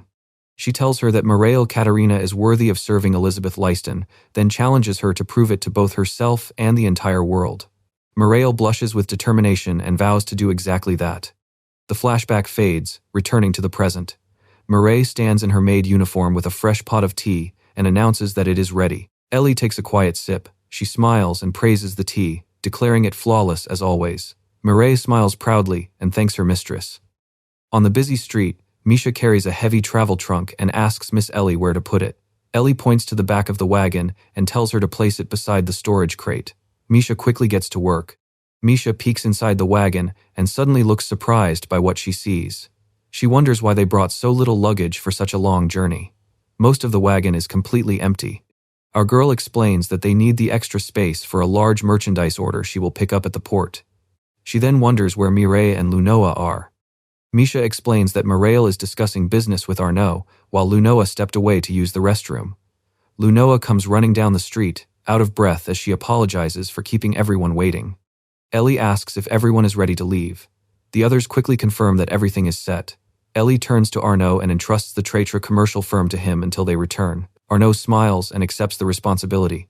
Arnaud accepts the responsibility and wishes them a safe journey, reminding them to be careful on the road. A few days later, the group finally reaches their destination. Their journey takes them to Hammett County, a beautiful port town built along the coast. Ships sail across the sea while the town stretches across the hillside. Lunoa gazes out at the vast, shimmering ocean in amazement. She excitedly praises the beautiful scenery. Ellie stands behind her as Count Hammett welcomes them, mentioning that it is the perfect season for sea bathing. Our girl greets him warmly, saying it has been a while since they last met. Hammett welcomes Ellie and Miss Carlton to his county. Lunoa looks at him curiously and asks what he means by sea bathing. Hammett proudly explains that the county is famous for its beautiful coastline. He has even designated several areas for sea bathing to attract more tourists to the port town. Inside the estate, Hammett presents the completed contract and asks Ellie to check it for any remaining errors before signing. She agrees and begins reviewing the paperwork. Ellie quickly confirms that everything is in order. She picks up the quill and signs the contract. With the paperwork complete, Hammett shakes Ellie's hand and declares the contract officially in effect. He hopes they can build a long and successful partnership, and Ellie happily agrees. Their celebration is suddenly interrupted by a knock at the door. Hammett explains that his family would love to meet Ellie and asks if they can come in. Ellie gladly agrees, and the heavy door slowly opens. Two elegantly dressed noblewomen enter the room. Hammett introduces them as his wife, Corella, and his daughter, Manila. Corella politely says she is honored to meet Ellie, who returns the greeting with a smile. Ellie mentions hearing that they had recommended her firm. Corella confirms it, while Manila happily admits that they are both big fans of Traitre. Ellie is delighted to hear it. The conversation suddenly reminds Ellie of something important. Lunoa immediately realizes what she has in mind. Lunoa presents a special gift from Traitre, explaining that they brought it to celebrate their new business partnership. Inside the elegant box is a decorative glass bottle containing Traitre's upcoming perfume, Illumia. Lunoa explains that it will officially launch in 2 months and invites them to try it early. Corella is surprised that they can sample the unreleased perfume. Ellie encourages them to try the perfume and asks them to share their honest opinions. Corella and Manila happily agree to test the new product. She also asks them to spread the word if they like it. Manila eagerly promises to tell everyone they know. Hammett watches from the side and realizes that Ellie never wastes an opportunity to promote her business. Later, Mireille thanks everyone for their help and moves on to the next item on their agenda. A loud growl from Lunoa's stomach suddenly interrupts her. Lunoa apologizes in embarrassment, explaining that she finally relaxed after the stressful meeting, which made her hunger hit all at once. She admits that the delicious smell from the nearby market made things even worse. A vendor grills fresh seafood skewers over an open flame as people pass by. Ellie smiles and admits that no one could resist such a tempting smell. With the lively market surrounding them, she decides they might as well grab something to eat while they are in town. Misha takes a bite of the grilled seafood and immediately praises its delicious taste. The others gather around a wooden barrel table and enjoy the local food together. Lunoa tries the local cuisine and excitedly reveals that it is her first time eating prawns. Ellie notices Lunoa's thoughtful expression and asks what is on her mind. Lunoa begins explaining while holding her half-eaten skewer. She points out that while fish is sold in the capital, prawns and shellfish are rarely available. She wonders why such delicious food is so hard to find there. Ellie explains that prawns and shellfish can be bought in the capital if someone is willing to pay the price. Lunoa is surprised by this. The problem is that they are extremely expensive. A single prawn can cost around 5 silver coins in the capital, leaving Lunoa and Misha stunned. Lunoa points out that their entire skewer costs just 1 copper coin here and wonders why the price difference is so extreme. Ellie explains that transporting fresh seafood over long distances is expensive. Prawns and other shellfish spoil quickly, so merchants have to hire skilled ice mages to keep them frozen throughout the journey. Even then, the magic limits how much seafood can be transported at once. As a result, only expensive restaurants in the capital can afford to serve shellfish. Lunoa sadly realizes that commoners can only dream of eating them. Mireille points out that this explains why the goods Ellie ordered are so expensive. The high transportation costs have driven up their price, and Ellie agrees. Lunoa asks if Ellie ordered prawns for Traitre. Ellie corrects her, explaining that she did not, but freshness is just as important for the goods they are picking up. Ellie explains that the goods came from another continent, so they took a long time to arrive. A magical seal was also needed during transit, adding even more to the cost. Lunoa wonders what could possibly require such complicated shipping. Our girl pauses briefly before preparing to reveal what she ordered. Mireille leans over and whispers something into Ellie's ear. Ellie listens carefully before closing her eyes and acknowledging the update. Ellie turns back to the others and promises to explain the plan later, asking if they are fine with that. For now, she says they have more business to handle. The group leaves the lively market behind and heads toward a quiet harbor alley filled with crates and cargo barrels. Ellie leads the group deeper into the dim alley between the old brick buildings. A group of suspicious men suddenly blocks their path. One of them smirks and warns that the area is dangerous for young ladies, pretending to offer them protection. He reveals that his protection comes at a price, crudely suggesting they could pay with their bodies. Ellie looks toward Misha and calmly remarks on their generous offer. Misha steps forward with a determined look. One thug scoffs at Misha, saying he only deals with human women and has no use for a beastkin. Ellie calmly orders Misha to leave just one of them standing. The leader stares in confusion, barely processing the order before Misha suddenly strikes him with blinding speed. The blow sends him crashing onto the cobblestones. Seeing his companion go down, the bald thug charges at Misha and angrily calls her a brat. Misha focuses on strengthening her legs and activates instant step to evade his punch. She appears beside him and lands a powerful counterattack that sends him crashing to the ground. The final thug freezes in terror. The remaining thug trembles in fear. Ellie calmly steps forward and announces that it is time to move on to the next part. She reminds him of his earlier offer and orders him to guide them to his boss. The thug desperately apologizes and claims his earlier remarks were only a figure of speech. Ellie ignores him and slowly raises her hand. She activates the non-attribute reinforcement skill suppression, overwhelming him with a terrifying wave of pressure. He breaks into a cold sweat as his body becomes completely rigid. Ellie grabs the trembling thug and coldly tells him to stop wasting her time. Ellie tightens her grip on his chin and orders him to stop wasting time and lead them straight to his boss. The wooden door opens, and the terrified guide tells the others that they have arrived. A beastkin man at a nearby table casually greets the newcomers while puffing on his pipe. One of the men turns toward the entrance in surprise and demands to know who the noblewoman is. She announces that she has business with their boss and orders them to inform him that Ellie Lease has arrived.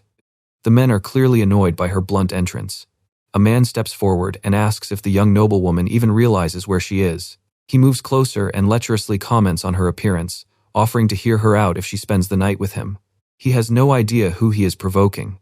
A powerful strike suddenly smashes into the boss's face, sending him crashing into the wall. Ellie looks down at him coldly and remarks that perhaps he did not hear her the first time. She repeats her demand to see their boss. The commotion draws an apology from someone deeper inside the room, who condemns the subordinate's disrespect. An elegant elf approaches and introduces herself as Million, the woman in charge of the area.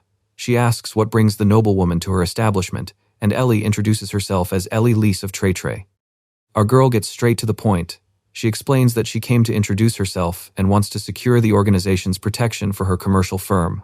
Million points out that Traitre already has the direct patronage of their lord, so she wonders why Ellie needs the underworld's protection. Ellie calmly explains that while the Count maintains order on the surface, the city's darker side requires a different approach. She makes it clear that she understands how the underworld works. Here, the mafia makes the rules. Ellie points out that Million's organization has strong ties with the local people and assures her that Traitre has no intention of causing trouble. Million smiles and asks what Ellie will do if she refuses. Million adds that such a refusal would simply force Ellie to put in more effort herself. Ellie coldly replies that she would have no choice but to eliminate Million and replace her with someone loyal to Traitre. Our girl quickly softens her tone and assures Million that she will not go that far as long as the organization agrees to protect Traitre. Million quietly acknowledges her terms. Million says she now understands how important this city is to Ellie and her business, but there is still one problem. She points out how rapidly Traitre has grown, even earning Ellie a special license for her achievements during the Sargent conflict. With that kind of power, Million argues, Ellie should have no trouble handling minor disputes on her own. Our girl agrees that she could handle the disputes herself if necessary, but Million's reaction makes her pause. Ellie explains that doing so would force her to walk on eggshells every time trouble arose. One wrong move could anger Mr. Hawkins, their powerful backer, so she cannot afford to act carelessly. She then lays out the city's real power structure. Although Million appears to rule the underground, she ultimately answers to Dark Hawkins, a member of the Empire's Merchants Guild Council. Even without any intention of provoking Million's organization, Ellie knows a confrontation could still happen. A formal alliance would remove that risk and protect Trey from unnecessary trouble. Our girl makes it clear that she has no desire to turn the man controlling most of the Empire's mafias into a permanent enemy. That is why she came personally to negotiate a deal. Million breaks into a cold sweat and accepts the terms. She admits that she also has no desire to make an enemy of someone as dangerous as Ellie. Ellie calmly calls it a wise decision as Lunoa watches the negotiation. Ellie then presents the month's payment, along with some extra money to make up for the sudden trouble. Lunoa places the heavy coin pouch on the table, and Million happily accepts the amount. As they leave, Million promises that if Traitor's local branch ever runs into trouble, her organization will do everything it can to resolve the issue. Once they are outside, Lunoa finally lets out all the tension and admits that she thought the stress was going to kill her. Ellie tells Lunoa that she needs to develop stronger nerves. Lunoa nervously promises to try. Lunoa wonders why Ellie negotiated so aggressively. She points out that the underground group probably would have agreed to protect Trey without all the intimidation. Ellie explains that she is still new to the competitive business world, so she had to establish her strength from the beginning. Otherwise, they might have seen her as an easy target. Lunoa realizes that showing strength was necessary to make sure the dangerous group would not underestimate her mistress. She adds that the underworld will ruthlessly exploit any weakness, but those same people can become valuable allies when handled properly. Our girl reminds Lunoa that she will eventually have to negotiate with people like this herself. She tells her to remember today's lesson when that time comes, then happily claps her hands to wrap things up. Ellie declares that they are done for the day and suggests celebrating at a nice restaurant. A good meal should give them the motivation they need for tomorrow's work, and Misha eagerly cheers. Meanwhile, in the capital of Haldoria, Sylvia admires a collection of jewelry. She picks up a beautiful ring and marvels at how exquisite it is. Sylvia asks the prince if she can have the ring. He smiles and tells her she can have anything she wants, while a merchant named Chris watches from nearby. Sylvia happily thanks the prince, but he suddenly embraces her and calls her his darling Sylvie, catching her completely off guard. The prince rests his head on Sylvia's shoulder and complains that there are no decent women in the palace except her. He especially rants about the blonde woman who constantly annoys him, while Sylvia gently pats his head and comforts him. Chris watches the affectionate display with an awkward smile before thanking the prince for his large purchase. Chris decides to leave the couple alone and excuses herself. Sylvia cheerfully invites her to visit again, and the merchant leaves the chamber before pulling her hood over her head. Chris walks through the palace corridor before entering a quiet tavern elsewhere in the city. She approaches the counter, where another hooded figure waits. Chris looks at him coldly and says she is surprised he had the nerve to show his face. The man reveals himself as Colonel Graham. He gives her a faint smile and tells her not to be so harsh. Chris angrily asks why she should not be upset. She reminds Graham that she manipulated the foolish crown prince into starting a war, only for him to waste the perfect business opportunity. Graham blames everything on that merchant. Chris pauses and asks if he means the same merchant she is thinking of. Graham recalls the battle and explains that the woman got in their way, completely ruining their plans. Chris immediately asks who she is. Graham takes a calm sip and admits that he has no idea who she really is. He adds that continuing the fight would have gotten him killed. Chris is stunned by how strong the woman must be. Graham confirms her skill and reveals that the young master has taken a personal interest in her. Graham slides a document across the counter and gives Chris her orders. She opens it as he instructs her to investigate the woman and uncover her true capabilities. He orders her to use any means necessary, even deploying the special test subject if required. Chris is visibly shocked by the suggestion. Chris asks if the young master really considers the target that dangerous. Graham confirms that he does. He makes it clear that the target is no ordinary merchant. Chris narrows her eyes and accepts the assignment. Chris says she will send her report through the usual channels, but Graham suddenly disappears from his seat. She stares at the empty stool, annoyed that Graham left before hearing her out. Chris picks up the items Graham left behind and stares at them in confusion. She wonders why he expects her to use imperial coins. Meanwhile, the time has finally come for the trip to the Empire. Ellie raises her glass with Misha and Lunoa as they toast to their journey.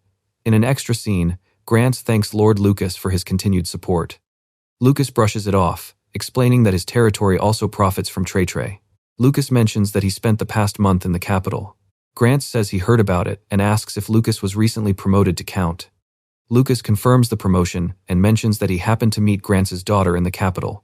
Grant looks surprised and eagerly asks if that is true. Grant smiles and explains that although they exchange letters regularly, she rarely shares many details about her life.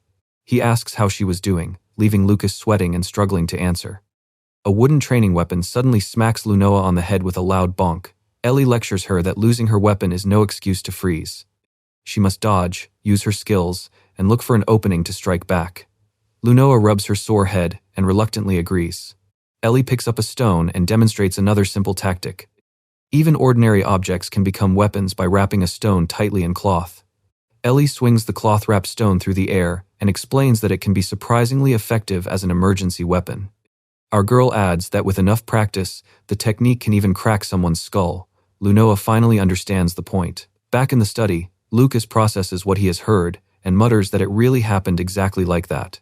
Grant panics and calls for a timeout, wondering what his daughter is actually learning. Lucas assures him that it was all meant for self-defense, at least according to Ellie. Lucas also mentions that Ellie sent Lunoa to fight goblins a few weeks ago. Grant is horrified and wonders whether she is training to be a merchant or an elite adventurer.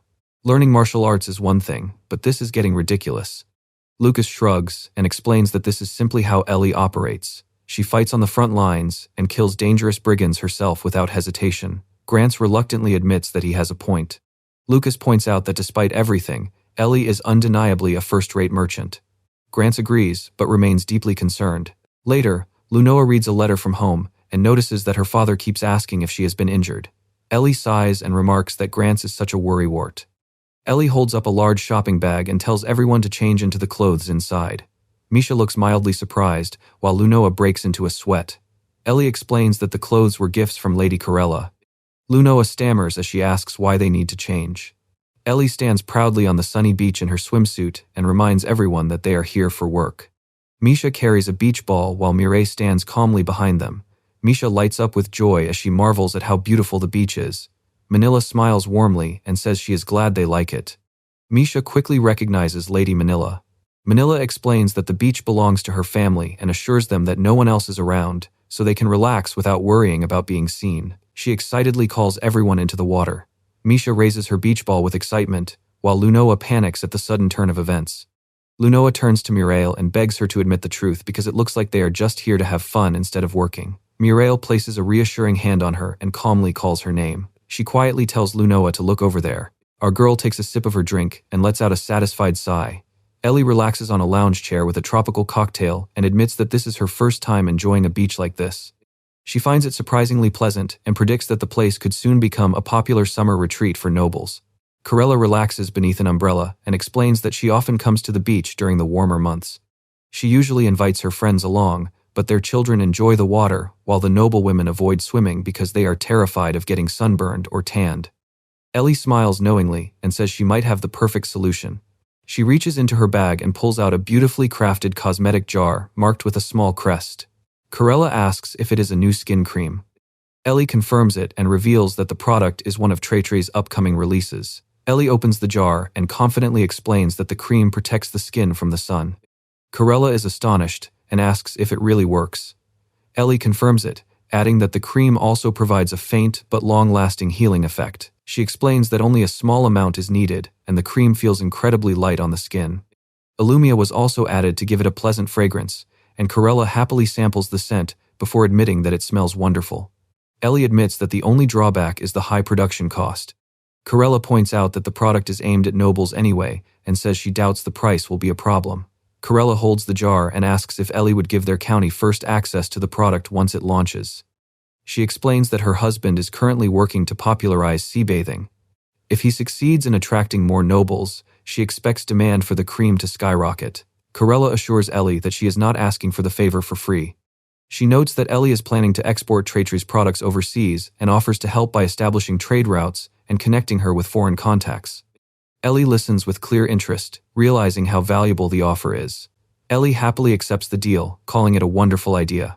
The two women shake hands and seal their new partnership. Our girl presents a row of cosmetic jars and explains that she brought several samples. She then asks Corella to try them and share her honest opinion. Corella happily agrees, assuring Ellie that she would love to test them. Watching from a distance, Mireille tells Lunoa to look at their mistress and points out that she really is a force to be reckoned with. Mireille reminds Lunoa that having fun is part of their mistress's job at her age, then encourages her to go join the others. Misha happily splashes through the waves as Lunoa confirms Morale's instruction. The next day, the scene shifts to the busy docks, where a large wooden ship waits at the pier. Ellie leads Lunoa and Misha along the pier and asks a nearby dock worker if she can speak with him. She introduces herself as a representative of the Traitor commercial firm and asks if the captain is available. The worker says the timing is perfect because the captain was already expecting them. The worker calls out to the captain, announcing that the client has arrived. A sharp-eyed man wearing a patterned bandana stands on deck with his arms crossed. Ellie steps forward and introduces herself as Ellie Lease from Tratra, but the captain raises a hand and cuts her off. The captain introduces himself as Nian and says he has no interest in formalities, so they should get straight to business. Ellie agrees and explains that she has come to collect her order. Nguyen orders his crew to bring over the designated crates. Moments later, a large wooden crate is placed on the deck. Nguyen points to the cargo and confirms that it is the completed order. He tells Ellie to inspect the shipment if she wants. She steps closer and says she will. Ellie looks inside the opened crate and inspects the contents with a knowing smile. She confirms that the seals and contents are all in perfect condition. Nguyen is pleased and asks if she plans to take the shipment right away. Ellie confirms that she does and points out that her wagon is waiting nearby. She then asks the crew to load the crates onto it, and Nguyen readily agrees. Nguyen orders his crew to carry the cargo to Ellie's wagon. The dock workers immediately get to work. Ellie and Lunoa watch as the sailors haul the heavy crates. She remarks that she is surprised by how energetic Nguyen's crew is. Nguyen proudly grins and says they are true men of the sea, unlike weak landlubbers. Ellie calmly clarifies that this was not quite what she meant. Ellie traces their route on the map, noting that they sailed from the southern continent, past the western continent, and reached this port without stopping anywhere else. She points out that such a long voyage would normally leave at least a few sailors suffering from sailor's disease. Lunoa is puzzled by the unfamiliar term. Nguyen explains that sailor's disease is simply an illness caused by spending too long at sea. Nguyen explains that the disease causes bleeding gums, tooth loss, and wounds that refuse to heal. He admits it was once a terrifying threat for sailors. Ellie asks what he means by that. Nguyen proudly holds up a sealed glass jar filled with preserved food and says the disease is no longer a problem thanks to this. He identifies the food as sauerkraut and claims that eating it regularly prevents the disease. Ellie reacts with surprise. Nguyen recalls a brilliant woman from his homeland whom he often consults. He once asked her about the disease without expecting much, but she told him to keep eating sauerkraut even after returning to land. Ellie is amazed by the discovery, especially since people once believed the disease had no cure. Nguyen adds that he already informed the Maritime Transport Guild, so the news should spread quickly. He explains that the young woman discovered the treatment simply because she was curious about the disease. Ellie listens thoughtfully as the crew continues carrying the cargo. Misha approaches and announces that all the crates have been loaded. Ellie acknowledges the update and prepares to settle the final payment. Ellie hands Nguyen a small coin pouch and tells him it is his final payment for the shipment. Nearby, Lunoa opens a decorative box filled with additional items. Misha presents the box to Nguyen as Ellie explains that it contains the books he requested. Ellie explains that she included research papers, technical books, and the latest best-selling novels and plays from the capital, just as requested. Nguyen gratefully accepts the items. Ellie asks if the mysterious lady was the one who requested them. Nguyen laughs and confirms it, joking that he barely reads and usually uses books as pillows. Ellie says goodbye and thanks Nguyen for his help, adding that she will contact him again if she needs his shipping services. Nguyen wishes her a safe journey. Back with the others, Ellie outlines their next move. As planned, Morale and Lunoa will return to the capital. Ellie and Misha will take the new cargo to their production base instead. Morale respectfully acknowledges the plan, while Lunoa calls out to Ellie. Lunoa asks what is inside the mysterious crates covered in talismans. Every crate is tightly sealed with paper talismans along the top and sides. Ellie confidently calls the mysterious cargo her secret weapon. A horse-drawn carriage travels through Brocken Valley, a deep canyon surrounded by open skies. Ellie remarks that the weather is unusually pleasant as they make their way along the dirt road. She points out that the heavy cargo is slowing them down, but they should still reach Broxen Fortress right on schedule. Misha then calls out to Ellie. Misha asks if it would be easier to store the heavy cargo containers inside her divine artifact instead. Ellie explains that her grimoire of Mammon cannot store living beings. Misha suddenly realizes that the cargo boxes are carrying something alive and breaks into a nervous sweat. Ellie reveals that the cargo contains aqua crawler eggs, leaving Misha confused by the unfamiliar name. She explains that aqua crawlers are aquatic, caterpillar-like monsters from the western continent. They are considered pests because they feed on medicinal herbs. Misha then wonders why Ellie would buy monster eggs in the first place. Ellie explains that under the right conditions, aqua crawlers produce fine threads that can be woven into a material called aqua silk. Misha immediately recognizes the legendary fabric. She asks if Ellie means the rare fabric that can only be found in dangerous dungeons. Ellie confirms that it is exactly that. Ellie explains that the mystery behind aqua silk comes from the fact that no one knows how to make aqua crawlers produce the special thread anymore. However, she managed to decipher ancient documents that reveal exactly how it is done. Ellie explains that she was not legally allowed to purchase monster eggs before, but her new special license gives her permission to buy them freely. Misha quickly realizes the bigger plan behind the purchase. Misha excitedly realizes that Traitri's next product will be aqua silk. She points out that everyone knows the legend surrounding aqua silk, so it should sell for an outrageous price. Ellie agrees, confident that it will. But the profit is only part of the plan. Ellie knows this business is also a crucial step toward achieving her ultimate goal: revenge. Misha asks how aqua silk will help her achieve that goal. Ellie instead asks how someone can measure the true strength of a country, leaving Misha confused. Misha thinks it over and suggests that a nation's strength mainly comes from its military power and national budget. Ellie asks what those two things actually depend on. Misha considers it and answers that they depend on the number of soldiers and the amount of tax revenue. Ellie confirms that she is right. Ellie explains that both armies and national budgets ultimately depend on the citizens who support them. She then reveals that a nation's true strength lies in its people. Misha starts connecting the dots, realizing that this must lead to a specific geographic conclusion. A map shows a massive landmass divided between the empire and the kingdom. Misha concludes that both nations are powerful because they control huge territories and have enormous populations. Ellie clarifies that a nation's strength is not determined by population alone. What truly matters is the quality of its people and the value they bring to the country. Misha repeats the word quality, still unsure what Ellie means. Ellie decides to use a simple example to make her point clear. Ellie asks Misha to imagine a warrior capable of defeating 1,000 men alone. She explains that talented people like visionary artisans, wealthy merchants, and powerful knights can contribute far more to a nation than ordinary citizens, so any ruler would want them within their borders. Ellie points to herself as an example, with talents ranging from combat and business to advanced research. She explains that highly capable people can succeed almost anywhere, making it extremely difficult for a nation to keep them from leaving. Misha starts wondering about the kingdom's current situation. The way they treated Ellie makes even less sense now. Ellie points out that abandoning her just to protect the crown prince's reputation was incredibly foolish. Ellie admits that Haldoria is large enough to find other people capable of handling her former duties. However, Misha should consider how many ordinary workers were needed to replace the work Ellie once handled alone. That alone reveals the enormous cost of losing someone so capable. The more talented a person is, the greater the gap they leave behind when they leave. Replacing someone like that can be extremely difficult for an entire nation. Misha asks how a country can prevent talented people from leaving. Ellie answers simply, give them what they want. She explains that different people have different motivations. Soldiers want glory, merchants want favorable treatment for their businesses, and skilled artisans have desires of their own. Ellie asks Misha if she thinks artisans might be especially drawn to legendary fabrics like aqua silk.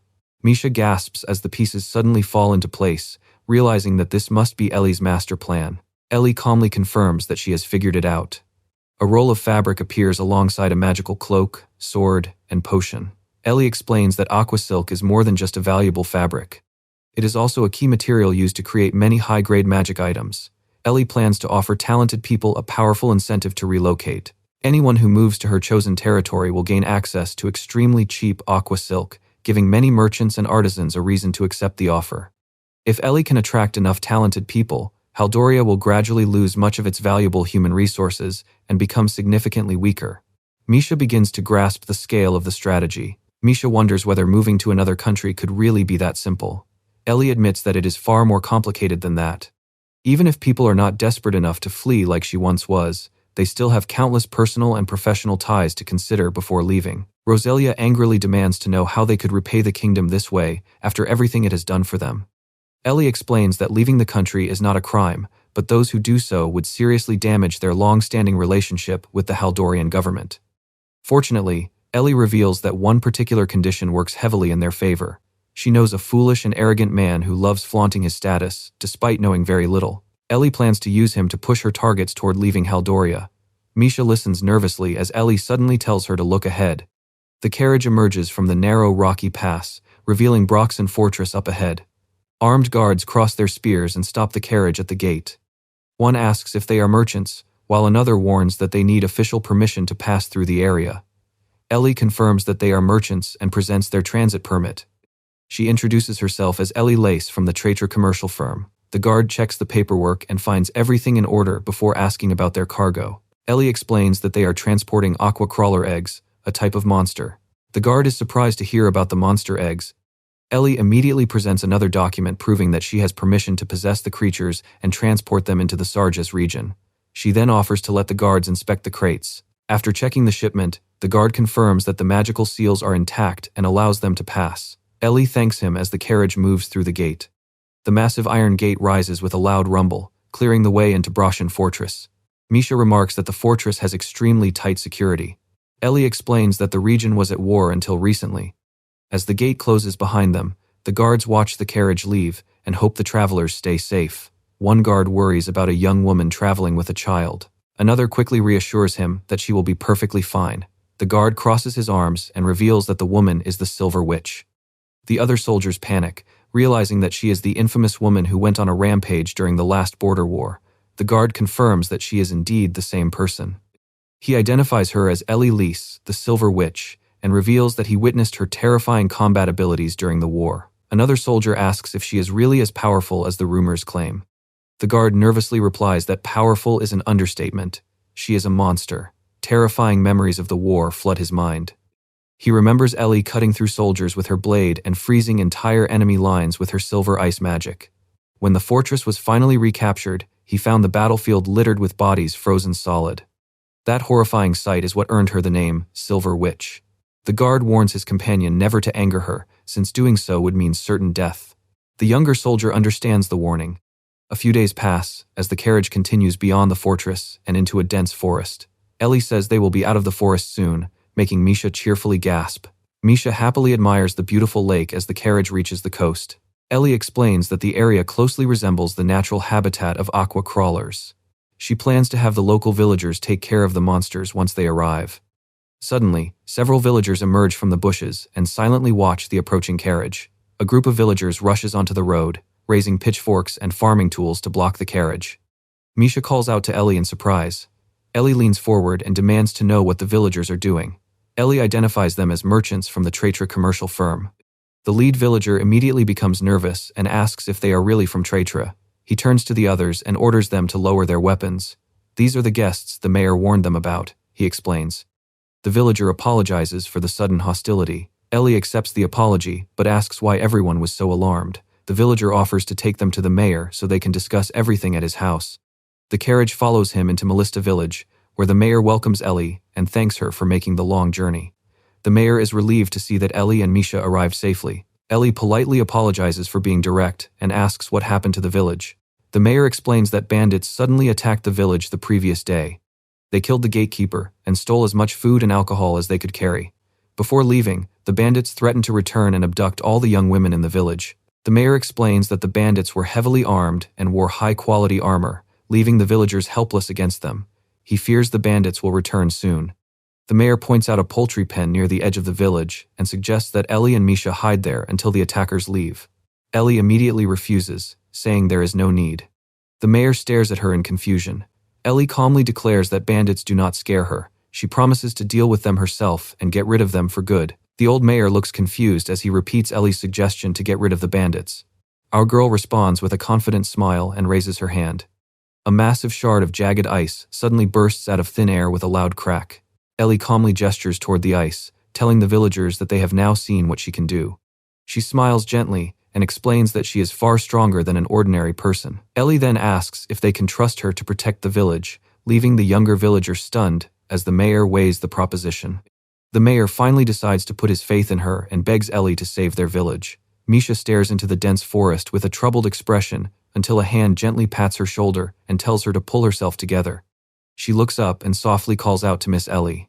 Ellie firmly tells her to keep a cool head. Ellie turns toward the forest and warns that they cannot let a single bandit escape. Misha looks at her in confusion, wondering why that matters. Ellie explains that the threat is far more serious because the raiders are actually deserters from the Sargent army.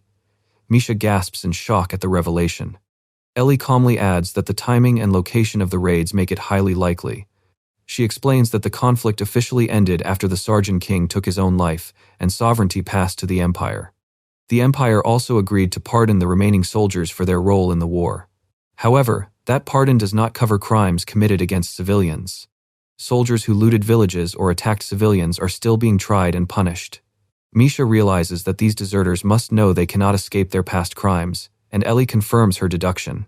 Ellie folds her arms and warns that if the villagers learn their attackers were former soldiers, they could develop a much worse view of the Empire. That could also damage Traitor's business relationship with the village. She makes it clear that they cannot allow that to happen.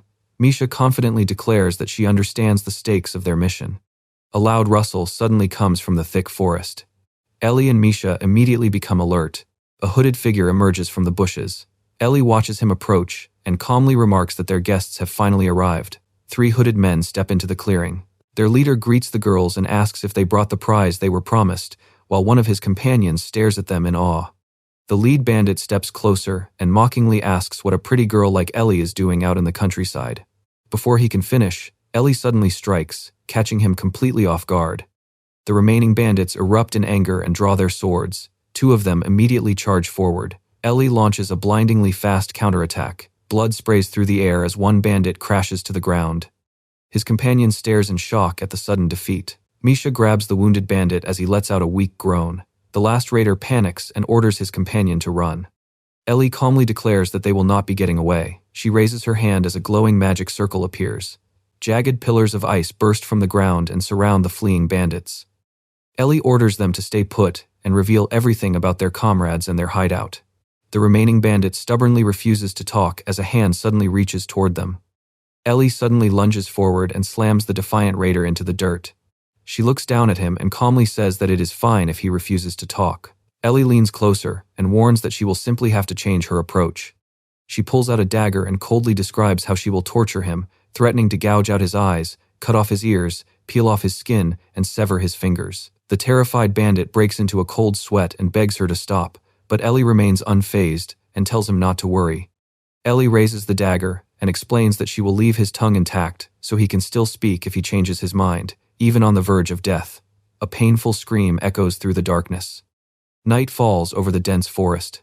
Ellie and Misha move through the woods as Misha estimates that 17 more bandits remain and their hideout should be nearby.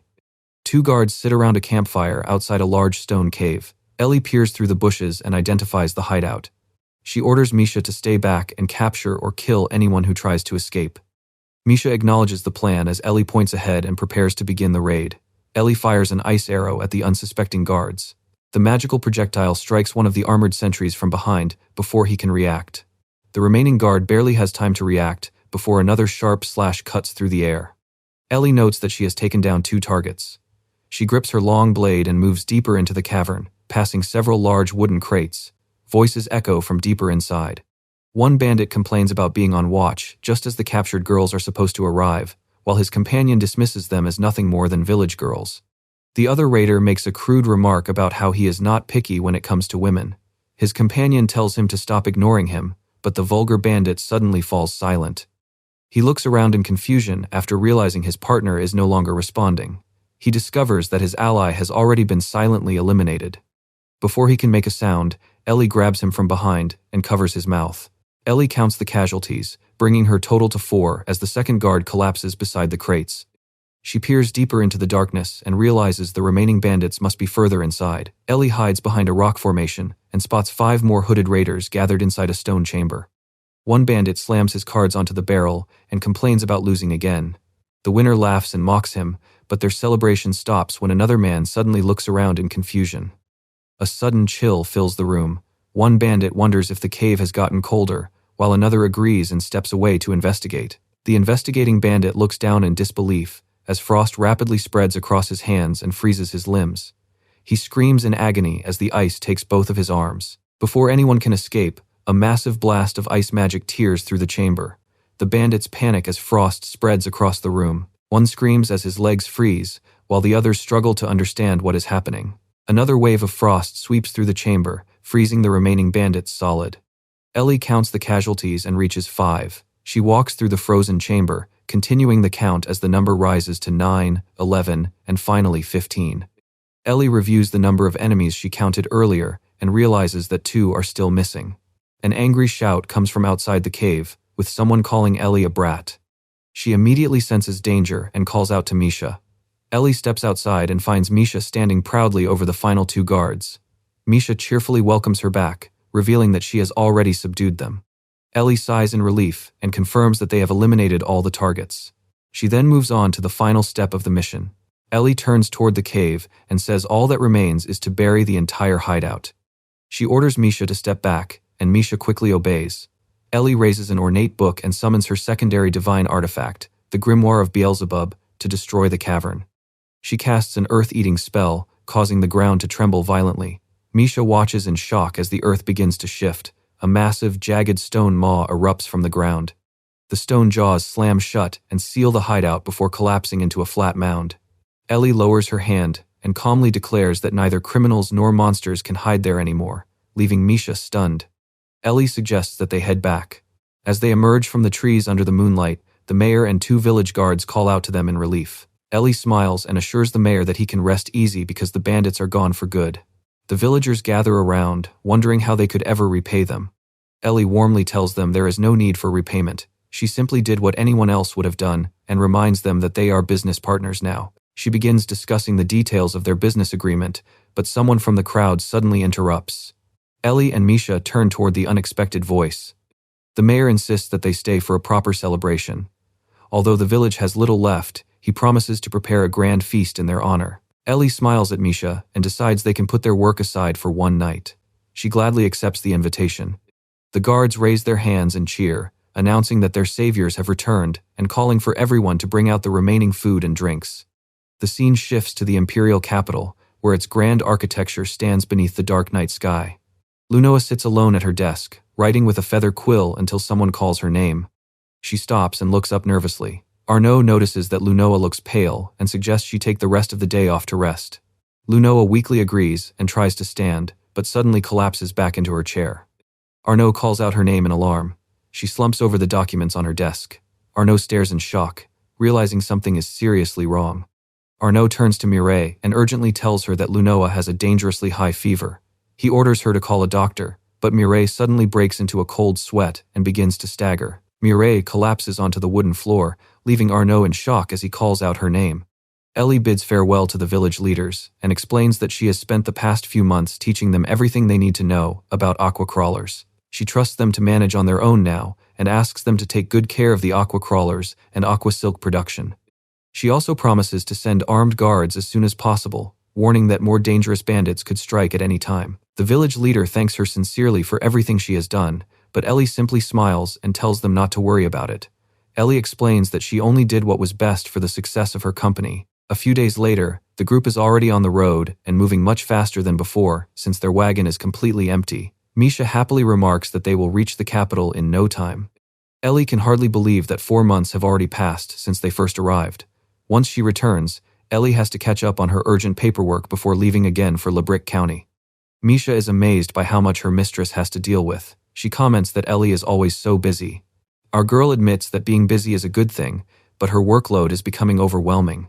Traitre is only going to keep growing, and Ellie realizes she will eventually be unable to handle everything herself.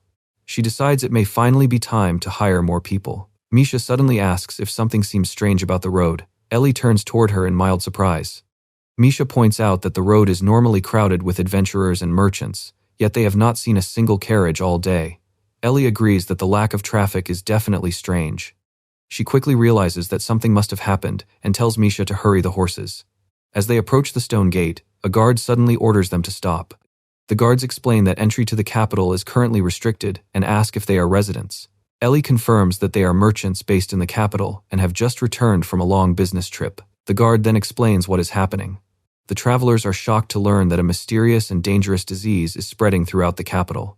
The guard explains that the illness causes a high fever, unconsciousness, and eventually death. Residents can still enter, but anyone who does will be trapped inside until further notice. Despite the quarantine, Ellie decides to enter. She then tells Misha to go straight to LeBrick County instead, leaving her companion startled by the order. Misha refuses to leave her mistress behind and insists on going with her. Ellie accepts her decision and agrees that they will go together. Once they receive clearance, the massive iron gate rises, allowing them into the capital. Misha looks around in disbelief, noting that the capital is so quiet that it barely feels like the same city. Ellie tells Misha they need to get to the firm immediately. When they arrive at Tratra, she announces their return to the staff. Arnaud is inside reviewing documents with an assistant. Arnaud greets Ellie with relief, glad to see her safe. She returns the sentiment before immediately asking about Mireille. Arnaud suddenly breaks into a cold sweat and hesitates, clearly struggling to tell her what happened. Ellie rushes through the door and cries out Mireille's name. Her maid lies motionless in bed, burning with a high fever. Ellie rushes to her bedside and desperately begs Mireille to open her eyes. Misha warns her not to force Mireille awake in her current condition. Ellie remembers the guard's warning that those who lose consciousness from the disease eventually die. The thought terrifies her as she realizes Mireille could die if she does not wake up. Misha firmly tells Ellie to calm herself, warning that panicking will only make things worse. Ellie repeats Misha's name in surprise. Misha explains that shouting will only disturb Mireille and prevent her from getting the rest she needs. She tells Ellie to stop panicking and focus on finding a cure for the illness. Ellie admits that Misha is right and agrees to focus on finding a solution. She gently pats Misha on the head and thanks her for reminding her to stay calm. Arnaud then reveals that Mireille is not the only one affected by the outbreak. Lunoa is also bedridden with a severe fever. Arnaud explains that several employees and their family members have fallen ill as well. Ellie asks how the government is handling the outbreak. The streets outside are completely deserted. Arnaud explains that the government has locked down the entire city, with their commercial district under especially strict quarantine because of the large number of infections. He adds that residents are only allowed to eat the rations provided by the authorities. Ellie immediately focuses on one word: rations. Arnaud explains that the authorities are distributing food and water, which has helped slow the spread of the disease. Ellie considers the possibility that contaminated food or water could be the source of the outbreak. A sharp knock suddenly interrupts their conversation. The assistant opens the door and informs Ellie that a messenger from the Merchants Guild has arrived to see her. Ellie wonders why the guild would send someone during the outbreak, then tells them to let the messenger in. A sharply dressed messenger enters and presents Ellie with a sealed letter from the guild's Grand Master. Ellie immediately opens the letter to read it. She recognizes it as an official emergency summons from the guild. Misha is confused by the sudden summons. Arnaud explains that the Merchants Guild rarely summons individual members because its leaders normally work with merchants as equals. Ellie explains that there is one major exception. If a crisis threatens the entire empire, the guild leadership has the authority to summon its members. Ellie assumes the crisis mentioned in the letter is the ongoing epidemic. She offers to help in any way she can, earning the messenger's sincere thanks. The messenger reveals that a carriage is already waiting outside and asks Ellie to come with them immediately. She agrees and tells Misha that they need to leave at once. Ellie gives the office one last worried glance before leaving. Before departing, she tells the assistant to help Arnaud take care of everyone while she is away. The carriage speeds through the streets. Misha wonders why the guild needs Ellie during the outbreak, while our girl suspects it has something to do with her magic. Ellie considers her magical water, which she knows is completely safe to drink.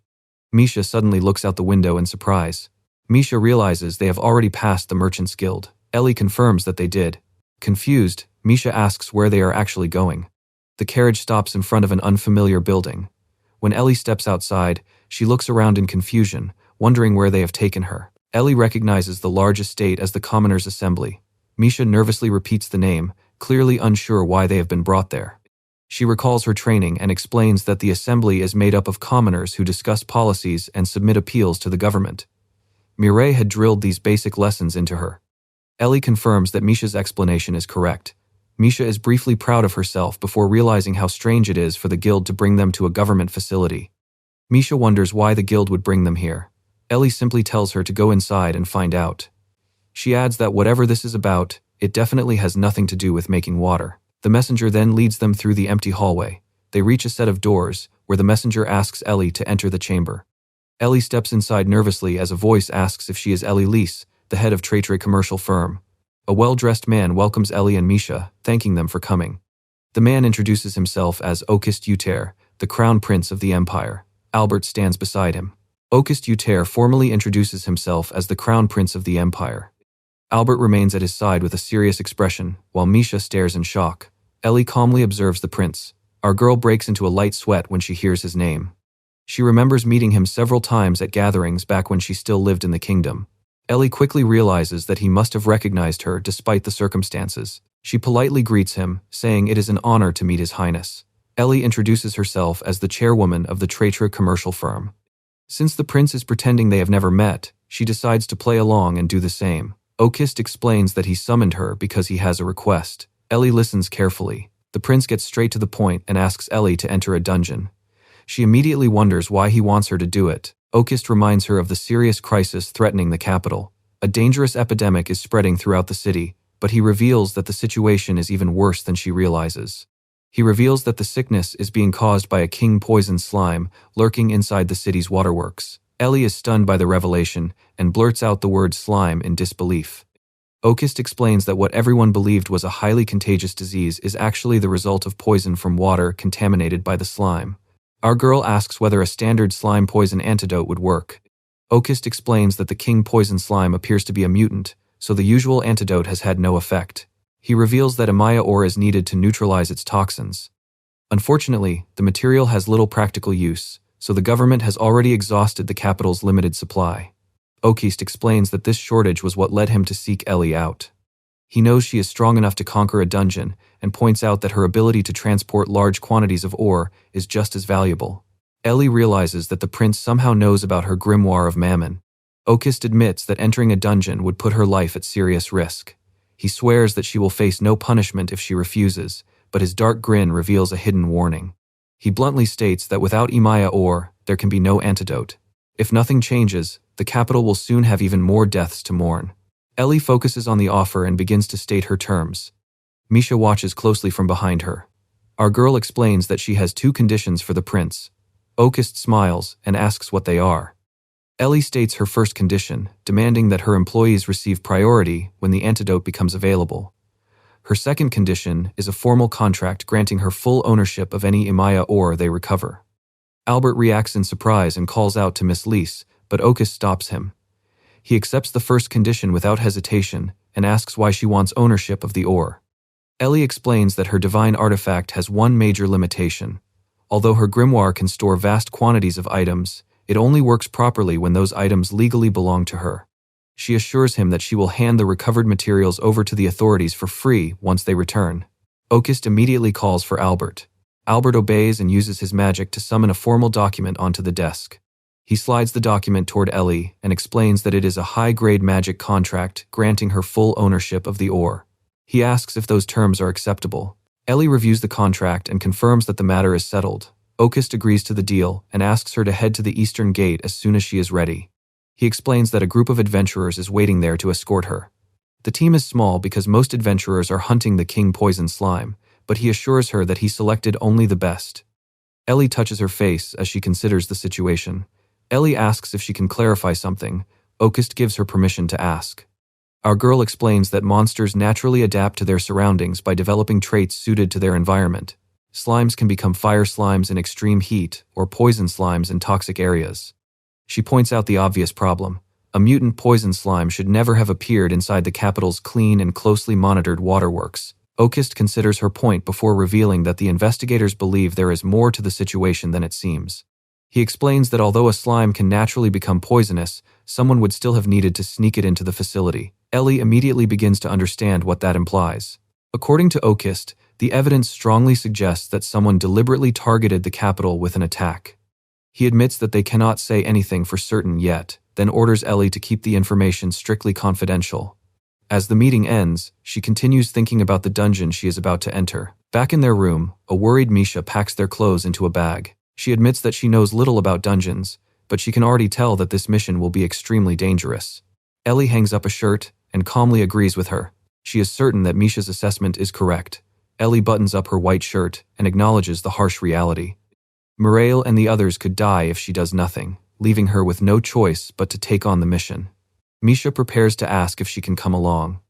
Our girl orders Misha to stay behind, reminding her that dungeons are filled with danger. Having to protect her young helper during the raid would only make things harder, so she asks Misha to understand. Misha looks away and admits that she cannot accept the decision. Ellie watches her with concern and calls her name. Misha turns back with a nervous expression and points out the flaw in the prince's offer. Although he said they could refuse, he knew Ellie could never abandon Mireille and Lunoa with their lives at risk. In reality, he had deliberately backed her into a corner. Ellie admits that Misha is completely right. She knows this is effectively a formal order, and refusing simply is not an option. She adds that even if she had refused, the prince would have found another way to force her hand. Misha struggles to understand, but Ellie sees a potential opportunity in the situation. Ellie explains that saving the empire during a crisis will leave the imperial family owing her a massive debt. Having that kind of leverage could prove extremely useful for her plans in the future. Misha quietly calls out to her mistress. Ellie makes her resolve clear. She must obtain the antidote and save everyone. Our girl gently pats Misha on the head and entrusts Mireille and the others to her care while she is away. Misha says goodbye and urges her mistress to be careful. Ellie then heads toward the city's grand eastern gate beneath the open sky. A woman raises a gloved hand and waves to Ellie from the other side of the gate, calling her over. Her name is Elsa. Ellie politely greets Elsa and recognizes her as one of the elite adventurers Okist mentioned. Elsa then explains why she was sent to meet her. She reveals that several members of her party have already fallen ill from the poison. Elsa had no idea how to save them until the prince personally contacted her about this mission. Ellie reveals that she is facing the same problem, with Mireille and several others bedridden back at the firm. Elsa understands her concern and points out that she must be deeply worried about them. Elsa promises to protect Ellie so they can return with the antidote and save everyone. Ellie smiles at the reassurance, but something suddenly catches her attention. She looks around the empty road and wonders if Elsa is really the only adventurer assigned to the mission. Elsa admits that she does not know the full details and was simply told to wait there. A loud voice suddenly calls out to them from above. A massive pair of feathered wings appears overhead, casting a huge shadow across the path. A massive eagle-like monster swoops down toward them. The beast is revealed to be a terrifying thunderbird. A voice apologizes for keeping them waiting. Ellie and Elsa look up as a figure lands before them and announces that the entire team has finally gathered. A young woman adjusts her goggles and cheerfully introduces herself as Yuka Kusunoki, telling them to call her Yu. She carries a large axe over her shoulder, leaving Ellie and Elsa visibly puzzled. Elsa looks at the massive bird and asks if the thunderbird is her familiar. Yu proudly confirms it, revealing that Orion has been with her since he was an egg. Yu asks if Orion is not adorable, and Elsa awkwardly agrees. Ellie then asks if Yu is from the Eastern Archipelago, as a map shows the region. Yu is impressed that Ellie knows about her homeland. Ellie explains that as a merchant, she naturally keeps track of influential figures from the region. Elsa adds that Yu is an A-rank adventurer with her own famous nickname, so her identity is hardly a secret.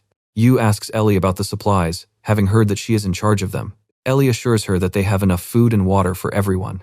Yu suggests traveling to the city nearest the dungeon today so they can begin exploring at dawn. If they leave immediately, Orion can fly them there before sunset. Elsa is stunned by the idea of flying, while Yu tells them to climb aboard because there is no time to waste. Ellie looks at Elsa in confusion and wonders if they are really expected to ride on the Thunderbird. The group takes their seats on the Thunderbird. Elsa glances down at the shrinking landscape and nervously realizes how high they already are. Ellie feels the feathers beneath her and is surprised by how soft they are. Yu adjusts her goggles and announces that they are ready to depart. The massive Thunderbird spreads its wings and launches into the open sky. Elsa gazes across the horizon in awe, amazed by the breathtaking view. The team soars above winding rivers, dense forests, and rolling hills beneath the bright sun.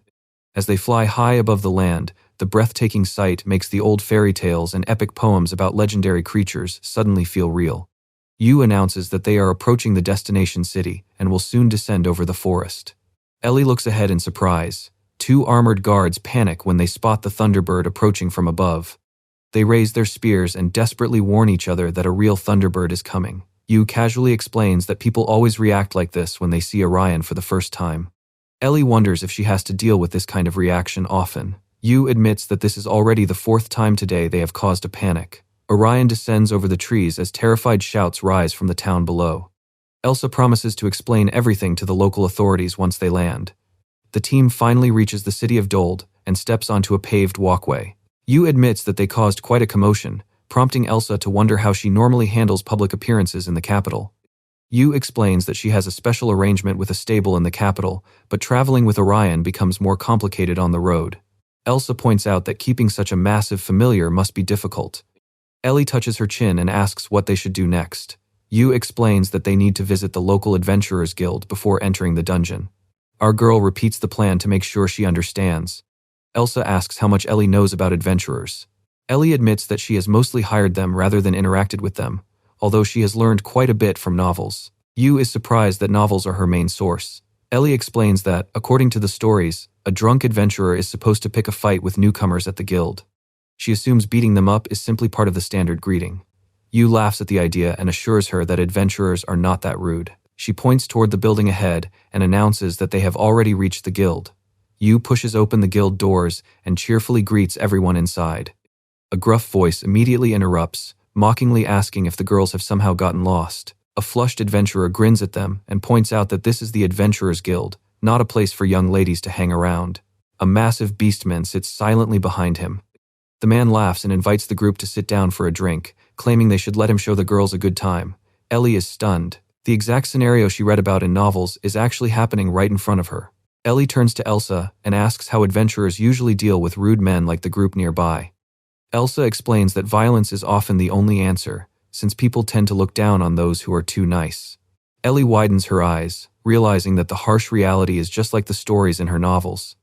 Yu steps in and tells the men they are too busy to be interested in their offer. The adventurer snaps that nobody was talking to a pipsqueak like her. Yu trembles with anger, her gloved hand tightening into a fist. He tells the girls to come back in 10 years when they are fully grown. The massive beastman joins in, claiming they can handle any commissions the girls need. Ellie laughs and tells them not to make her laugh, since they are clearly too weak to handle any serious work. She tells the beastman to come back after he gets some more training. Her blunt remark leaves the giant adventurer red with embarrassment. The enraged beastman charges with a roar and hurls a vulgar insult at Ellie. Another adventurer desperately shouts for him to stop. Our girl strikes first, catching the giant completely off guard. The sheer force of her blow sends the massive beastman flying across the room. The defeated beastman lies motionless on the floor. Ellie calmly admits that she understands the situation now. Our girl raises her gloved hand and realizes that the stories were right. Handling things with direct force feels surprisingly satisfying. His companion charges forward, furious after seeing the beastman get thrown across the room. He curses at Ellie as he prepares to attack. He suddenly grunts as he tries to pull his weapon free, only to freeze when he realizes it is firmly pinned in place. Ellie grips the wooden shaft with both hands and happily explains that people in her homeland have their own way of handling situations like this. Yu twists the weapon with a sudden burst of strength, snapping the heavy wooden shaft clean in two. She then slams the adventurer into the ground and proudly declares that her height is perfectly average. A guild worker finally steps out from behind the counter and addresses the group. The horned worker formally welcomes them to the local adventurers guild. Still shaken by the sudden violence, she politely asks how she can help them. Elsa explains that they plan to enter the dungeon for a request and asks if they can obtain a map of the area. The receptionist agrees but nervously asks to see their identification cards first. Ellie admits that she does not have an adventurer card and asks if that will be a problem. Elsa and the receptionist stare in shock when she casually reveals that she is actually a merchant. The receptionist struggles to believe that someone so powerful could be a merchant. She decides to check the cards of the actual adventurers instead, prompting Yu to cheerfully hand hers over. The receptionist breaks into a heavy sweat when she sees that both companions are officially rank A adventurers. Yu reaches into her traveling cloak and mentions that they also brought a formal letter from their main client. The receptionist immediately repeats the word letter in confusion. Yu quietly reveals that the letter is from His Majesty, Prince Okist. The revelation sends the receptionist into a panic. The receptionist admits that she cannot handle the matter herself. She asks the high-ranking party to follow her to the reception room while she calls her superior. The tavern erupts in shocked murmurs after everyone learns that the girls are rank A adventurers. A few hot-headed fighters consider challenging them, but another points to the wrecked tables and warns that they would be sent flying. The receptionist then shouts for everyone to quiet down. She declares that the ladies are here on important business and angrily warns that anyone who interferes will be permanently banned from the guild. The stunned patrons fall completely silent. The guild worker apologizes for the disturbance and asks the group to follow her to the reception room. Elsa wonders if threatening the patrons so harshly was really necessary. She points out that the local adventurers seem hot-headed and worries they might cause trouble for the receptionist later. The worker calmly assures them that she can handle it. She holds up the sealed letter and admits that the group is already causing her plenty of trouble. If anything happens to them during their stay, she doubts she will be able to keep her job, making the whole situation a major headache. Deeper inside the guild, the guide assures them that since their mission is so important, the guild will provide whatever support they need. The group gathers in a quiet room to go over the latest information. Elsa spreads out a large map, revealing that they have obtained the newest details on the dungeon layout and surrounding area. Yu admits that the sudden increase in undead monsters worries her. Elsa explains that light magic is highly effective against them, but there is still one major problem. Ellie reassures everyone that her divine artifact allows her to use light magic if necessary. Elsa would rather have her conserve her mana for transporting the heavy ores, but she fears fighting may be unavoidable. Ellie looks at Elsa and asks if they should head straight to the dungeon. Elsa studies the map and explains that the Amaya ore veins are deep on the 16th floor. Even by the shortest route, reaching them will take several days, so the group needs to start the journey in peak condition. Yu raises her arm with a smile and suggests they have a hearty dinner tonight. The group then arrives outside a tavern marked by a large beer mug sign. Loud laughter and drunken cheers spill from inside, catching Ellie's attention. Elsa explains that a drinking contest is underway, and the fourth challenger is already being crushed. Ellie immediately recognizes the familiar voice. Tida laughs with flushed cheeks as she mocks her opponents for being weak. A defeated adventurer slumps over the table, admitting he is done, while Tida cheerfully declares that she is only getting started. Tida suddenly stops celebrating when she notices the group entering the tavern. She happily greets Miss Ellie, instantly recognizing her. Elsa asks if Ellie knows the nun, and a sweating Ellie admits that they have met before. Tida clings to Ellie and explains that Ellie once rescued her when she was stranded by the roadside. She then asks what brings them so far into the countryside, while Ellie notices that her breath reeks of alcohol. Ellie explains that their current situation is a long story. After hearing what happened, Tida cries out in complete disbelief. Her cheerful expression disappears as she breaks into a sweat and realizes how serious the situation is. The group gathers around a wooden table as Ellie confirms that they will leave for the dungeon first thing tomorrow morning. Tida quietly takes in the news. Tida closes her eyes and prays, admitting that a frail servant of God like herself cannot offer much physical help, but she will pray for their safety and success. Yu looks at her in surprise. Yu asks if Tida is a traveling nun. Tida confirms it, explaining that she travels from village to village, listening to people's troubles and healing those in need. Yu asks if she uses light magic to heal people. Tida proudly reveals that she specializes in light magic, healing, and exorcism. Yu then asks if Tida would join them on their dungeon expedition. Tida blinks in confusion at the unexpected offer. The proposal leaves her stunned, and she jumps up in disbelief at the thought of entering a dungeon. Elsa calmly explains that the dungeon currently has an unusually high number of undead monsters. Elsa points out that Tida's exorcism skills would make her a valuable addition to the team. Tida frantically refuses, insisting that she is only a frail sister who would slow everyone down. Ellie points out the obvious contradiction, reminding her that she once watched Tida crack open several brigands' skulls. Tida groans in distress. Our girl slides a stack of money across the table and offers Tida proper compensation for joining the mission. The moment she sees the cash, Tida's eyes light up with greed. Tida screams in panic as she desperately tries to stop her right hand from reaching for the money. She reminds herself that gold is useless if she does not survive, leaving Ellie to quietly marvel at her stubbornness. Tida firmly points out that they are talking about a dangerous dungeon and declares that she is still out. Yu suddenly remembers something important. She reaches into her pouch and pulls out a large glass container. Elsa recognizes it as a magic bag. Yu explains that she found it in some ancient ruins and that its huge storage capacity makes it incredibly useful. Yu tells everyone to forget about the bag and instead invites them to taste what is inside. Ellie takes a sip and notices that it smells more like medicine than alcohol. Yu encourages everyone to give it a try. Ellie's eyes widen as she takes in the complex flavor. The bitterness blends with a rich taste, yet the drink goes down surprisingly smoothly. Elsa takes a sip and calls it delicious. Tida immediately agrees, praising the unusual aroma and declaring that she could drink it forever. Yu sets the container down and reveals that the drink is her own creation, a medicinal brew. She asks if they like the taste before turning to Tida for a deal. She points to the bottles on the table and offers them to Tida in exchange for joining the mission. The nun struggles to resist the tempting reward. Yu adds even more bottles to the table, pushing Tida's resolve to its limit. Ellie watches the negotiation with a completely blank expression. The huge offer finally breaks Tita's resistance. She slams her hand onto the table and declares that she cannot abandon the poor souls suffering from the illness. She happily agrees to join them. Tita cheerfully declares that she is glad to have met them and believes God led her to their group. Ellie finds this side of the nun surprisingly entertaining. By the next morning, their journey begins. Ellie asks if Tita is really planning to explore a dangerous dungeon in her usual nun's habit. Our girl offers to lend her some leather armor for protection, but Tita firmly declines.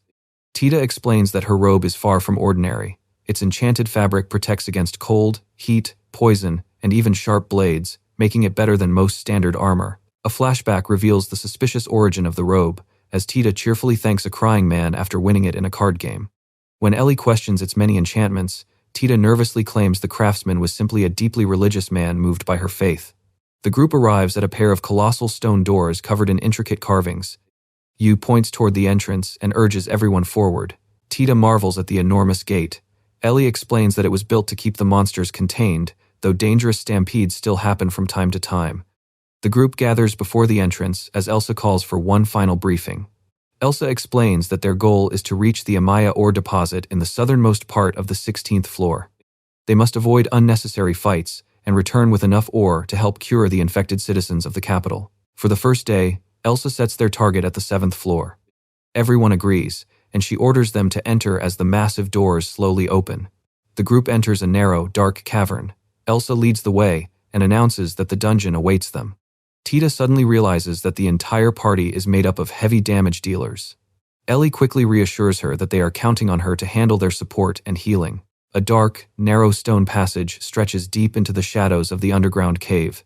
Tita grows tired as she follows Yu and Elsa down the stone steps, complaining that the cavern seems to have no end and wondering if all dungeons are like this. Yu explains that dungeons come in several different types. They are currently inside a dungeon mimic, leaving Tita confused by the strange term. Elsa suddenly directs their attention to the side, and Ellie and Tita turn toward whatever she has spotted. Yu steps through the stone archway and shields her eyes from the sudden light. The others follow her into a massive, brightly lit chamber. The group reaches the edge of a high rocky cliff and discovers a vast underground forest below, with a giant bird gliding through the open space. Ellie shields her eyes from the intense light, as Tita wonders how there can be sunlight when they are deep underground. Elsa reveals that dungeon mimics are actually enormous monsters with giant magic stones at their cores. Tita is stunned to learn that the entire dungeon is a living creature. These monsters can create artificial environments that resemble forests, deserts, frozen plains, volcanoes, and even ancient cities. Ellie can hardly believe it, as the whole thing feels like something from a fairy tale. Elsa points out that the stairs to the next floor are somewhere inside the forest, so the group heads down to continue their journey. The forest turns out to be unbearably humid, leaving Tita drenched in sweat as she complains about the heat. Elsa tells Tita to hang in there, promising they can rest once they reach the next floor. Tita reluctantly agrees, but Ellie suddenly spots something ahead. Ellie peers through the dense trees and notices Yu standing still further along the path. Ellie calls out to check if something is wrong. Yu cheerfully turns around and assures her that everything is fine, then reveals that she has found something incredible. Yu proudly holds up a large cacao pod, and Ellie immediately recognizes it. Yu explains that cacao is a fruit native to the southern continent. The trees normally cannot grow on this continent, but the dungeon mimic has created the perfect climate for them, allowing countless cacao pods to thrive throughout the forest. Tita taps the tough shell and wonders if the fruit can be eaten. Yu explains that it can, but the seeds become far more valuable when fermented and dried into medicine. Ellie quickly points out that cacao has uses beyond medicine. She gets excited at the thought of turning cacao into sweets again. Since importing it was once extremely expensive, harvesting huge amounts from the dungeon could become a massive business opportunity. Ellie's eyes suddenly light up as an even bigger idea crosses her mind. Tita gives her a completely deadpan stare. When Ellie notices, she wonders what the look is about, prompting Tita to remark that Ellie becomes terrifying whenever money is involved. Tita warns Ellie not to become too obsessed with money. Ellie immediately fires back that the greedy nun has no right to lecture anyone, but Elsa cuts off their argument and tells them to keep moving. Elsa suddenly spots something approaching and shouts for everyone to duck. Tita barely has time to react as she stands beside Ellie, still clutching the cacao pod. A massive club suddenly crashes down between Ellie and Tita, smashing into the ground with tremendous force. Tita ducks under the attack and panics, desperately trying to figure out what just attacked them, while Ellie stares at the threat in alarm.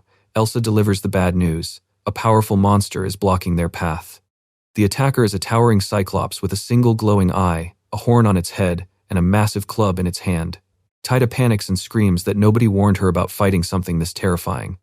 Yu, however, points out that a high-tier monster like this should not be inside such a low-level dungeon. Ellie notices that the cyclops is blocking the stairs. Elsa draws her sword and accepts that they have no choice but to fight. The cyclops lets out a furious roar, but Elsa stands her ground and declares that they are going to kill it. Tida raises her staff and prepares a spell, already regretting coming this far into the dungeon. She calls upon God for guidance as she begins her prayer. A brilliant flash erupts from her spell, blinding the cyclops as it desperately shields its single eye. The cyclops groans and covers its eye, leaving itself wide open. Elsa immediately charges toward it with her sword ready. Elsa leaps into the attack and swings her sword across the cyclops' torso with a powerful horizontal slash. Elsa grimaces as she realizes her sword barely scratches the beast. The enraged cyclops roars and charges back at her, forcing Elsa into a defensive stance as dark energy erupts around them. Ellie suddenly rushes in and takes the attack head-on, leaving Elsa stunned as the blow strikes her. Elsa watches in disbelief as Ellie's body shatters into crystal-like fragments, completely absorbing the impact. She soon realizes the Ellie she saw was nothing more than an ice decoy. Yu appears above the cyclops with her massive axe raised high, then unleashes her power slash. Her axe comes crashing down in a devastating vertical strike. The wounded cyclops roars in agony while Ellie and a sweating Tida watch from below. Tida clasps her hands in panic and desperately prays for God to protect them. Tida casts Light Wall, creating a glowing barrier that blocks the cyclops' massive club. The barrier holds against the relentless attacks while Ellie dashes across the battlefield, focused on the fight. The blinded cyclops roars in pain, giving Elsa the opening she needs. She focuses her strength and calls out her piercing attack. Elsa slides across the ground and drives her sword straight through the cyclops' torso. The massive cyclops crashes to the ground. Tida nervously asks if the monster is finally dead. Ellie breathes a sigh of relief, noting that even a cyclops is no match for two rank A adventurers. Tida, already regretting the trip, then notices the others doing something strange beside the corpse. Elsa explains that they are collecting proof of the kill. Yu adds that adventurers must bring part of a powerful monster's carcass back to the guild, then casually bags one of its ears while Tida looks disgusted. Elsa wonders why such a powerful monster appeared here in the first place. Yu admits that she has a bad feeling about it. The party continues deeper into the dungeon and eventually reaches the 7th floor, where steep, rocky cliffs stretch beneath an artificial open sky. Tida wonders if the rocky terrain is a safe zone. Elsa explains that monsters rarely enter areas like this, but she suddenly pauses after noticing something ahead.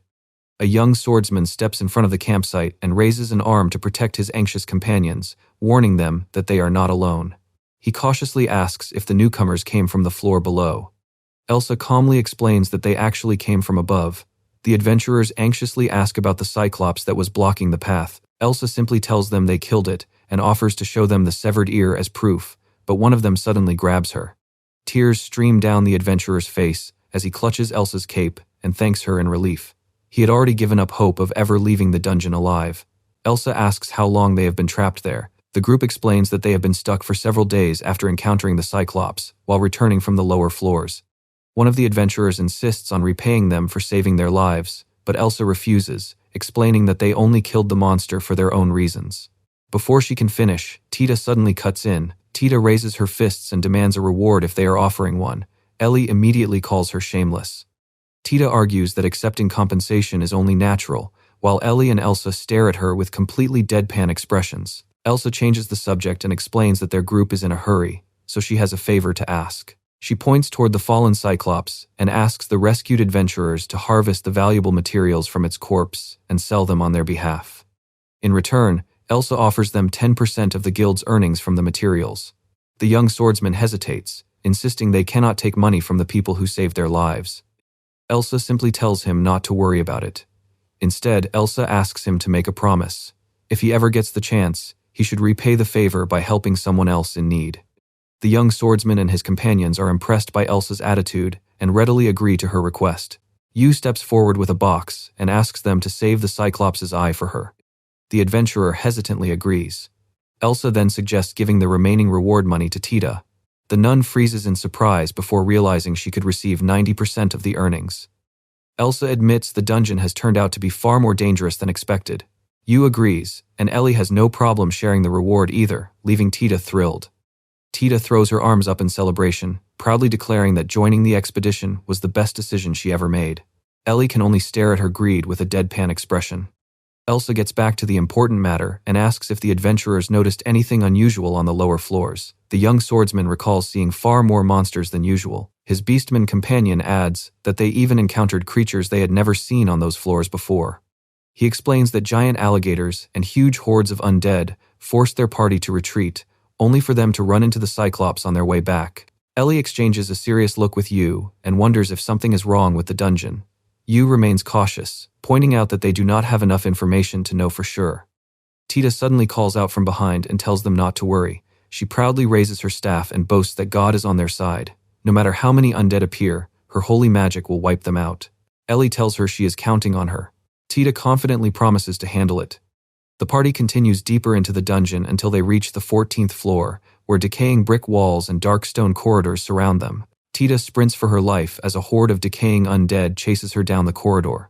She desperately cries out for help. Elsa tells Tita to use purification magic, but Tita protests that the spell is far too advanced for her to cast casually. Ellie urges her to hurry. Tita clasps her hands and desperately prays for mercy, successfully casting purification as holy light blasts the approaching undead. Tita breathes a sigh of relief, only to freeze when even more undead emerge from the dark mist. The sheer number of monsters sends Tita into another panic. Elsa grits her teeth and orders everyone to keep running. The group races down the corridor, only to reach a dead end. Tita plants her staff firmly against the ground. She takes a defensive stance and tells everyone to stay close. Tita grips her staff and begins another desperate prayer for protection. Holy energy spreads across the ground as the spell takes shape. Tita casts Sanctuary, creating a glowing magic circle around the group that keeps the reaching undead at bay. Elsa notices the barrier, but Tita nervously explains that while the undead cannot enter it, they are still trapped inside with nowhere to go. Dozens of undead surround the barrier, clawing at its glowing surface.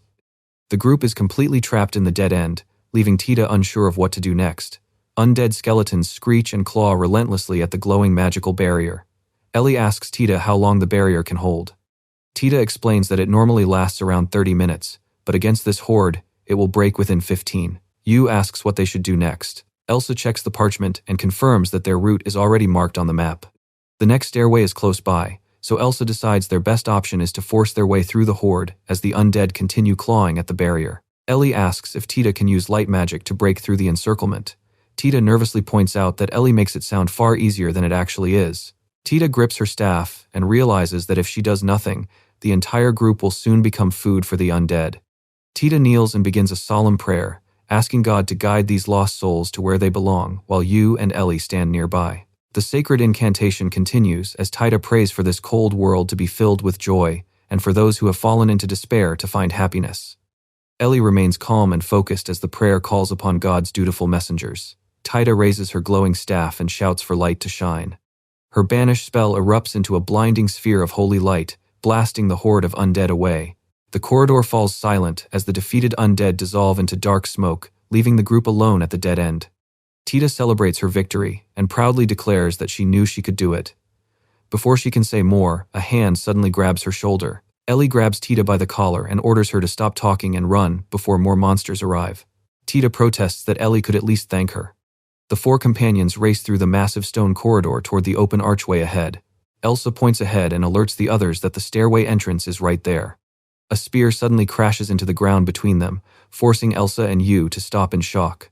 Elsa looks past the stone pillar and spots an armored figure sitting on horseback in the shadows. A terrifying headless knight emerges from the darkness, its armored body surrounded by blue flames where its head should be. Yu asks if they should fight it, but Elsa refuses and orders everyone to head straight for the stairs. Tita warns that running ahead is a bad idea. She explains that the undead are relentless, and running would leave them trapped between the monsters on this floor and those waiting above. Tita reminds them that their mission is to save the capital, and cheerfully offers to handle the night while the others continue ahead. Ellie immediately accepts the offer. Elsa and Yu thank Tita before leaving her completely stunned by how quickly they abandoned her. Tita frantically calls after them, unable to believe they actually left without a second thought. She groans as it finally sinks in that her party has truly abandoned her, leaving her alone with the looming headless knight. Tita faces the knight alone and soon smiles, realizing she is finally free to fight however she wants. A blinding beam of holy light erupts upward and tears straight through the headless knight's torso. Tita raises her staff as the remains of the headless knight sizzle away between the dark stone pillars. She turns toward the shadows and calls out to whoever is hiding nearby. A heeled shoe steps from behind a pillar as Tita orders the hidden figure to show herself. A hooded woman with large round earrings and a long cloak steps into the light. Chris smirks beneath her hood and admits she thought she had been careful, then asks how Tita noticed her. Tita explains that the monster's movements gave her away. She points out that the undead would never attack with such coordination unless someone was controlling them. Chris admits she still has a lot to learn. Tita quickly deduces that Chris is a necromancer and demands to know why she has been following her and who sent her. Chris simply smirks and asks if Tita really expects her to answer. Tita figures Chris must have been sent by the corrupt priest she defeated last month or the heretical sect she took down last year. She grips her staff and declares that she was simply doing her duty before vowing to defeat Chris and settle everything here. Surrounded by her undead minions, Chris turns toward the nun with a completely blank expression. She asks what Tita is even talking about, leaving the nun completely confused. Tita insists Chris must be working with either the corrupt priest or the heretical sect, but Chris dismisses both accusations without hesitation. Tita suddenly realizes that Chris is not after her at all. With a nervous smile, she suggests they forget this whole misunderstanding ever happened. Chris gives a dark smirk and makes it clear that it is already too late. She summons another massive horde of undead and declares that she cannot let Tita leave alive now that her identity has been exposed. Tita lowers her gaze, grips her staff, and calmly remarks that things have turned out rather unfortunate. Tita casts Banish again, unleashing a blinding wave of holy magic that instantly wipes out the approaching undead. Chris watches in shock as Tita effortlessly casts such a powerful spell. Tita simply tells her to send as many of her little friends as she wants. Tita faces Chris and confidently declares that undead are no match for her. Chris responds with a sinister chuckle, clearly amused by Tita's confidence. A sudden whoosh cuts through the air, making Tita's eyes widen in surprise. She quickly raises her staff and blocks a massive blade crashing down from above. Tita looks up in shock and realizes the attacker is a hobgoblin. Chris points out that while light magic is devastating against undead, it is far less useful against other creatures as the hobgoblin presses its weapon against Tita. Chris smirks and suggests that Tita might have better luck dealing with different monsters. Tita suddenly realizes that Chris is not actually a necromancer and shouts in disbelief. Chris smirks beneath her hood and explains that she deliberately let Tita believe she was a necromancer so she would lower her guard. Tita quickly connects the pieces and realizes Chris was also responsible for the Cyclops they encountered earlier. Chris pulls back her hood and confirms Tita's suspicion, promising to reveal her true identity as a reward for figuring it out. She removes her cloak, revealing her long dark hair, and introduces herself as a monster tamer who can command all kinds of beasts. She then reveals her infamous title, Scorpion the Puppeteer, leaving Tita horrified. Tita blocks a heavy blade with her staff before driving a powerful punch straight into the hobgoblin's face. After knocking down several monsters, Tita turns toward the next group of charging hobgoblins and activates Mirage Step. Her body shimmers into an illusion as the hobgoblin's blades cut through empty air, leaving them confused. Tita reappears behind one of the beasts and slams her staff into its chest with full force. The defeated monster crashes to the floor as Tita realizes that relying on her skills alone will not be enough. A sudden slash tears through the back of Tita's robes, making her gasp as more hobgoblins close in.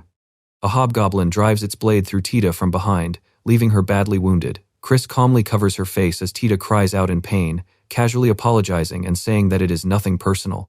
Blood runs from Tita's mouth as she slumps forward from the fatal blow, while Chris bids farewell to the fallen nun. One of the armored hobgoblins suddenly grunts in alarm, making Chris turn around in confusion. Chris smiles confidently and assures the monster that letting the other three escape is perfectly fine.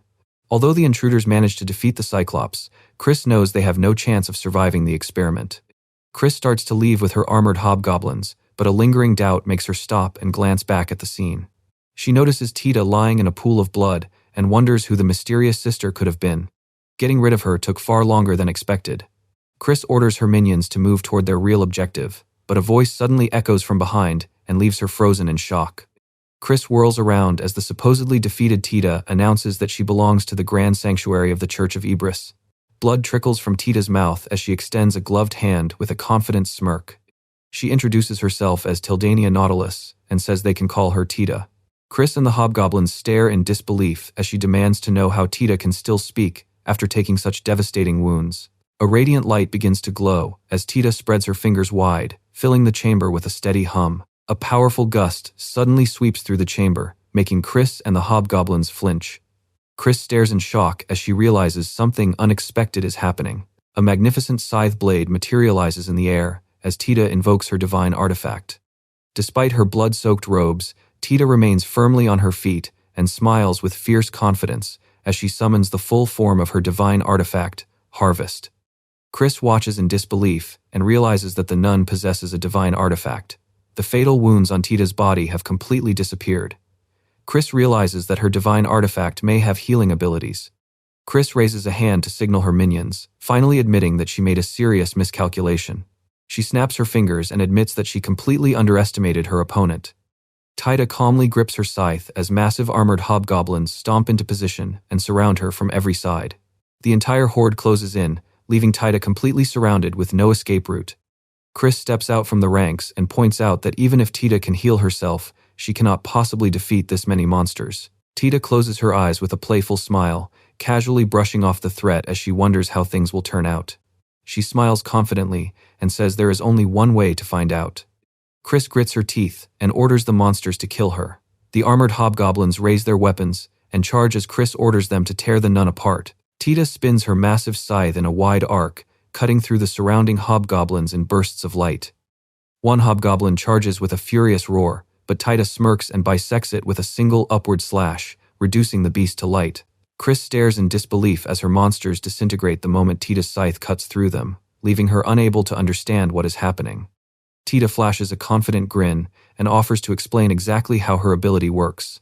She rests the glowing scythe on her shoulder and explains that Harvest absorbs mana from anything it cuts, instantly healing her wounds while boosting her physical strength. Chris breaks into a nervous sweat as she realizes Tita has been consuming her monsters to fuel her power. Tita gives her a playful smile and teases Chris for making her sound like the villain.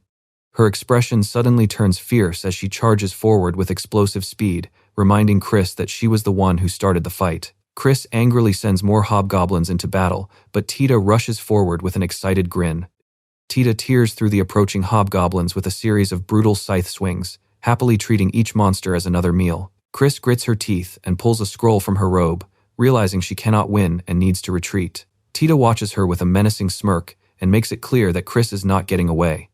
Tita closes the distance in an instant and drives her scythe straight into Chris's torso as she tries to activate the scroll. Chris gasps in pain but manages to catch the falling scroll and activates it with both hands. The spell creates a blinding pillar of light as Chris escapes through gate, leaving Tita alone in the empty hall.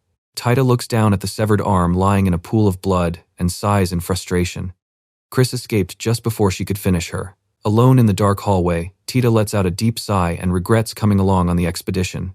The scene shifts deeper into the dungeon, where the group has reached the 16th floor. As they move through the narrow tunnel, Elsa asks Ellie if Tita will be okay. Elsa glances back uneasily, worried about leaving Tita surrounded by so many monsters. Ellie reassures her that Tita promised to handle things and will be fine, but Elsa remains uneasy about leaving her behind. Ellie agrees that moving forward is their best choice and decides they should trust Tita to handle the rest. Elsa suddenly freezes as a strange surge of mana catches her attention. Yu stares ahead in shock and warns that something is heading straight toward them. A massive two-headed beast crashes through the cave wall with a terrifying roar and lunges toward the group. Elsa wonders if the creature is a fire drake. Yu agrees that it resembles one but points out the strange crystals growing along its back. Ellie studies the monster and points out that the crystals are not the only thing that seems unusual. The beast emerges from the shattered wall as Ellie senses a strange energy inside it, almost as if several types of mana are clashing within its body. The drake glares at them with its glowing reptilian eyes and growls, putting Ellie on high alert as she prepares her magic. The monstrous drake unleashes a deafening roar and opens both mouths as destructive magical energy begins building inside. Ellie quickly casts Ice Wall, raising a massive barrier of solid ice to block the monster's attack. The attack sizzles against the melting ice, forcing Ellie to grimace at its overwhelming power as Elsa prepares her divine artifact. Elsa raises her glowing sword and unleashes the power of her divine artifact, Spada della Fenice. She leaps forward and brings the sword down in a powerful slash surrounded by blazing light. The monster roars in pain as Elsa's attack strikes from above. Yu raises her glowing hand and prepares her own divine artifact. Yu grips her massive axe with both hands and calls out its name, period, as she prepares to attack. She brings the heavy axe crashing into the ground with tremendous force, challenging the beast to withstand the blow.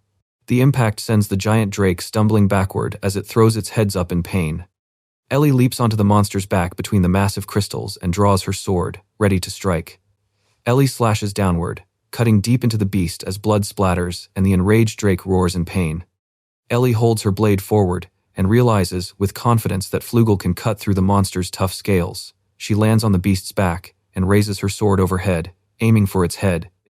Ellie drives her blade down, but the weapon suddenly shatters on impact, scattering sharp fragments. Ellie's eyes widen in disbelief as she stares at the shattered remains of Flugel.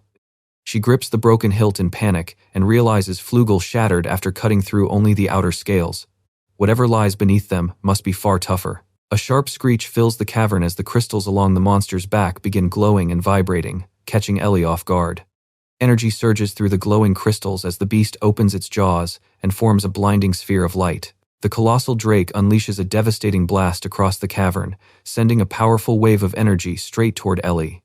The devastating blast races toward Ellie as Elsa and Yu scream her name in terror, but Ellie only grins at the incoming attack. Ellie braces herself against the blinding beam of destructive energy, rushing straight toward her. She grits her teeth and struggles against the immense pressure as sweat runs down her face. The blast slams into her barrier, triggering a massive explosion as electric sparks crackle across the surrounding stone. Ellie realizes she cannot hold out much longer, but Yu suddenly charges forward with a furious battle cry. Yu leaps at the beast and delivers a devastating slash across its neck. The exhausted Ellie stumbles back, finally relieved that the attack has been stopped. Elsa quickly rushes over and carries the wounded girl away from the danger. After checking on her, Elsa asks if she is all right. Ellie admits she has been better, then prepares to activate her divine artifact. Ellie summons the Grimoire of Beelzebub, causing the magical tome to appear before her. She casts High Heal, covering her blackened hand in soothing light that completely restores the damaged skin. Elsa confirms that Ellie is completely healed, but a sudden voice interrupts them. Yu warns that they will wear themselves out if the battle continues for too long and asks what they should do. Ellie turns to Elsa, ready to explain her plan. She asks Elsa to buy her some time so she can finish the beast with a single high-level spell. Elsa smiles confidently and agrees to the plan without hesitation. Elsa checks whether Yu heard the strategy, and Yu quickly confirms as she moves into position with her weapon ready. Elsa turns back toward Ellie and calls her name as the girl prepares to cast her spell. Elsa assures her that they are counting on her, and Ellie confidently promises not to let them down. Elsa steps forward to shield her companions as Ellie gathers a massive amount of glowing magical energy behind her. Ellie closes her eyes and begins the incantation, calling upon the white fortress of the frozen lands as mana surges through the air. She thrusts both hands forward and completes the chant for freezing nihility. Niflheim erupts into action as glowing magic circles expand above and below the screeching drake. The spell does not merely unleash freezing air, it surrounds the entire area and turns everything within it to ice as the beast begins to freeze. Even a powerful fire-breathing monster cannot escape its freezing wrath as thick layers of ice spread across the drake's head.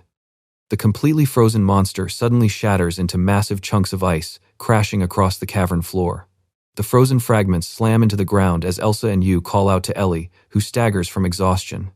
Ellie gives them a reassuring smile and raises her hand, explaining that she is fine but used up too much mana at once. Elsa finally relaxes with a sigh of relief while Yu quietly stands beside her. As the mist begins to clear, Elsa notices something strange and hesitates in confusion. Yu looks toward the frozen remains and wonders what is happening as a mysterious figure becomes visible inside the ice. A young girl lies curled up inside the glowing crystal, completely unconscious. Elsa is stunned to find a little girl trapped inside the ice. Ellie cannot understand how the crystal survived Niflheim, but a sudden crack interrupts her. Ellie gasps as sharp cracks rapidly spread across the crystal, leaving everyone stunned. The crystal shell breaks apart, releasing the unconscious girl from inside. The child starts falling, and Ellie quickly reaches out to catch her. Ellie safely catches the sleeping girl and looks down at her with concern as Elsa and Yu gather around. Elsa nervously asks if the girl is alive. Yu checks her and confirms that she is breathing and simply appears to be asleep. Yu and Elsa wonder what to do with the child, but they cannot just leave a little girl alone in such a dangerous dungeon. Tita finally catches up with the group and excitedly announces her arrival. She clutches her staff and complains through tears about everything she had to endure just to reach them. Tita suddenly stops when she notices the child in Ellie's arms and demands to know who she is. Elsa admits that they have no idea either. Tita is stunned when she learns that the girl emerged from the monster's corpse. She questions whether something like that is even possible, but Ellie simply asks how she is supposed to know. Ellie looks down at the sleeping girl and explains that all she knows is that it happened right in front of them. She then turns her sharp gaze toward Tita and makes it clear that they have something else to discuss. Tita holds up her shredded sleeve and tearfully complains that her best robe has been completely ruined. She proudly reveals that she chopped off her attacker's dominant arm, but Ellie asks if she failed to finish her off. A flustered Tita insists she would have killed her if the attacker had not escaped with a gate scroll. Ellie fixates on the mention of a gate scroll, but Elsa suddenly announces that she has found what they came for. Elsa points to the glowing mineral deposits embedded in the cavern walls and identifies them as the Amaya vein. Yu says she and Elsa will handle the mining, so Ellie hands the sleeping child to Tita, who happily takes her. Ellie raises her hand and summons the Grimoire of Mammon, her divine artifact. Tita asks why she brought out the artifact, and Ellie explains that the book can store all the ore they mine. Tita marvels at how useful the ability is, though Ellie points out that it still has certain limitations. Elsa suddenly calls out to Ellie, catching her attention. Elsa announces that they have finished mining the crystals as Yu signals Ellie to do her part. Ellie opens the grimoire and acknowledges the signal. She presses her finger against the glowing runes and activates the storage spell. A bright light flashes as the entire pile of ore is absorbed into the book, leaving Yu amazed. Ellie closes the grimoire with a bright smile and declares the job finished, confident that they have enough ore to cure the people of the capital. The little girl suddenly reaches out from the blanket and grabs Ellie's clothes. Ellie looks back in surprise as Tita wonders if they have accidentally woken her. The girl slowly begins to wake and softly calls out for her mama. Tita points out that the girl seems to mistake Ellie for her mother, leaving Ellie startled as she insists that she is not. The little girl gently squeezes Ellie's fingers and softly calls her mama again. She looks up with pleading eyes and begs her mama not to leave, causing Ellie's eyes to widen in shock. Ellie quickly pulls her hand away and glances toward Tita, who continues holding the child. Ellie suddenly starts breathing heavily, clutching her chest as panic and sweat take over. Tita notices her distress and asks what is wrong, while the little girl reaches toward Ellie. Ellie stares in terror as her breathing grows heavier, but the child peacefully drifts back to sleep. Ellie turns away and quietly brushes it off, saying that nothing is wrong. The massive dungeon gates slam shut behind the group as everyone lets out a relieved sigh. Tita happily celebrates their escape from the dungeon as the group makes their way outside. Ellie suddenly stops in her tracks, immediately catching Elsa's attention. Elsa looks back with concern, but Ellie lowers her gaze and apologizes, asking them to go ahead without her. Elsa agrees and tells the others to keep moving. Yu hesitantly follows while Tita carries the sleeping child, leaving Ellie behind. A dark shadow covers Ellie's face as the girl's desperate plea for her mother echoes in her mind. Ellie clenches her fist and desperately wishes the child would stop calling her that. She looks down at the sleeping girl with sorrow and quietly admits that she is not worthy of being a mother. Ellie stands alone on the stone path, quietly convinced that she is not worthy of being a mother. She lowers her head as a dark shadow falls across her troubled face. Meanwhile, inside a grand library, a voice asks about the kingdom's current relationship with the Empire. Leiston reports to King Bulat that their relationship has deteriorated badly, with the militarist faction already preparing for war. Bulat curses their foolishness under his breath. Bulat closes his eyes in frustration, knowing that a war would only weaken their position. Leiston reveals that they have confirmed the illegal export of weapons produced in their kingdom. Bulat admits that this is an issue they cannot ignore. Leiston bows and promises to handle the matter immediately. Bulat opens the doors and tells him that he is counting on him. Once the doors close, Leiston sinks onto the couch and covers his face with an exhausted sigh. A sudden click from the door makes him look up. Surprised, he tells the visitor to come in. 8-year-old Ellie enters with a cheerful smile and apologizes for the interruption before handing Leiston the documents he requested. Leiston accepts the papers and agrees to look them over. He asks if Ellie has finished her princess lessons for the day. She happily says both her practical and theoretical classes went well. Leiston glances through the documents before noticing something else in her hand. He asks what she is holding. Ellie explains that it is an essay about the ancient tongue. She plans to spend the rest of the day studying records from the Old Kingdom, reminding Leiston of her earlier research. When he asks about her progress, Ellie admits that she has not gotten very far. Her knowledge is still too limited to conduct proper research. Leiston examines the essay and offers to introduce her to an expert, leaving the young girl completely stunned. He explains that he will contact the essay's author and arrange for Ellie to ask her questions directly. A few days later, A nervous voice offers a polite greeting inside an elegantly decorated room. Baroness Natalia Margaret sits anxiously on the couch and introduces herself. Ellie thanks her for making time despite her busy schedule. Natalia quickly waves it off, insisting that Lady Elizabeth must be even busier, before explaining why she came. Natalia says she heard about Ellie's interest in the ancient tongue and recognizes the essay Ellie had been studying, which she wrote during her student days. Ellie confirms that she found the essay while searching for records from the Old Kingdom. Fortunately, Leiston's connection with Natalia's former academic advisor helped Ellie get in touch with her. Natalia explains that she's specialized in deciphering the ancient tongue, but she has done little research since getting married and fears she may not be much help. Ellie gives her a warm smile before addressing her directly. She slides the document across the table and asks Natalia to take a look. Natalia studies the paper and admits she has never seen it before. Ellie says that is exactly what she was hoping to hear. Ellie giggles and reveals that it is a classified file from the palace's forbidden collection. Natalia nearly panics, but Ellie quickly assures her that she received permission to borrow it. Natalia examines the intricate magical diagram in shock and realizes that the document describes a refining process that has been lost to time. She believes it was created by alchemists from the Old Kingdom, leaving Ellie impressed that she could identify it so easily. Natalia explains that alchemists tend to use distinctive patterns of speech, which are clearly visible throughout the text. A knowing smile appears on Ellie's face as she realizes her plan has worked. She has found the perfect bait. She knows that recruiting talented scholars and artisans is all about offering the right bait. Now, she explains why she invited Natalia here. Ellie asks Natalia to help decipher the document, leaving the Baroness completely stunned. Natalia grips the papers and asks if Ellie truly wants her to decipher it. Ellie simply sits there with a pleasant smile. Ellie's eyes narrow as she sees Natalia's interest. One more push should be enough to seal the deal. She explains that reproducing the process could let her create cosmetics far superior to anything on the market. Once successful, she plans to establish a firm with the cosmetics as its flagship product, leaving Natalia surprised by the idea of a firm. Ellie extends her hand and explains what she is willing to offer in return for Natalia's help. She promises to give Natalia's barony priority when it comes time to sell the products. Ellie knows the promise of profit should be enough to seal the deal. Natalia glances nervously at the document and admits that she cannot make such an important decision on her own. She asks to discuss the offer with her husband first, and Ellie readily agrees. Ellie tells her to take all the time she needs.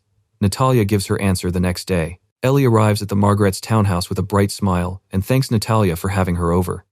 Natalia welcomes her warmly and apologizes for making her come all this way, explaining that some of the documents needed for the research are too difficult to transport. Natalia leads Ellie down the hall and explains that she prepared a room for their work, then asks Ellie to follow her. Natalia turns back as they continue down the corridor and says something to Ellie. Ellie glances at the framed paintings along the walls and admires the impressive art collection. Natalia explains that collecting art is her husband's hobby and that he keeps the paintings in the hall because he receives so many. Ellie finds it surprising that the family is so wealthy despite ruling such a small territory. Ellie says she would like to meet the Baron if possible, but Natalia explains that he is away in their domain. Before she can say more, footsteps approach from the hallway. A little girl with pigtails rushes down the hall and excitedly calls out for her mother. Natalia turns in surprise and scolds Alice for leaving her room after being told to stay there, while Ellie watches from behind. Alice tries to protest, but Natalia cuts her off and insists there will be no excuses. Ellie smiles awkwardly, admitting to herself that she rarely interacts with young children and has no idea how to handle them. Ellie decides a friendly smile is the safest approach and greets the girl warmly, introducing herself as Elizabeth Leiston and saying it is a pleasure to meet Lady Alice. The little girl stares at her in awe. Alice holds onto Natalia's hand and stares at Ellie in amazement, realizing that she is a princess. Ellie is caught off guard by the reaction. Alice excitedly declares that Ellie is a real princess, making Natalia quickly tell her to stop shouting. Natalia apologizes and explains that this is Alice's first time meeting someone so highly born. Natalia steps aside and presents Alice properly to Ellie. Alice gives a cheerful curtsy and introduces herself as Alice Margaret. Ellie smiles and says they will get along well, secretly finding Alice adorable. Alice excitedly asks to be friends. Natalia scolds her for shouting, while Ellie laughs. From that day on, Ellie begins visiting the Margarets regularly. Ellie spends her visits surrounded by books and research notes as she studies alongside Natalia. The two work closely together, and their progress deciphering the ancient document steadily moves forward. As they walk down the art-lined hallway, Natalia thanks Ellie for her help with the study session. Ellie says she will review the passage one more time before giving it to her alchemists. She is already excited that her dream of opening a firm is finally within reach, while Natalia watches her hesitantly. Natalia admits she has been meaning to ask why Ellie wants to start a company in the first place. Ellie touches her chin and explains that the idea came after she submitted a proposal for a new charity policy. Natalia is stunned that someone so young is allowed to propose government policies. The hierarchy places King Bulat at level 1, Prime Minister Leiston at level 2, and Ellie at level 6 as an official in training. As a crown princess candidate, Ellie can even issue level 6 commands. Natalia can hardly believe it. Ellie is not even 10 years old yet. Ellie explains that her charity proposal was ultimately rejected because of budget concerns. That rejection made her realize that the government can only provide so much help. If she had money of her own, she could accomplish far more. Natalia realizes that this is the real reason Ellie wants to establish a firm, and Ellie calmly confirms it. Ellie explains that as a noblewoman, she believes it is her duty to improve the lives of the kingdom's people. Natalia stares at her in awe. Natalia quietly repeats Ellie's words about devoting oneself to the people, catching Ellie's attention. Ellie suddenly points toward the wall with a surprised look. She points to a framed painting of a nighttime street and asks if it was not there the last time she asked about the artwork. Natalia explains that her husband recently bought the painting and had it hung before returning to work. Ellie falls silent as her gaze locks onto the painting. Natalia notices her reaction and asks if something about the painting is bothering her. Ellie assures her that nothing is wrong. In fact, she finds the painting beautiful. Mireille waits beside the carriage and politely welcomes Ellie back. Inside the carriage, Mireille notices that Ellie is deep in thought and asks if something is wrong. A dark shadow falls across Ellie's face as she quietly calls Mireille's name. Ellie gives Mireille an assignment and tells her to seek his help if necessary. Mireille immediately agrees. Mireille accepts the order without hesitation as Ellie watches with a calm, determined gaze. Ellie smiles nervously and apologizes for showing up without notice. She explains that she has something important to ask, and Natalia warmly invites her inside, assuring her that it is no trouble. Ellie follows Natalia through the hallway with a polite smile. Her expression turns serious as she brings up something on her mind, prompting Natalia to turn and listen. They stop beside a painting of a nighttime street. Ellie recalls their earlier conversation about it and asks Natalia if she knows the artist. Natalia admits that she knows little about art, so Ellie reveals that the painter is Illusion Ferrant. Ellie explains that Ferrant came from the Western continent and was known for his delicate, distinctive style. He died young and left behind very few paintings, making his rare works highly valuable to collectors.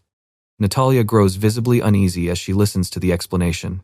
She turns toward Ellie and asks why she came to see her today. Ellie lowers her gaze and says there is something she needs to ask, then begins explaining what happened the other day. She reminds Natalia that she has the authority to issue level 6 commands and access any official documents required for an investigation. Natalia can only stare back in shock. Ellie holds up the Margaret family's latest tax report and points out that her husband could not have afforded such an expensive painting without hiding money from the government. Natalia panics and desperately denies the accusation, insisting that they have done nothing of the sort. Ellie reveals that she already uncovered their true income and false declarations, along with a hidden fortune kept in a safe under Natalia's name. Natalia goes pale and stares at Ellie in disbelief, barely able to deny what she has heard.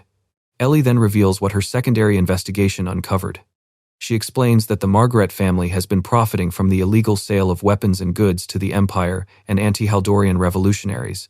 Ellie gives Natalia a cold stare and declares that treason is a grave sin, leaving her trembling in terror. Ellie points out that Natalia is an intelligent woman who must have understood the risks, then demands to know why she went through with it. Natalia trembles nervously and raises a hand to her mouth before quietly bringing up her husband. She covers her face and confesses that her husband threatened to cut off all financial support for her parents if she refused to cooperate. With her family already on the brink of ruin, she felt she had no choice. Ellie lowers her gaze and brings up the situation waiting outside the house. She reveals that a squad of knights is waiting outside the gate to arrest Natalia. Ellie ordered them to hold back so she could speak with her first, leaving the Baroness confused. Ellie warns that tensions between the Empire and the Kingdom are dangerously high, meaning Natalia's entire family could be executed as an example. She adds that even the young children would not be spared. Ellie calmly tells Natalia that there may still be a way to prevent such a terrible outcome. Tears stream down Natalia's face as she breaks down and agrees to confess everything. Ellie listens quietly as Natalia promises to reveal everything she knows. Natalia drops to her knees and begs Ellie to spare her daughter, tears streaming down her face. A metal handcuff snaps around Natalia's wrist as she is taken into custody. Armored knights escort Natalia through the grand hallway while Ellie watches from the bottom of the stairs. Then, a young voice calls out for her mama. Alice looks up at her mother and asks where she is going, but Natalia can only turn away in sorrow. Alice rushes forward, begging to go with her mother, until a firm hand suddenly grabs her arm. Alice turns back in confusion and softly calls Ellie by her title as she holds her in place. The two silently watch as the knight leads Natalia away down the corridor. Alice struggles against Ellie's grip and cries out for her mother to wait. Furious and in tears, Alice screams at Ellie to let her go. Alice reaches toward the closing doorway and cries out for her mother as the knights lead Natalia out of the mansion. She breaks down in tears, desperately begging her mother not to leave as Natalia's figure disappears into the bright light outside. Lord Margret is arrested during an illegal deal, and both he and Natalia are eventually executed. A nun leads Alice away, as the narration explains that she should have shared her parents' fate. However, Natalia's cooperation and Alice's young age spare her from execution, and she is instead sent to a distant orphanage. A voice from the palace office praises Ellie for handling the situation well. Ellie gives Prime Minister Leiston a polite curtsy and humbly says she does not deserve the praise. Leiston adds that His Majesty was also pleased with her work. Ellie lowers her head as a heavy shadow crosses her troubled expression. She quietly asks if she can ask one question, prompting Leiston to look up from his papers. Ellie asks Leiston if he truly introduced her to Natalia without any ulterior motive. Leiston admits that he did have his own hidden intentions.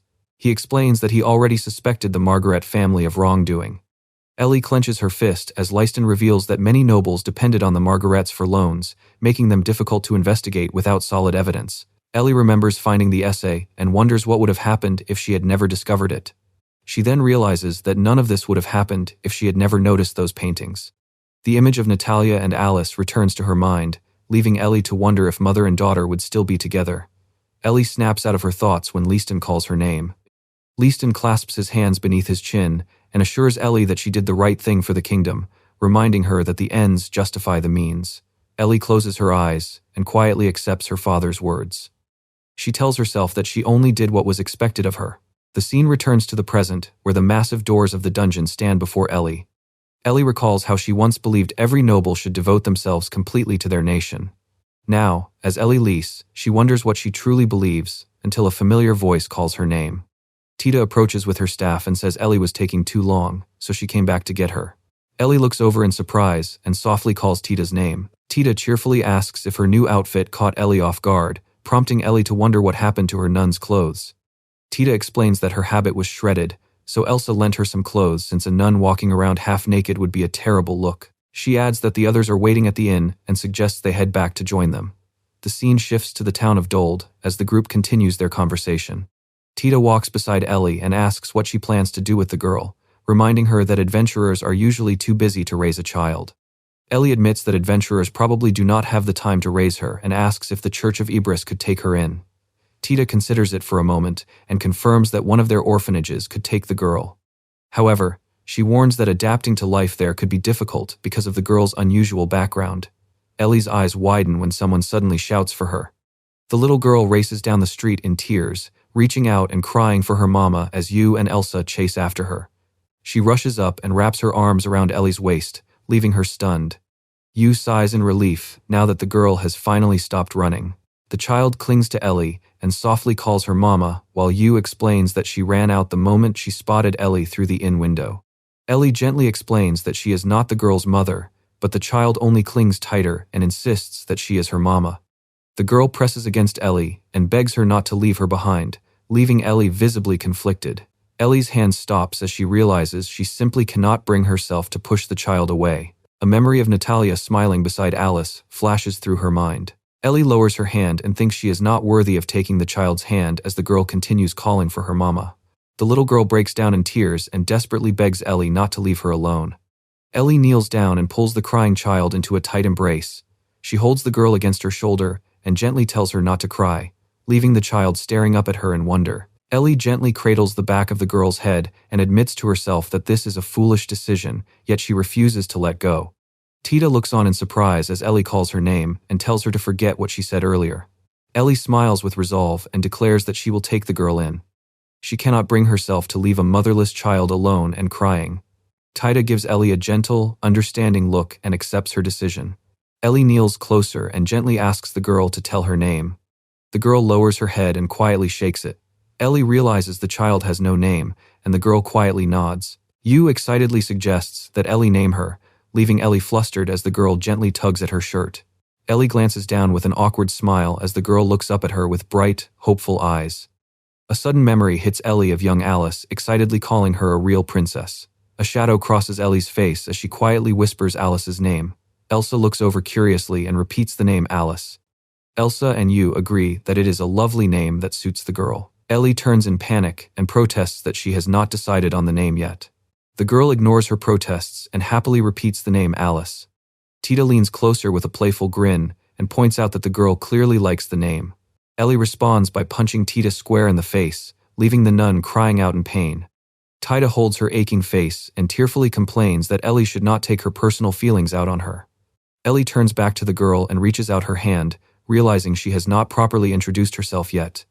With a warm smile, Ellie introduces herself as Ellie Lise. Ellie kneels on the cobblestone path and gently holds the girl's hands, smiling as she says they will get along just fine. The others watch them with warm smiles. The expedition party returns to the capital with a massive pile of crystal ore. Ellie hands the Mind-Amaya ore to Albert as Yu and Elsa say their goodbyes. Tita nervously asks Ellie to keep her involvement in the expedition a secret. Back at Trey headquarters, an attendant warmly welcomes Ellie home and says everyone has been waiting for her return. Lunoa happily calls out to Miss Ellie with a bright smile. Ellie is relieved to see Lunoa healthy again, and Lunoa happily confirms that she is doing well. Lunoa explains that medicine arrived soon after Ellie left, and a healer from the palace came to treat them. Lunoa says she feels better than ever, and Ellie realizes that Prince Okist kept his end of the bargain. An attendant greets Ellie as she enters the room and welcomes her home. Ellie turns in surprise as Mireille enters the room. Mireille greets her warmly, relieved that Ellie made it back safely.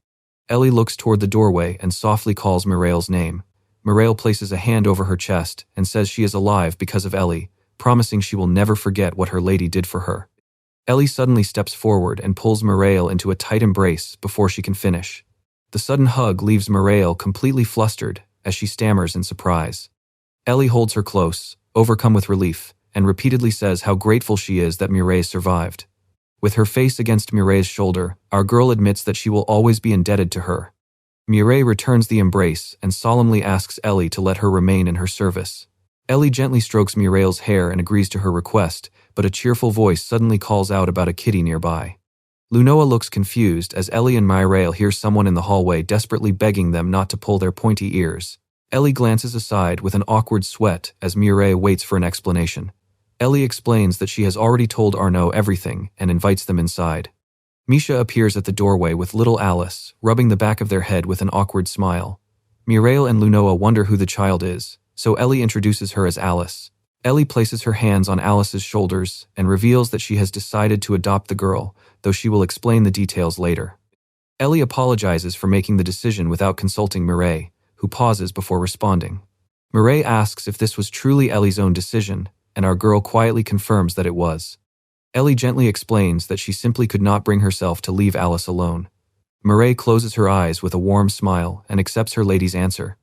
Ellie keeps her hands on Alice's shoulders as Mireille turns her attention to the child. Mireille introduces herself as someone who serves Miss Ellie and happily welcomes Alice. Alice tilts her head and curiously repeats the unfamiliar word serve. She asks what serve means, leaving Mireille flustered as she struggles to explain that she is Ellie's maid. Ellie steps in and simply tells Alice that Mireille is family, leaving her blushing in surprise. Alice asks if that makes Mireille her family too, and Ellie warmly confirms that it does. Alice excitedly grabs Mireille's hands and happily calls her by name. Alice beams with a wide smile and asks Mireille to be her friend, and Mireille happily agrees. As Mireille holds her hands, Ellie calls Alice's name to get her attention. Ellie explains that Mama still has plenty of work to finish, so Misha and Lunoa will show Alice around the house. Ellie waves goodbye as Lunoa invites Alice to explore the house, sending the little girl into an excited cheer. Mireille looks at Ellie in surprise and asks if she truly considers her family. Ellie looks back with a warm smile and says she has always thought of Mireille as family, even back in the kingdom. Mireille bows with gratitude, deeply honored by Ellie's words, as Ellie turns her attention back to work. Ellie crosses her arms and calls it time to get back to business, asking for a full report on everything that happened during her absence. Mireille promptly agrees and promises to prepare the report.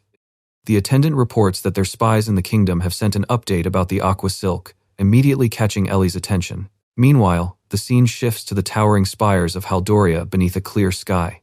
By the large windows, Sylvia shows Friede a new outfit and asks what he thinks of it. Friede looks delighted and assures her that the dress suits her perfectly. He praises the outfit as something worthy of Sylvia's beauty, while an attendant thanks him for providing the new fabric. Friede gives a slightly bewildered smile and simply says he is glad to hear it. He awkwardly offers to buy anything Sylvia likes, leaving the merchant thrilled with gratitude. The merchant suddenly remembers something and reaches into their robe to retrieve it. A new business card is presented, with the merchant explaining that their firm has updated its design and asking Friede to accept it. Friede accepts the new card and says he will call on their services again before the door closes behind the merchant. Back in the grand study, the report continues. The subordinate explains that Friede spends his days buying all kinds of luxuries from merchants he favors. Rosalia studies the business card and realizes that the prince must be quite popular among the major trading firms. She asks where he gets the money for all these purchases, and the attendant reveals that he pays with letters of introduction. Rosalia frowns in confusion at the mention of these letters. The attendant explains that while the letters have no official authority, they lend prestige to merchants and help them boost sales and secure deals through the prince's reputation. Rosalia can hardly believe what she is hearing and wonders if Friede has any royal pride left at all. The subordinate asks whether they should intervene, but Rosalia decides to leave him alone for now. Rosalia complains that they have only just calmed the public after the border conflict, and she has no energy left to deal with that idiot. She orders them to keep a close eye on him and stop him before he causes trouble, but the doors suddenly burst open as someone urgently calls for Lady Rosalia. A breathless messenger rushes in and reports that tax revenue from several firms has dropped sharply. Rosalia is stunned by the sudden news and angrily demands an explanation. The messenger lays a document on her desk and points out that while economic shifts are normal, it is suspicious for so many companies to suffer losses at the same time. Rosalia is shocked to discover that every affected business is a major firm. Her eyes widen as she looks at the business card and realizes the firm once had its headquarters in the royal capital. Rosalia demands to know when the headquarters became nothing more than a branch, leaving the messenger stunned. She orders her aides to investigate the other businesses immediately, and they rush to carry out her command. The messenger presents the updated report on all the companies whose tax revenue has fallen. Rosalia studies the document and realizes that every affected firm moved its headquarters abroad, leaving only branch offices in the kingdom. The attendant explains that companies pay most of their taxes where they are headquartered, meaning the lost revenue is now going to foreign nations. Rosalia grits her teeth in frustration, pointing out that the kingdom has always treated these firms generously. She angrily questions why the merchants would abandon the kingdom without even paying their dues or offering an apology. The messenger looks uneasy as he reveals that the investigation uncovered another important detail. The firms were promised aqua silk on the condition that they moved their headquarters to a specific location, making Rosalia wonder if the rare fabric was truly worth abandoning Haldoria. The messenger nervously looks over the report before hesitantly revealing the rest. Rosalia freezes in shock when she learns that a mediator approached the companies with a letter of introduction from the crown prince. The letters have no legal authority, but they still carry the prince's name and prestige.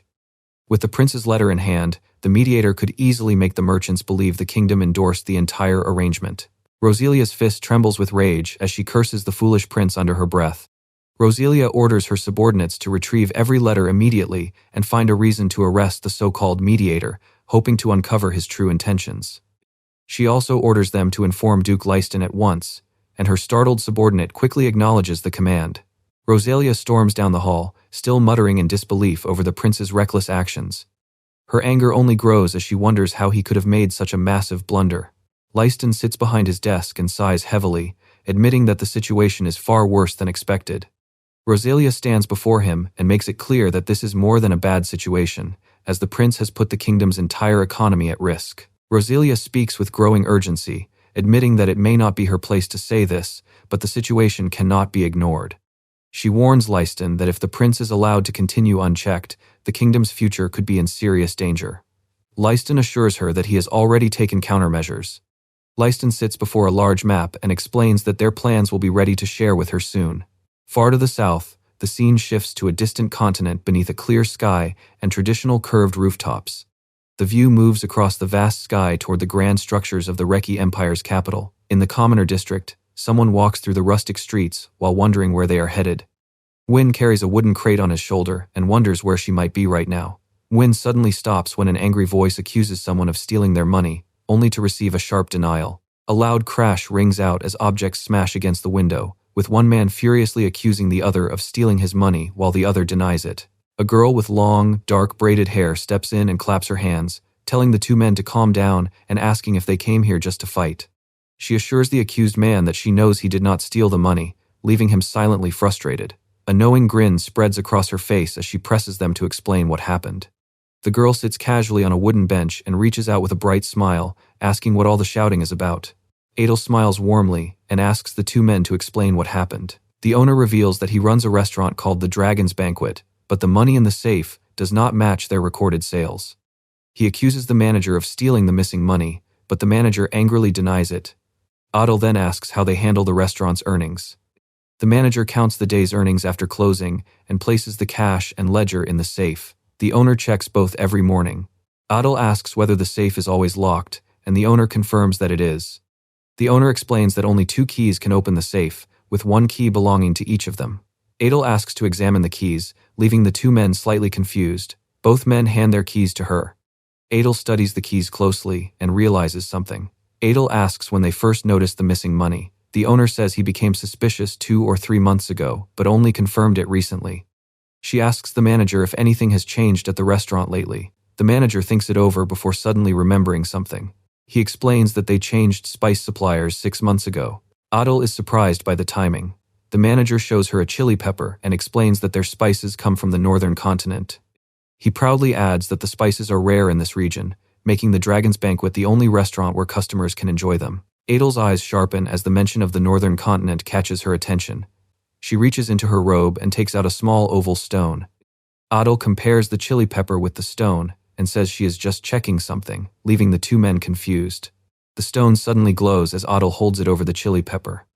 The 2 men stare in shock as Adel reveals that the chili was grown on the southern continent. The manager denies it, insisting that these spices can only grow in the cold climate of the northern continent. He argues that the south has nowhere cold enough, but Adel calmly says there is one place. She reveals that the place is a dungeon. Adel explains that a dungeon in the center of the southern continent has a frozen floor. She explains that plants absorb the mana of the land where they grow, and the stone's color proves the spice came from the southern continent. Adel asks to see the ledger, and the owner reluctantly hands it over. She checks the entries and smiles, confirming that her suspicion was correct. Adel points out that buying spices from a local dungeon should cost far less than importing them, yet the recorded price has remained unchanged for over a year. She asks where all the extra money has been going. The manager reveals that Marlon handles the spice orders.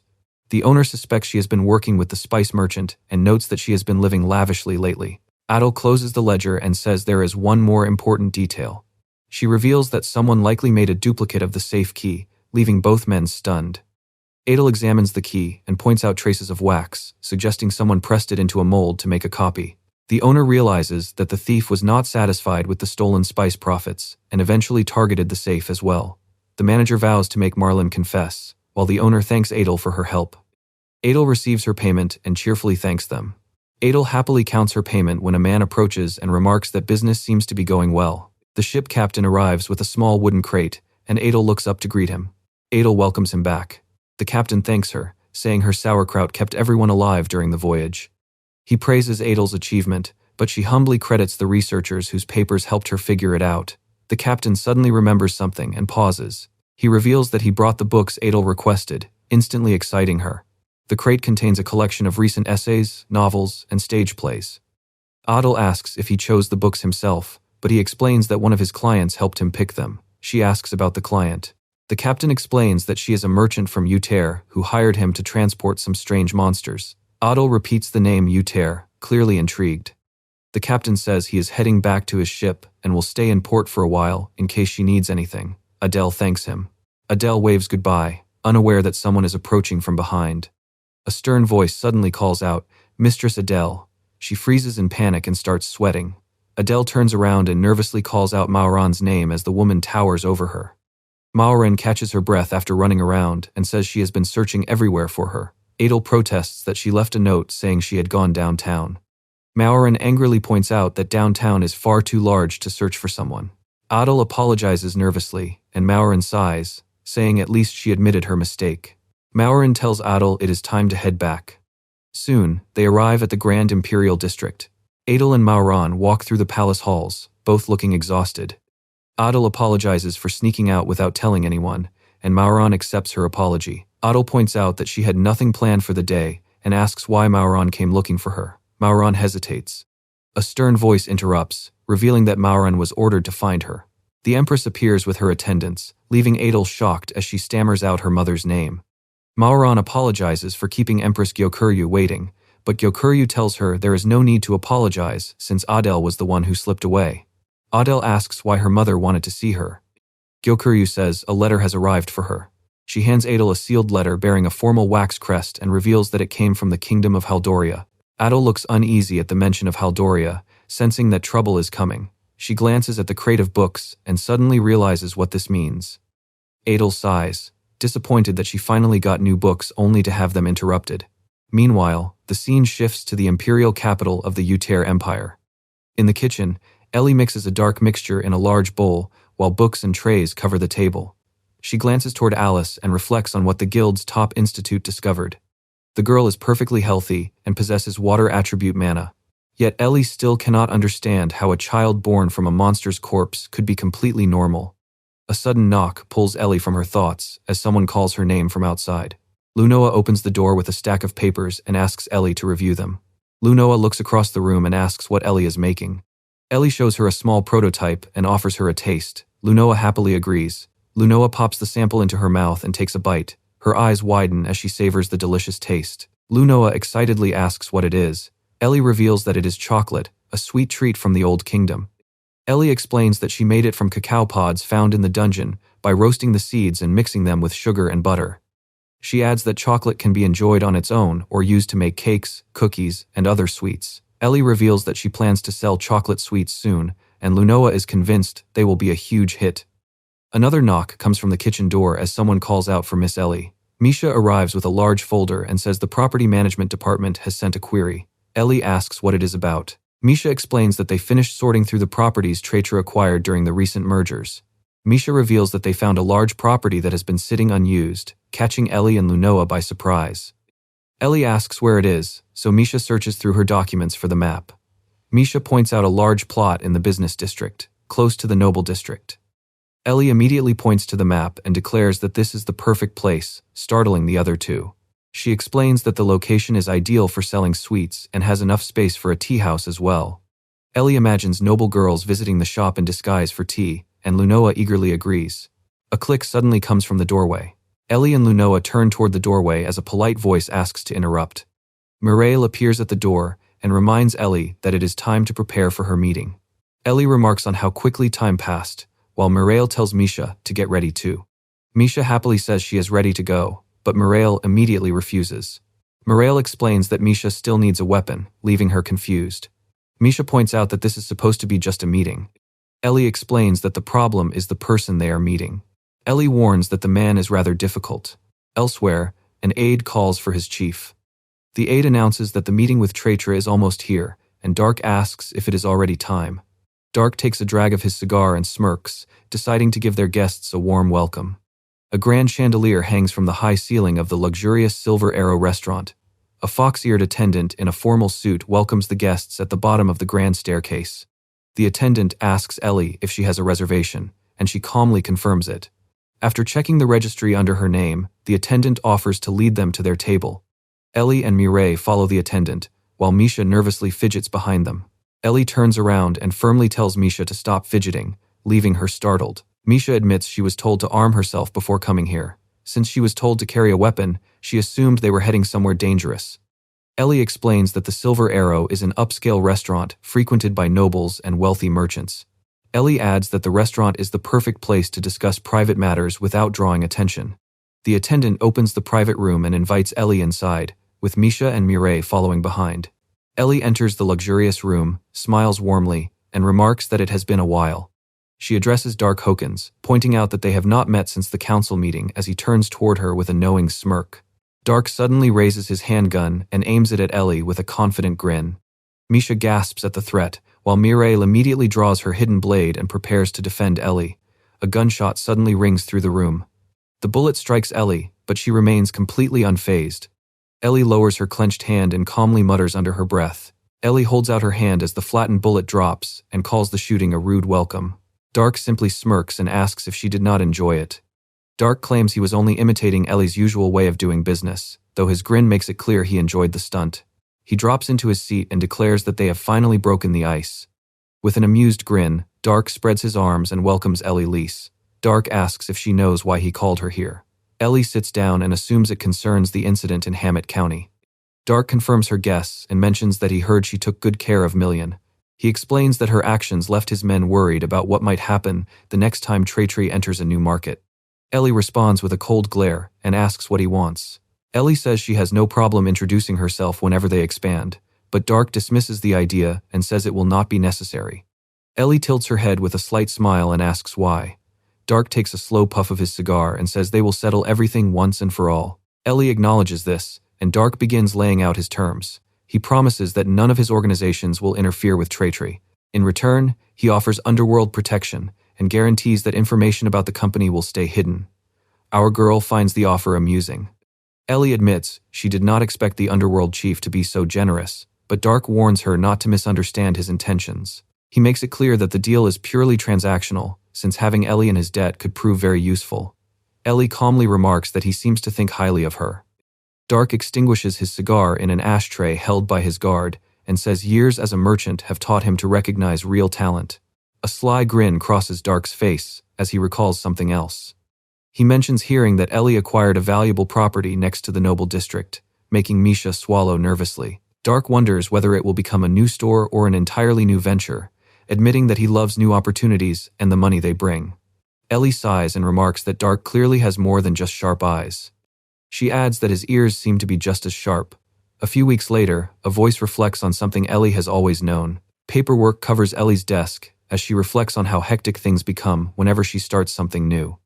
Mireille reviews the schedule and reminds Ellie that tomorrow includes both a menu sampling and a meeting with the remodeler. Ellie looks up in surprise.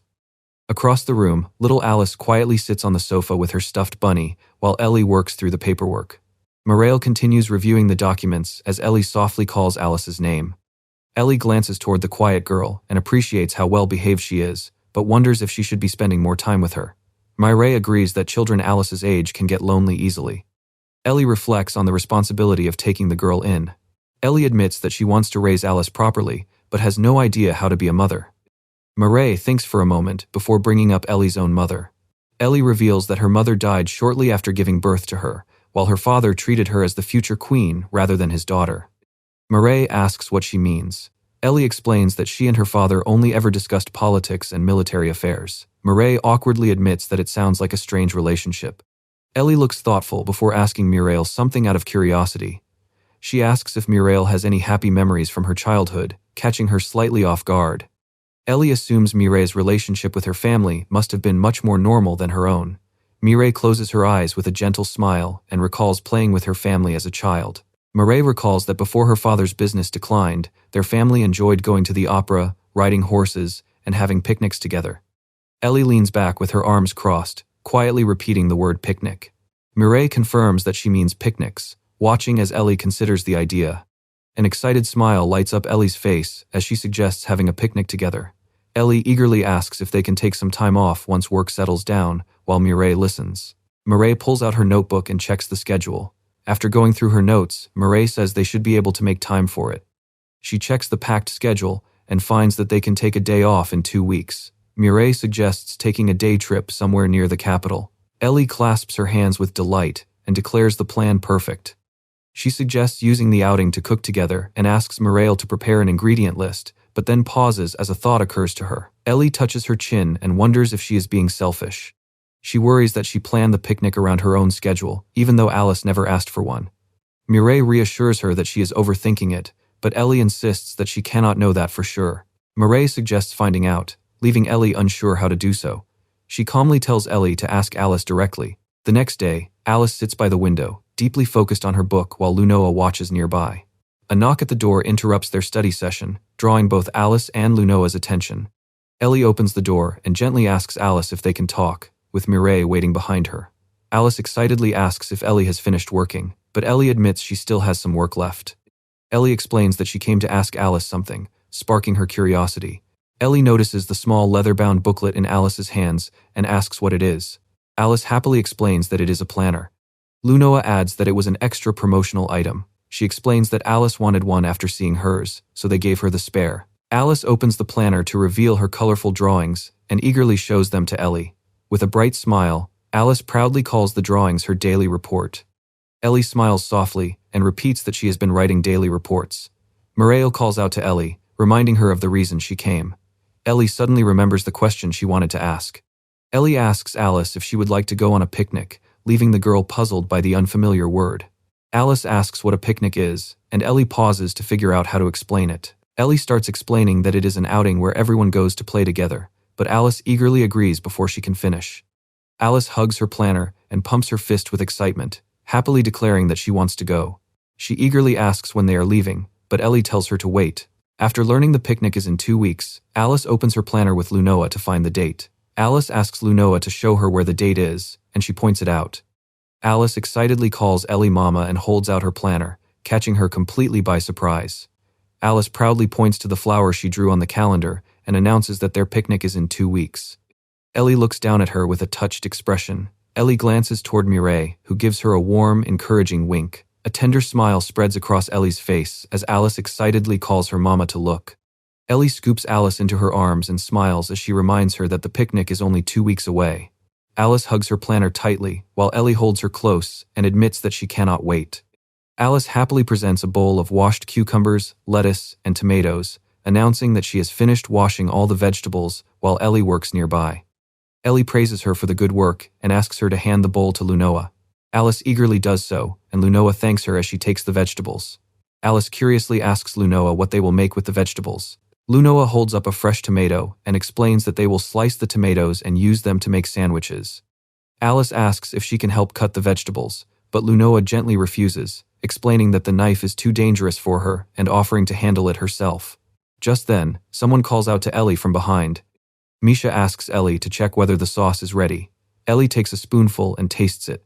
Ellie smiles and praises the flavor, confirming that the sauce tastes just right as Misha listens happily. Ellie asks if she can spread the sauce on the bread, and Misha gladly agrees. Alice quickly notices and speaks up. Alice jumps up excitedly and declares that she wants to help spread the sauce too, leaving Misha unsure how to respond. Ellie calls Alice over and asks her to help with something else. Alice happily agrees. Alice eagerly asks what she should do, and Ellie explains the first step. Ellie brings out a piping bag and lets Alice try piping chocolate cream onto the treat. Ellie guides Alice's hands and shows her how to hold the piping bag with both hands and squeeze it gently. Alice squeezes the bag with all her strength, sending a huge burst of chocolate cream splattering across the surface. The sudden mess startles Alice, and she cries out as chocolate splatters across the table and covers her hands. Alice licks the chocolate from her finger and grins at the sweet taste, while Ellie watches with an amused smile. Ellie places sliced bananas across the thick layer of chocolate cream and explains that the fruit goes on next. Alice carefully squeezes the piping bag again as Ellie encourages her to cover the fruit with another layer of chocolate cream. Alice proudly announces that the chocolate fruit sandwich is finished, earning praise from Ellie for her hard work. Lunoa announces that the savory sandwiches are ready as well. Ellie turns toward her and happily says that everything looks great. Ellie asks Lunoa to pack the sandwiches into the baskets so they can leave, and she gladly gets to work. Their destination is revealed as Lake Kalashira, where the group is headed for their picnic. Inside the carriage, Ellie gently strokes the sleeping Alice on her lap. She explains that knights regularly patrol the route during training, keeping monsters and bandits away, while the scenery remains beautiful.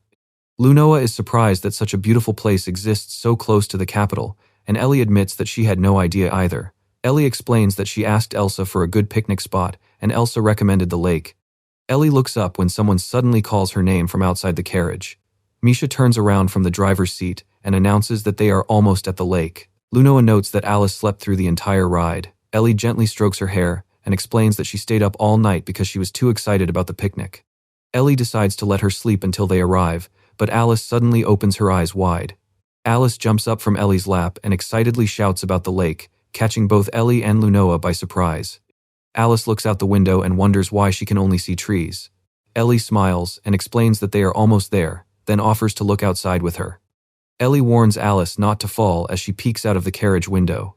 A sudden gust of wind leaves the little girl gasping in amazement.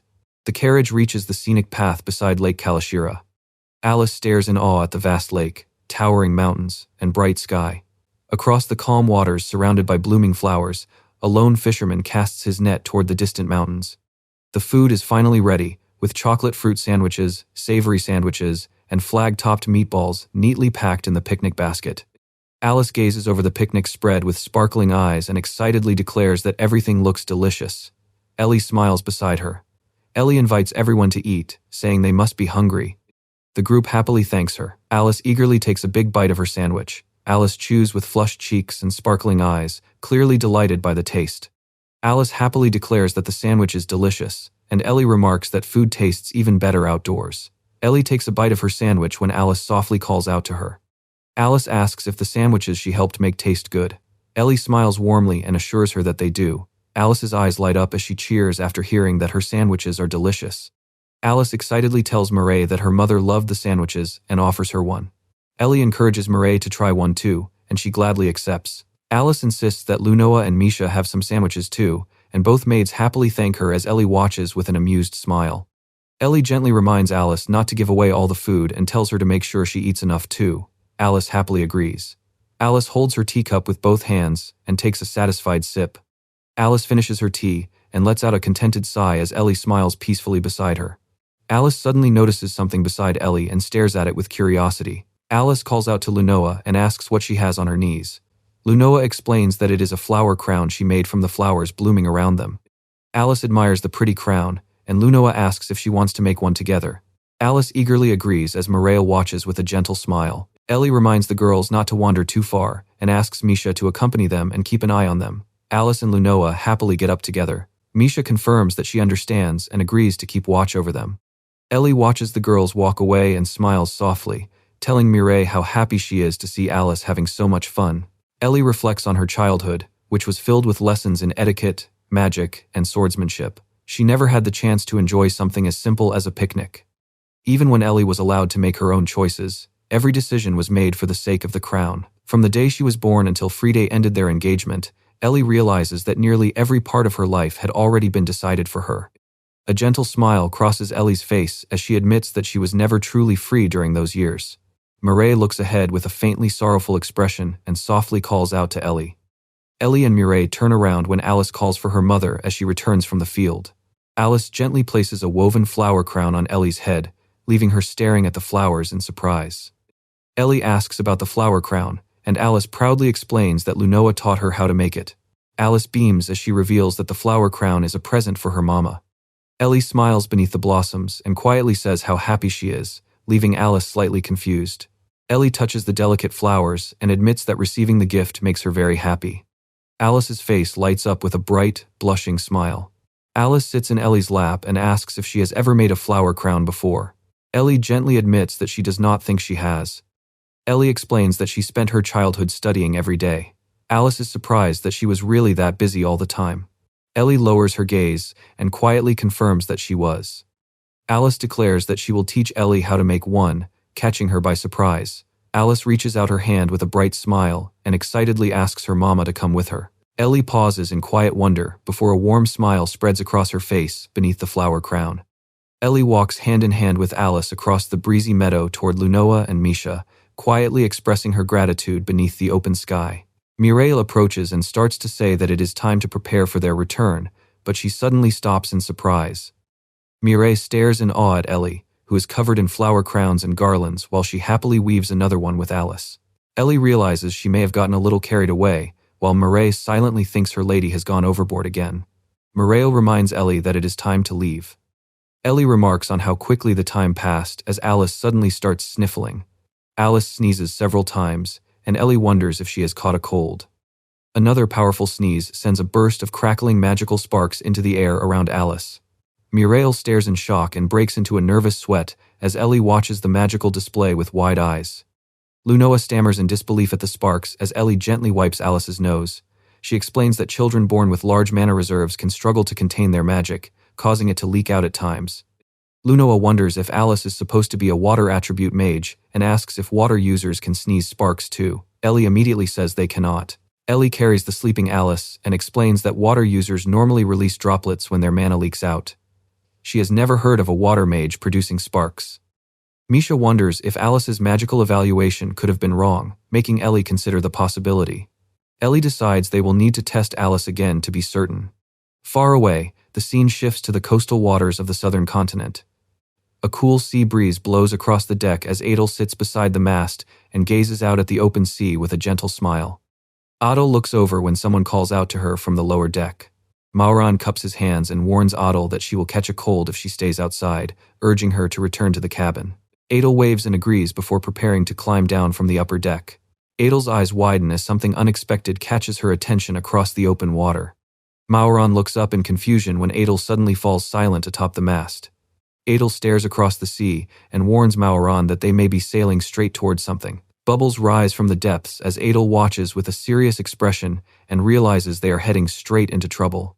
A gentle sea breeze blows through Adel's long hair as she smiles calmly while the ship sails across the open sea. Wynn calls up to her and respectfully warns that the sea breeze is getting cold, suggesting she return to the cabin.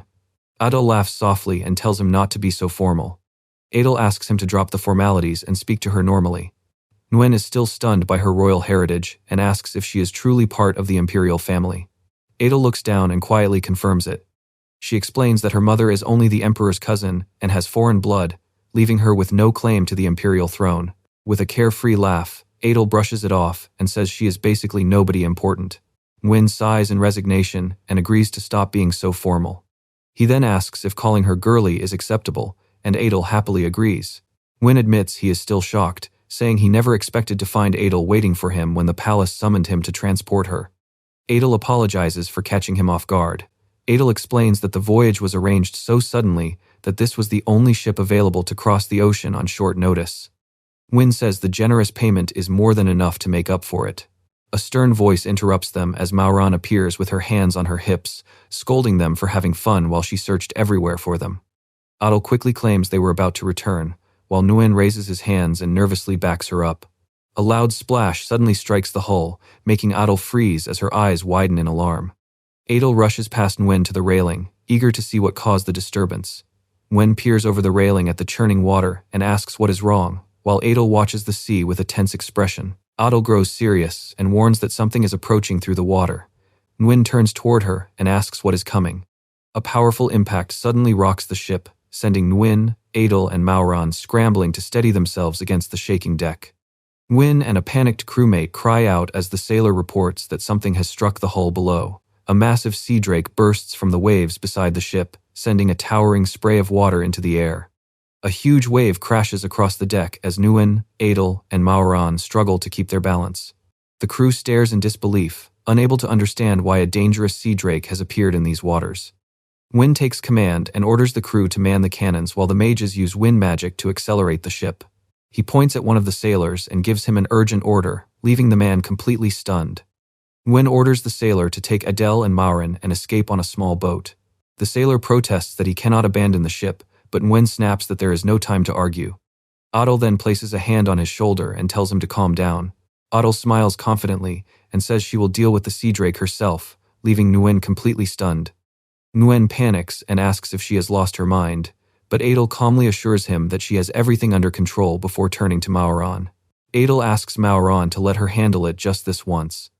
Mauran sighs and admits Adel will do it anyway, earning a cheerful response as she steps forward. Adel glances back with a calm smile and explains that she simply does not want the captain and his crew dying on her watch. Mauran calmly says she will pray for Adel's good fortune, but Nguyen immediately panics and begs her not to talk as if Adel is already doomed. Nguyen desperately tells Adel to stop as she steps onto the ship's railing. Adel ignores his cries and leaps gracefully into the open air, leaving Nguyen reaching after her in shock. Nguyen and the crew watch in horror as Adel hangs above the sea, while Mauran remains surprisingly calm beside them. Adel floats above the sea with a confident smile as she activates her divine artifact. Floral-patterned ribbons swirl into existence around her as she solemnly calls out the name Feng Hua. Nguyen leans over the railing in disbelief as Mauran quietly watches the astonishing display. Adel lands lightly on the water as magic gathers beneath her feet, then bursts forward across the sea at incredible speed.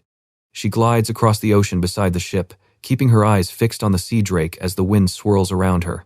Adil orders the beast to leave the ship alone and raises both hands, summoning a spiraling blast of wind called Fenghua Whirlwind. The powerful wind tears through the air and slams into the sea drake, making it roar in pain. The wounded beast thrashes wildly as pressurized water begins building inside its open jaws. Nguyen urgently warns that the beast can use water breath, just as a powerful torrent erupts from its mouth. Adil easily leans away from the attack and prepares another strike with her wind ribbons. Another blast of wind slams into the sea drake as Adil calls it a stubborn beast, sending it thrashing through the waves. Adil spreads her arms and summons a massive vortex of wind that spirals around her floral ribbons. Nguyen and Maoran shield themselves from the powerful winds sweeping across the deck. The sea drake roars as the towering cyclone engulfs it in a violent storm of swirling air. Adil fixes the beast with a fierce glare and unleashes Fenghua blowing wind. Her floral ribbons slam into the sea drake's jaw with devastating force. The attack tears the sea drake apart, sending its remains crashing into the ocean as Adil hovers above the water. Adil looks down solemnly and quietly admits that she had no grudge against the creature. As the beast's remains sink into the dark depths, she softly apologizes for what she had done. The divine ribbons glow around Adil as she turns back toward the ship. Adil calls up to the captain and assures him that the danger has passed, but Nguyen's intense expression leaves her confused. Nguyen and the entire crew suddenly burst into loud cheers, leaving Adil flustered as she hovers above the water. Nguyen pumps his fist and praises her for being both smart and incredibly strong, while Maoran sighs in exasperation. The crew loudly chants Adil's name, making her blush and laugh with embarrassment. Nguyen proudly tells his men that Adil just took down the sea drake for them. He then orders the crew to make up for lost time and sail toward the kingdom at full speed. Meanwhile, in a village near the capital of Uttair, a grateful villager thanks Sister Tita for saving her son. Tita humbly says she only carried out the Lord's will. The villager insists on giving her a reward, but Tita politely refuses. The man explains that the wine was made right there in the village, and Tita quickly accepts, saying it would be rude to refuse such a thoughtful gift. The villager also offers Tita some snacks, and she happily accepts, praising the village for its warm hospitality. Tita walks through the forest and figures the commotion over the epidemic should have finally died down. She remembers returning with the crystal ore and begging Ellie not to mention that she had gone along. Tita had stayed away afterward to avoid anyone discovering her involvement in the ore hunt. With her staff, wine, and snacks in hand, Tita smiles and wonders if she is finally in the clear. Tita beams as she walks through the crowded streets, happily declaring how much she missed the capital's lively atmosphere. She considers starting her visit with a quick drink, but suddenly stops herself and decides against it. A vision of an angel appears as Tita clasps her hands and claims the Lord has told her not to drink. She takes it as a sign of fate and rushes off toward her next destination. Tita bursts through the door and cheerfully announces her return, telling Ellie that she has come to bother her again. Ellie looks up from her documents and asks what is going on. Tita happily explains that she has arrived on divine orders. Tita insists that something wonderful awaits her here, while Ellie dryly wonders if God is really sending her personal messages now. Mireille points out that having another participant would be helpful, and Ellie admits that he has a point. Ellie turns serious and asks Tita if she can swear before God to keep everything a complete secret. Tita nervously agrees, only to ask what secret she is supposed to keep. Our girl quietly tells her that the time has finally come. A tempting spread of chocolate truffles, layered cakes, and candied treats covers the table, ready for everyone to sample. Tita peeks over the table with sparkling eyes, completely amazed by the mountain of sweets before her. Yu asks if Tita remembers the cacao they found in the dungeon. Yu explains that the treats are made with that cacao, while Elsa waves warmly and Tita happily greets them. Ellie reveals that she plans to open a tea house soon and says her employees already tried the desserts and loved them. She wants more opinions, so she turns the tasting into a way to thank Yu and Elsa for their help in the dungeon. Tita sits across from Ellie and finally asks what secret she is supposed to keep. Ellie winks and explains that no one can know about her new venture yet. She trusts Yu and Elsa to keep quiet, and Yu agrees that their work depends on trust. Ellie gives Tita a sharp look and asks if a pious sister would ever reveal a secret. Tita quickly salutes and swears before God that she would never do such a thing, earning an approving look from Ellie. Ellie invites everyone to start tasting the treats as Mireille and Elsa get ready to sample them. Tita eagerly picks up a piece of chocolate and laughs as she prepares to take a bite.